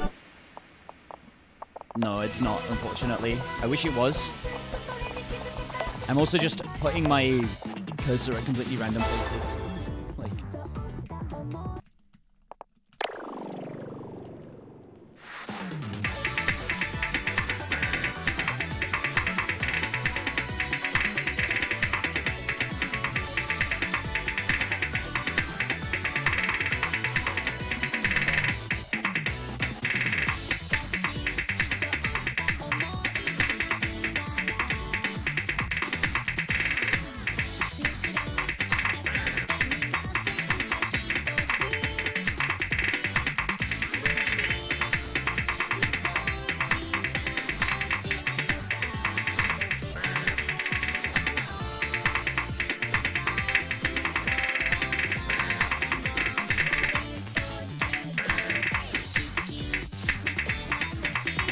Yeah, this...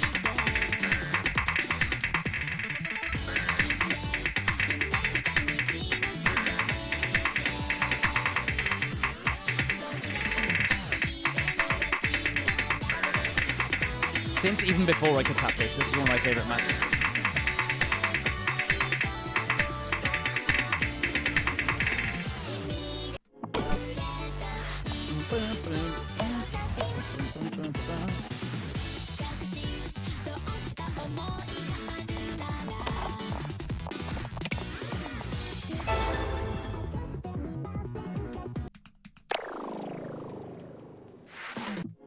Oh, dang it.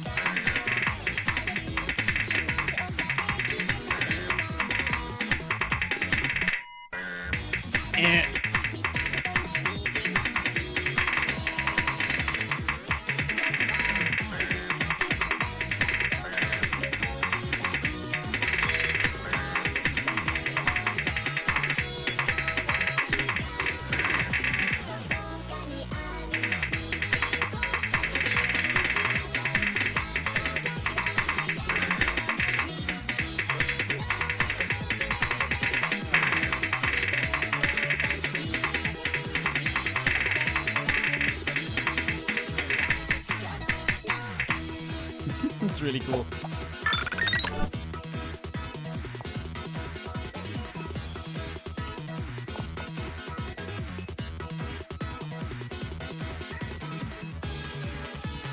Catch is, from my experience playing off mode, catch, you have to stay at,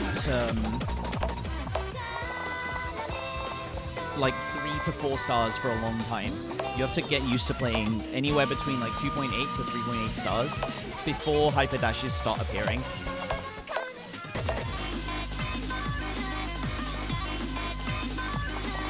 To me, anyway.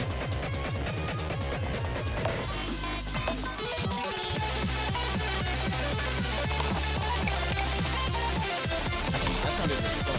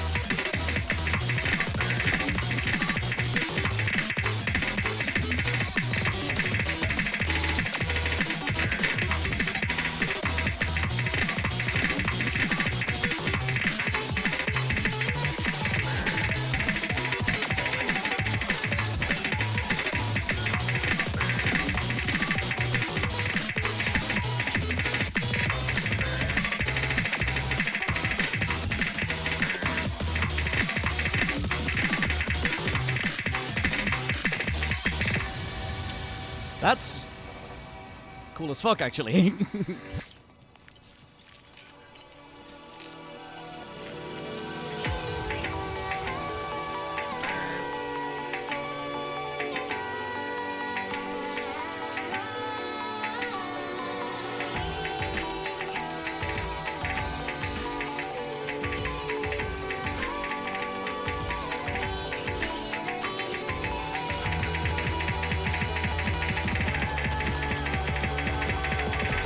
They're talking about multi-mode, Nate. Help me.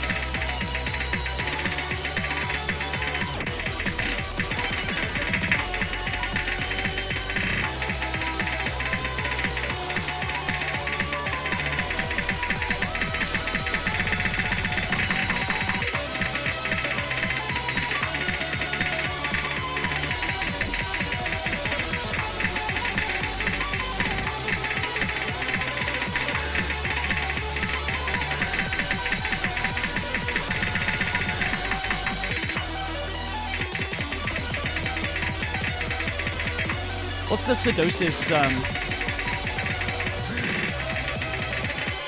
roundtable set?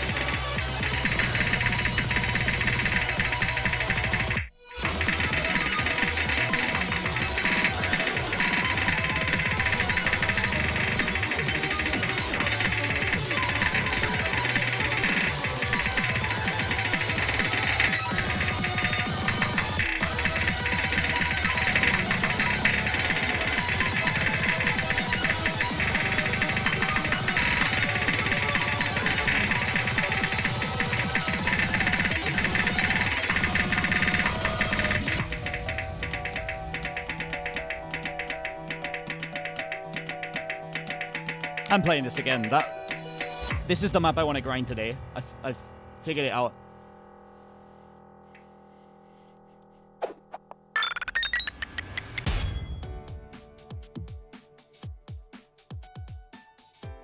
Forming bad habits from pushing too hard was a thing in Catch. It's a thing in every single game mode.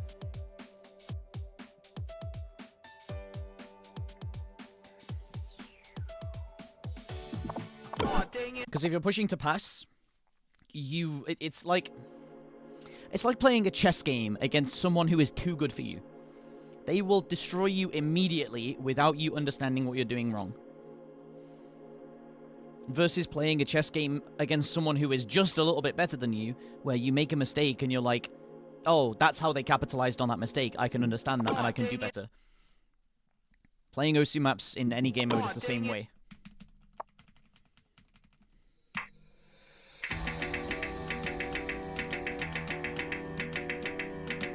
This is why this is good for me, because I can understand it. And I feel like with my current skill level, I could play all the patterns, just not in the same play, you know what I mean?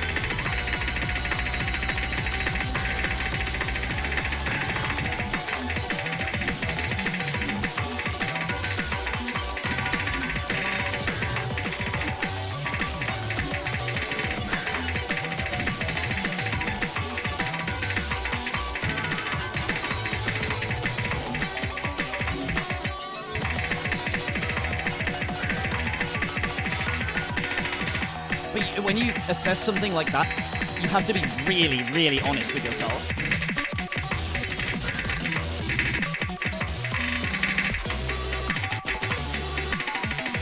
There's a really fine line between I can't hit this, but I know I could, and I can't hit this, but it feels like I could.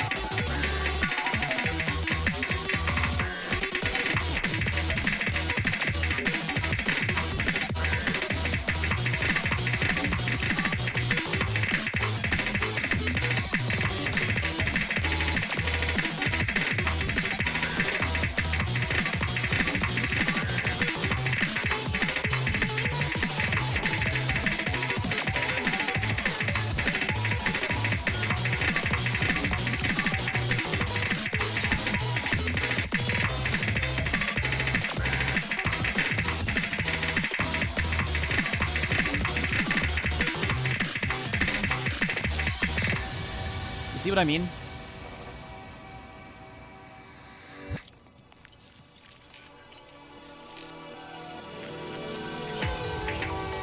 I'm trying to become an anti-clockwise spinner as well.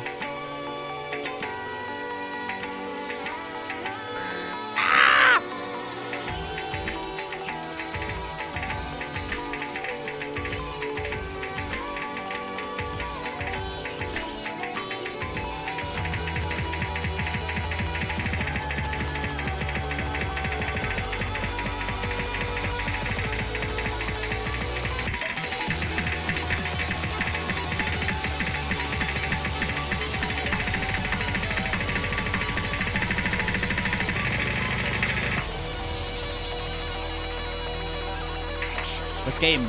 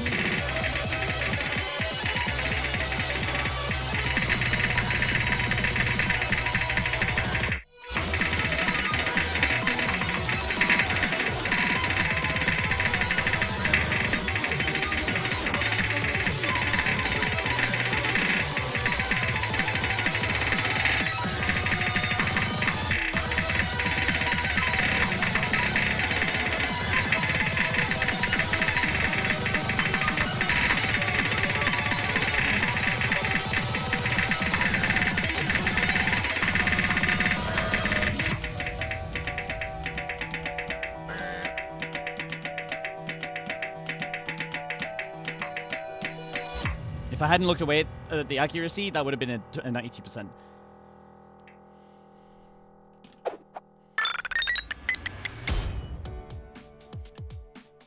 It would save you a few seconds, and this is something that I've been struggling with because the NP bot makes my game lag. That's unfortunately. It actually genuinely sounds like the game needs to be running earlier too. Hold on. Oh, dang it. Yo, Poo.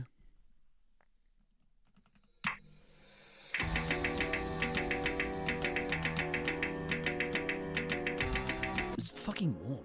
Hold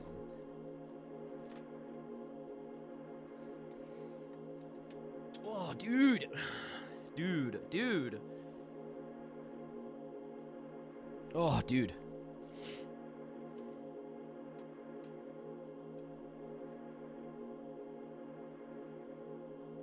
Recording my game likes it lag for some reason. Yeah, it's because it's single-threaded. So if you are using extra resource on that one thread that Osu's running on, or on the core that Osu's running on, you take frame rate away from it.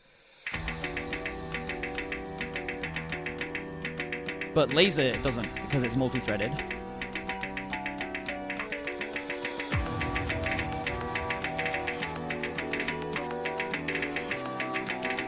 In Laser, offset is the same between map and universal.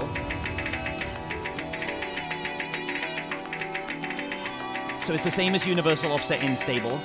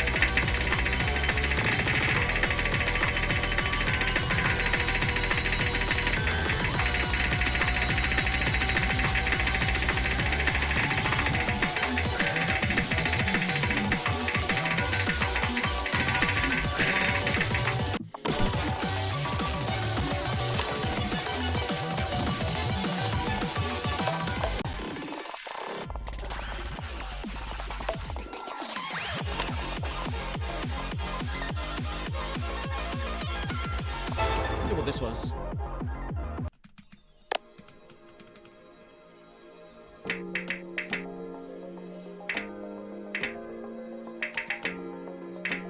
How long does the community challenge thing always stay at the top of your chat if you've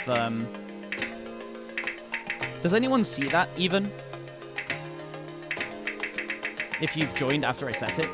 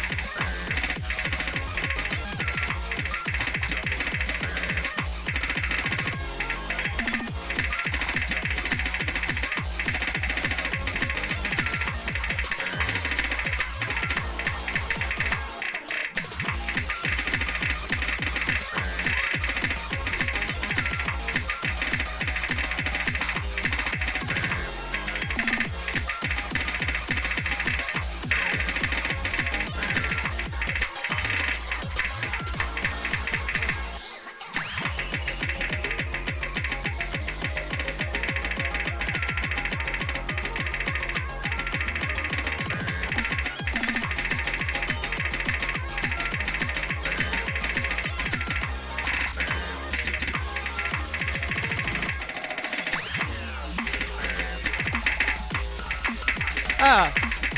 What the fuck?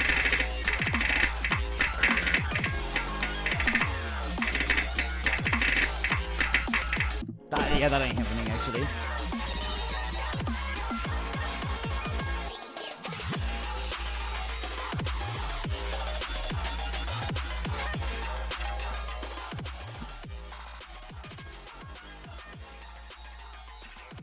Scrolling. Fluffing.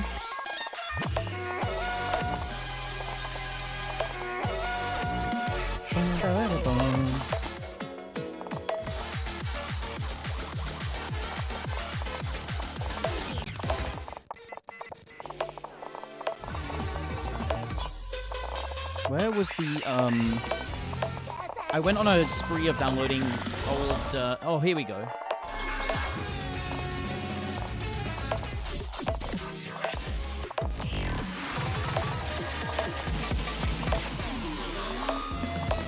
I want to play from these.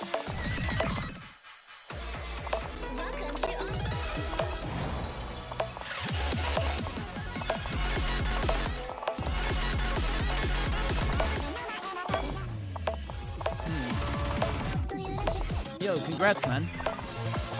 Good job, dude. Number 1 on Big Black. Yo. Did I really just lose rank 1 on Big Black? What the fuck? Bro, you're right. It's gone, dude. Holy shit. Nice job, dude. That's a good score. It's a really good score. Good job on sniping me. I'll be back to take it back soon. Okay? Just give me some time to get as good as you are. Just give me a moment. 6 months, maybe a year. Holy shit. But like, man, I've had that score for 3 years and no one's, well, maybe one person's come close to beating it. But no one else really has come close to my accuracy, and you did it with double time. That's insane. You're awesome. Keep playing the game. You're gonna get rank 1. Absolutely gonna get rank 1.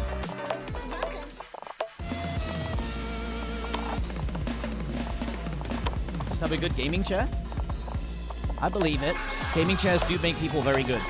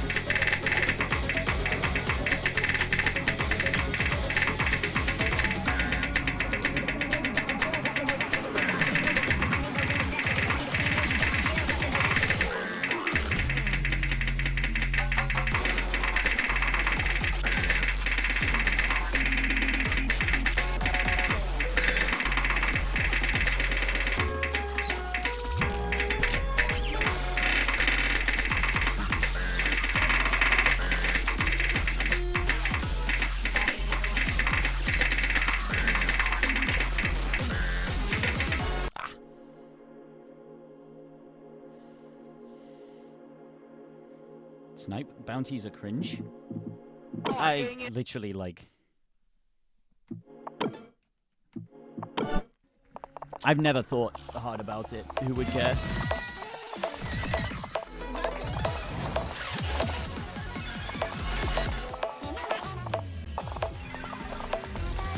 I don't know what I want to play. I'm in one of those moods where I want very specific maps to play, but I don't know what they are.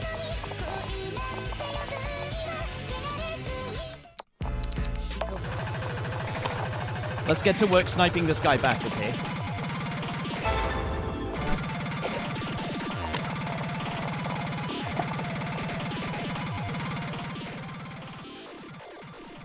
Let's take my number 1 back. I gotta do it. It's a challenge.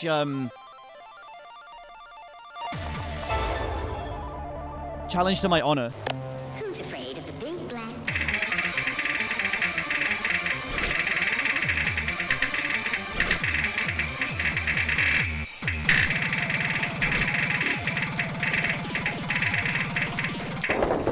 Oh no. Who's afraid of the big black?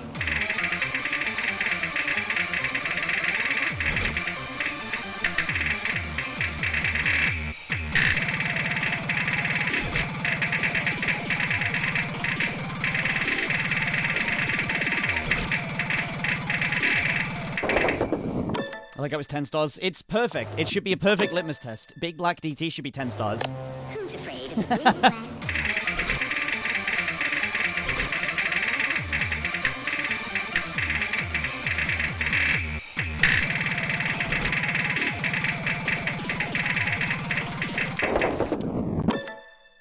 $1850 PP? No. This is $1850 PP. Who's afraid of the big black? Riddle. Who's afraid of the big black?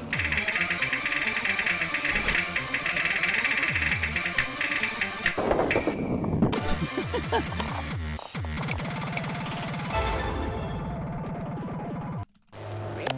Who's afraid of the big black?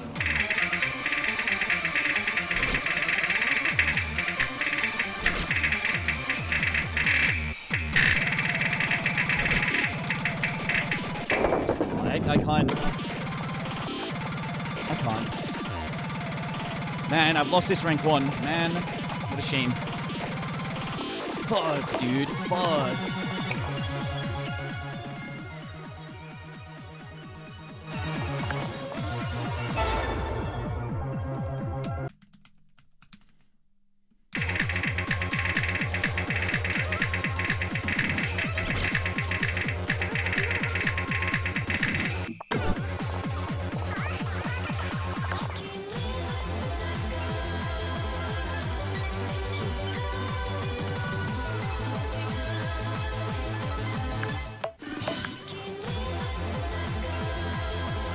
Oh, there we go.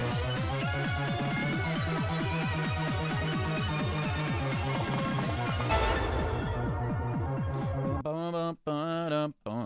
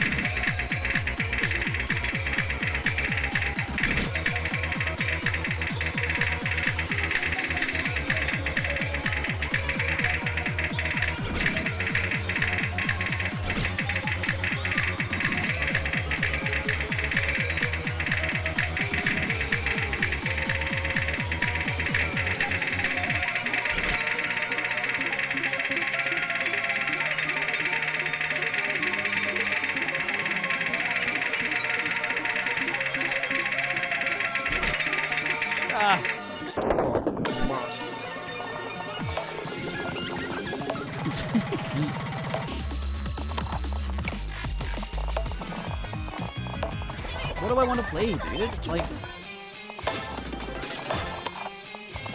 I really am in one of those moods when nothing is coming to mind.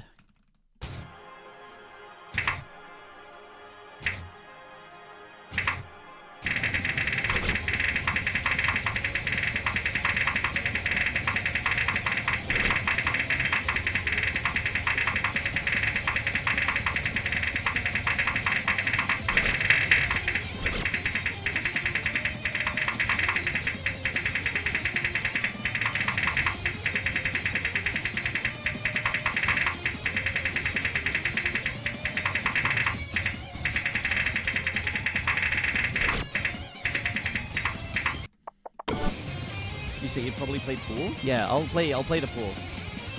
Congrats on... No! No! He was cheating? What the fuck? No, that was the best score of the year! Shit, man. I believed it too.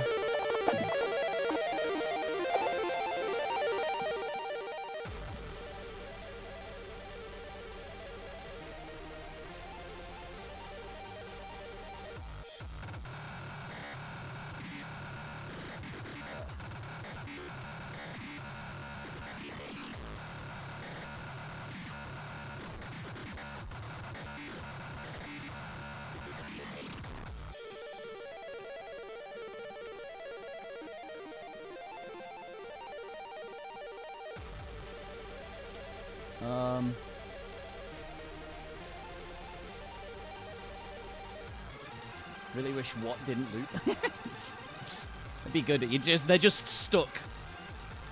Like VeggieTales screaming style. You are right. I did want to... You were correct. I want to play the Kel pool. Where is it?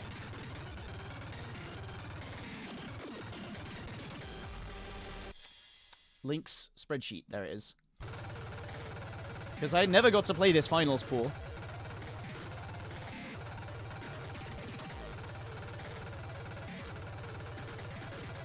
I wanted to play this. I wanted to play this. I have Coulter of the Deepers already.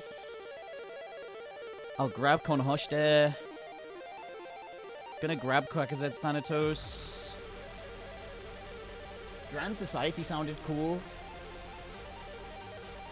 Warcry Hard Rock is cool, but I played that.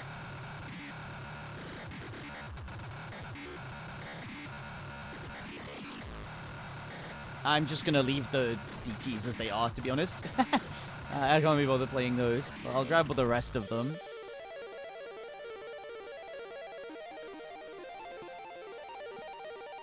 See how I would have done comparatively, you know?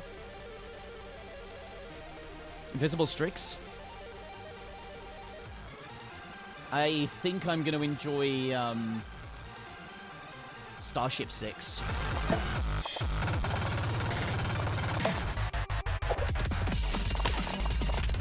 Yeah, that one. Play.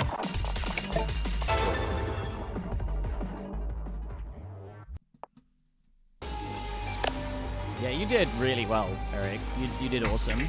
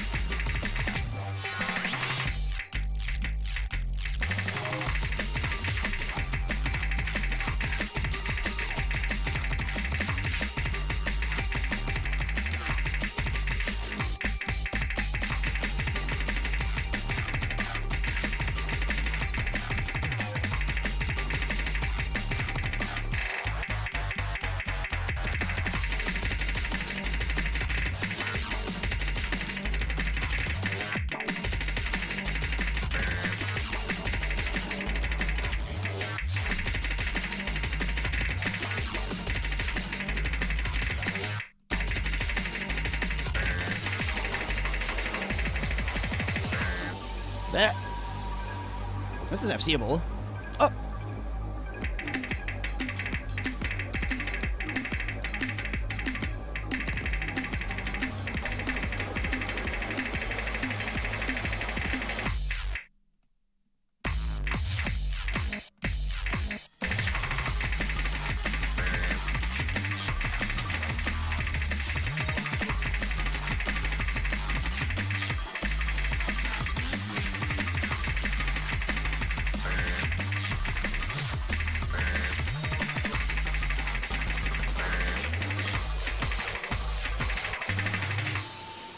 That's definitely FCable.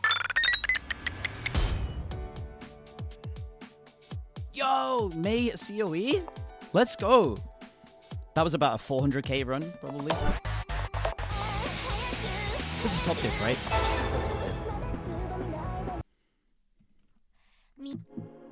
I see Eric. See you in a bit. Oh, dang it. I was there last year, yeah, but I didn't think you'd. Well, we didn't know. You didn't know if you'd be there this year.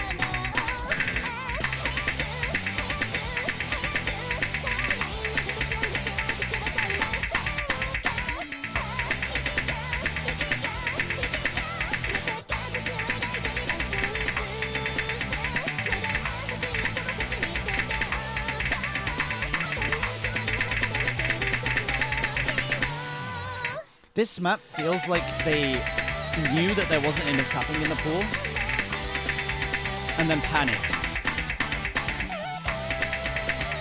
And they were like, let's just switch No Mod 1 out with something higher BPM.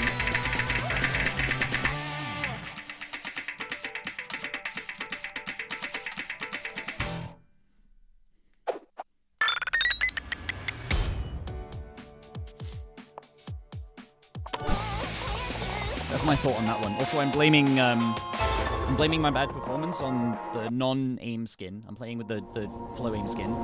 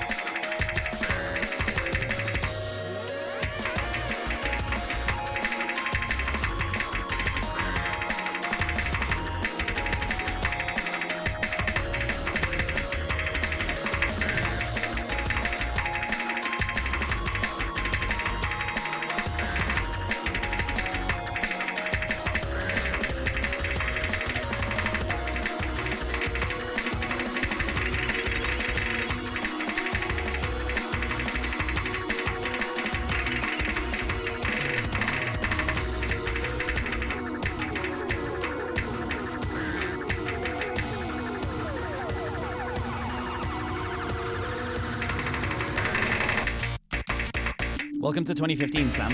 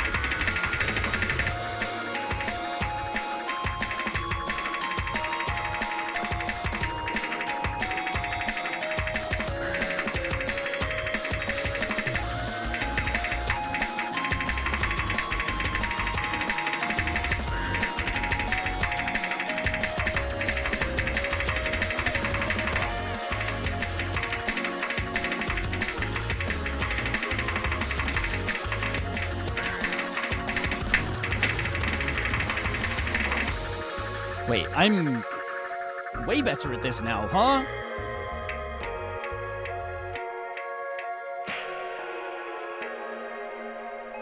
A monster has appeared. Yo, Storm. Oh.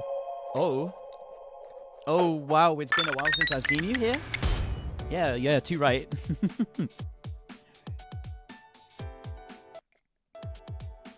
How's it going, man? I want to play that again. I like this map a lot. A lot more than I thought I would, considering it's Icewall. Oh, dang it.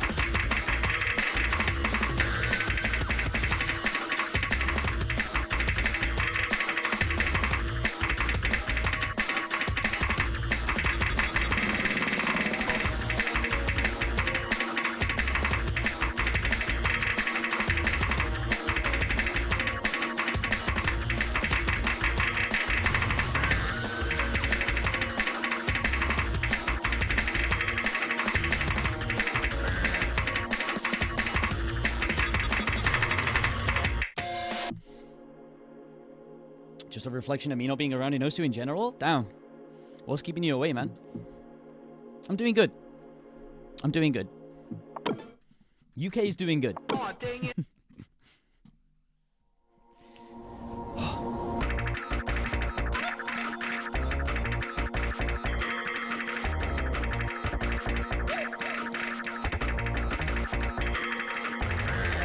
Oh, dang it.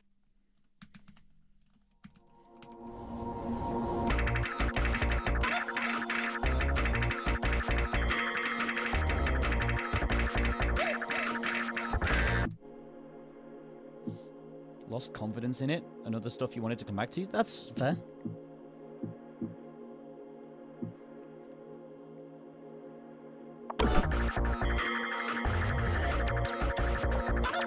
Oh, dude, hell yeah.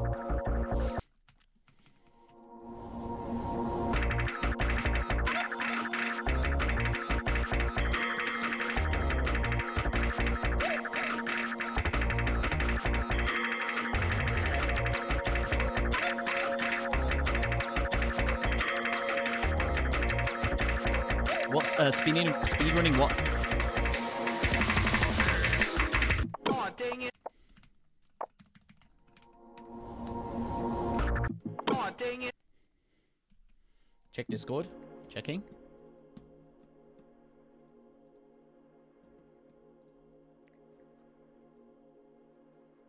Oh.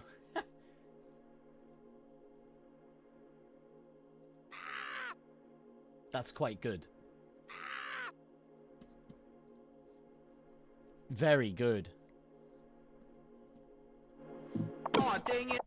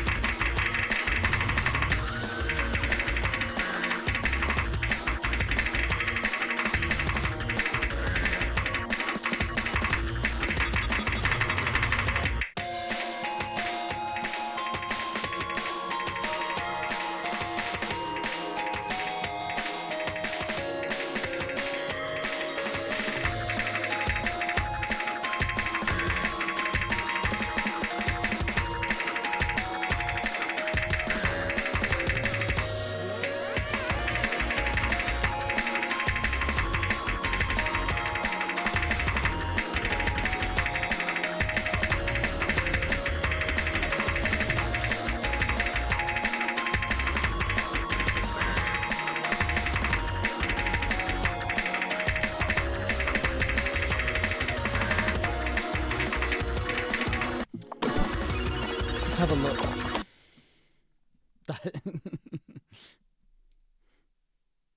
That was quite good. That was quite good. I couldn't hear any of the other stuff, but maybe that's because there was a gameplay in the background.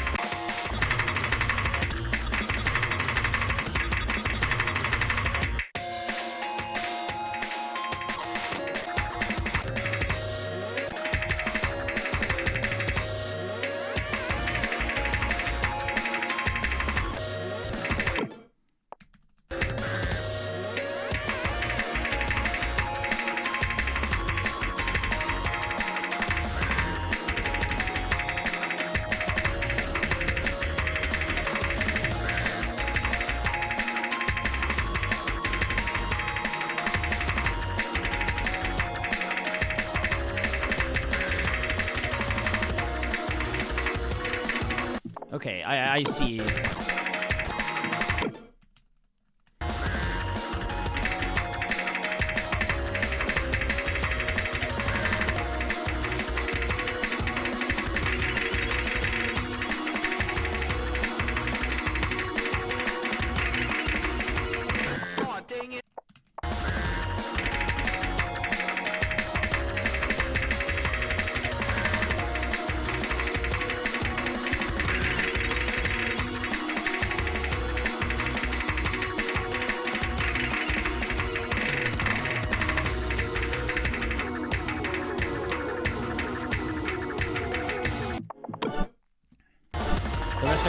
fun with.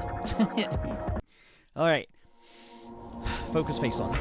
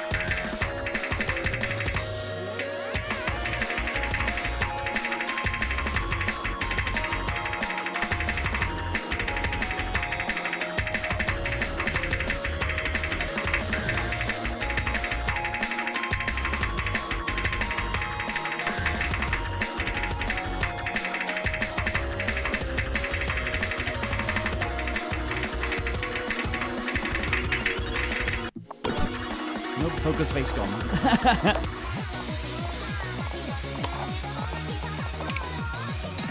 Alright, focus face on. Phone? What about phone? You telling me my phone was ringing? Because it isn't. Oh, dang it.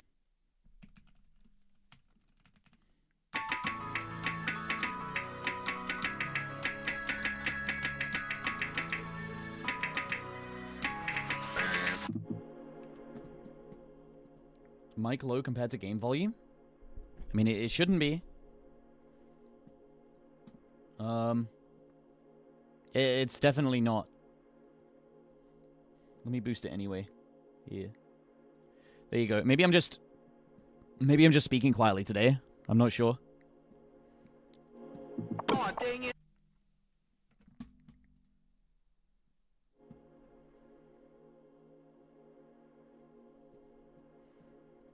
Oh, dang it. I boosted it slightly.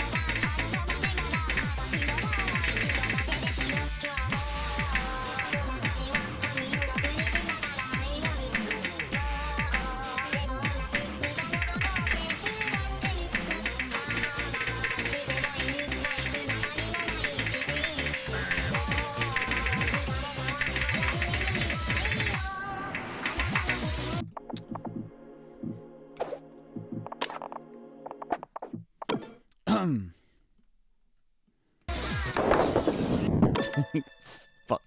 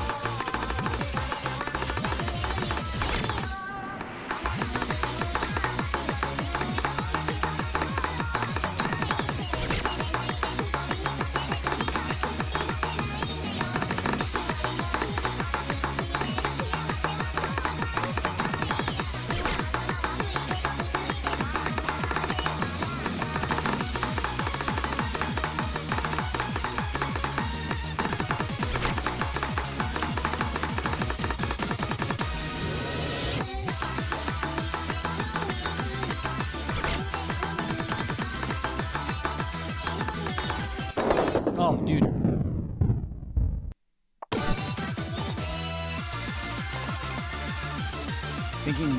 Recently about you mentioning possibly doing set reviews. That'd be fun to see. Okay, we could do that one weekend.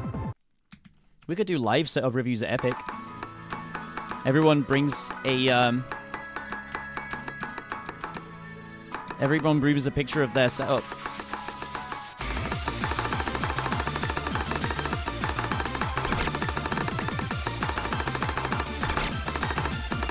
Just love to rank down. That's pretty cool, actually. Everyone's saying Hard Rock School, isn't it?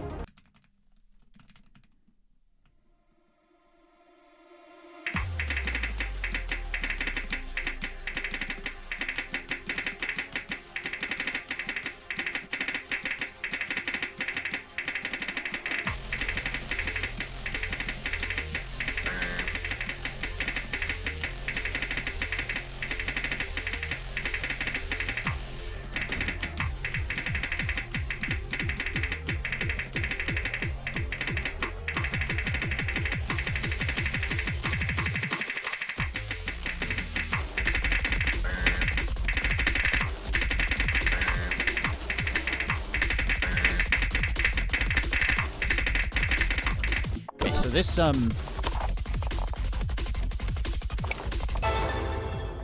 let's check out the rhythms without hidden.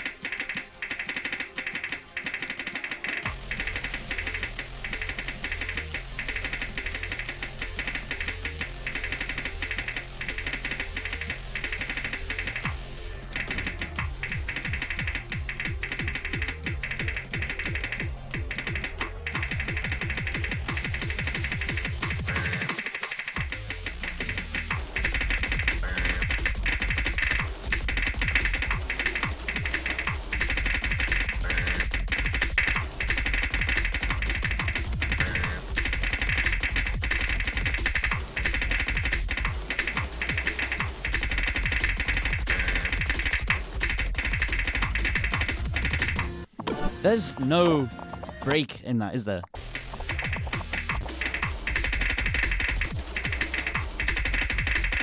Jesus.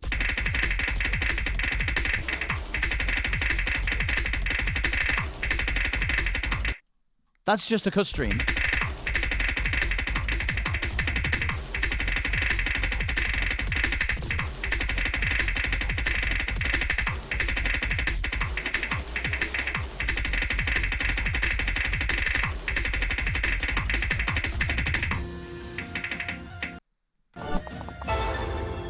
Oh my god. This is cooked beyond belief. Oh, dang it.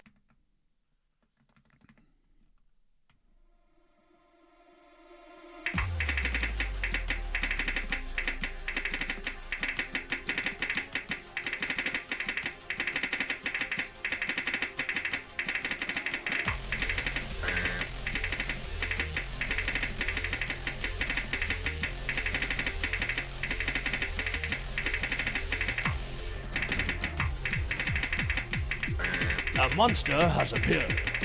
Holy shit, nice new cursor.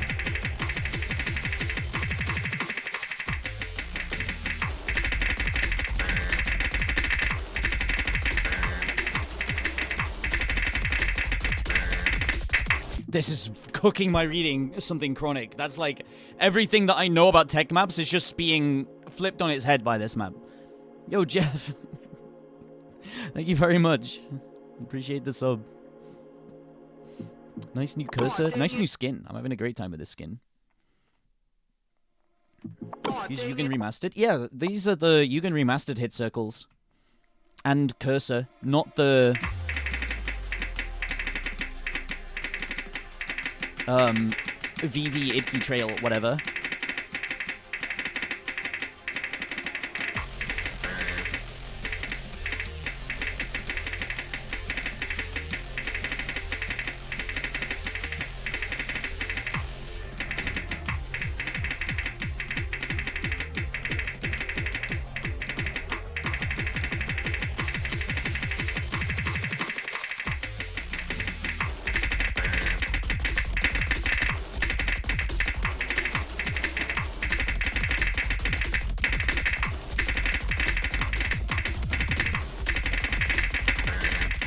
I'm fucked up by this. This is like breaking my brain.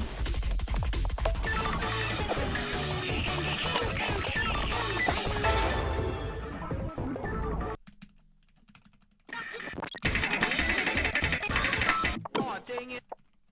See, I like that skin for flow aim stuff.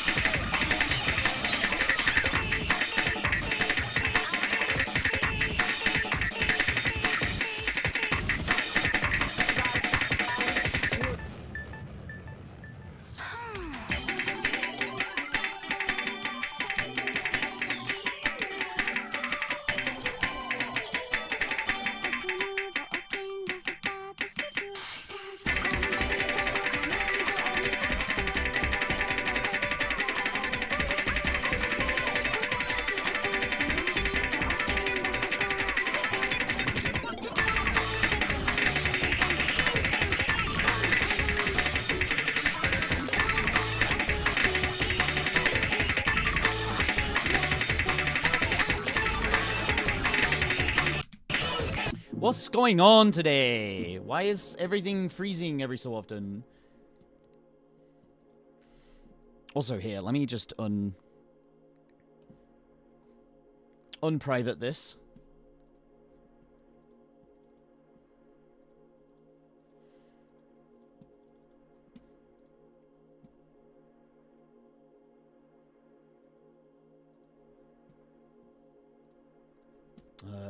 Commands. F. N, NP. Should still be here. L, M, N. Oh no, I don't have any NP command. Okay. Add command NP top of your screen.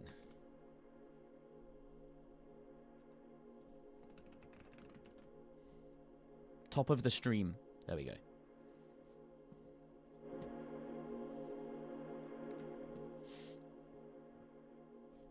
Because I did have an NP bot for a while.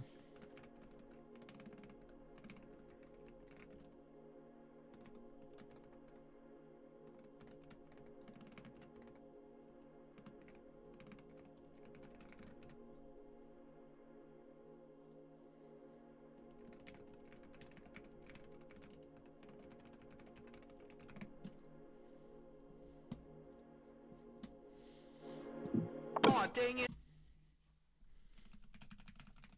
I wonder if this would be easier with the other skin. This is very flowy.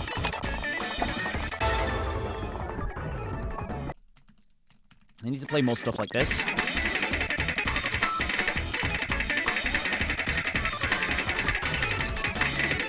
Oh, dang it. I need to play more reading.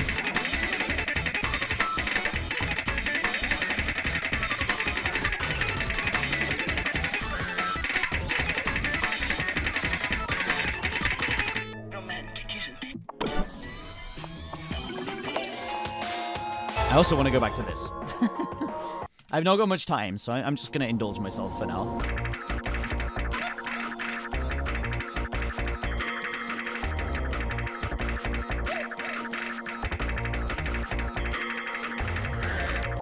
dang it.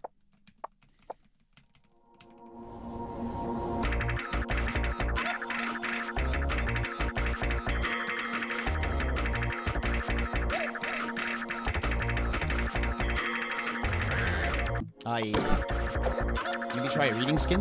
No. I'm good.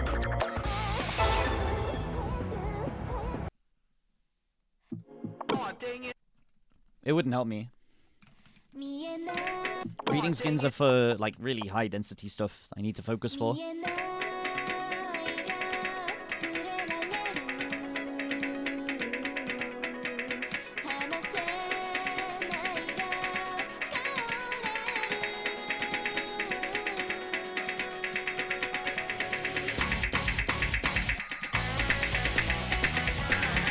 Oh, dang it. Just need to learn to push again.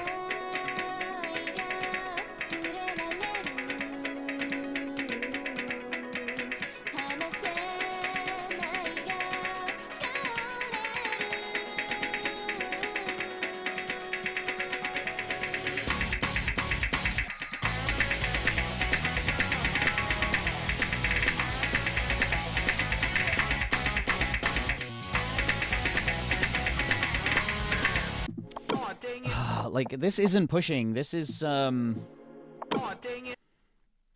this is grinding, not pushing.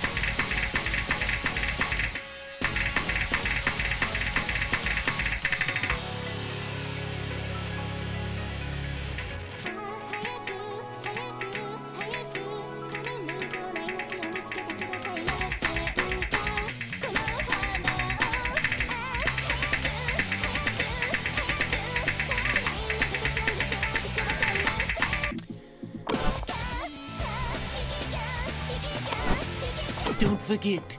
You're here forever. Right, I'm gonna head off.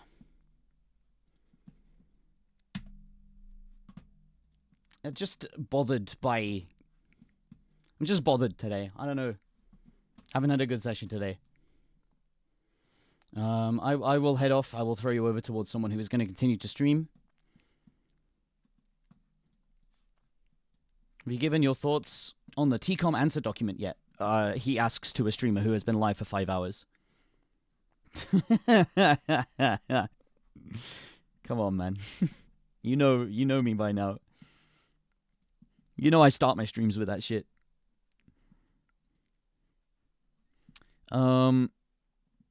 Yeah, go say hi to Zuti. I want to push, like, as hard as possible soon, so I will sit back, I will do some theory crafting. I will also sit back, I will make some clips. And I will see you again tomorrow, probably, around about 15 UTC, around about 3 p.m. We won't have as much to go through this time. I won't be as burnt out as I am right now. And hopefully it should be a good time. But until then, I will see you. I will leave you with the Yapcosts. Have a great day, evening, morning, whichever it may be, wherever you are.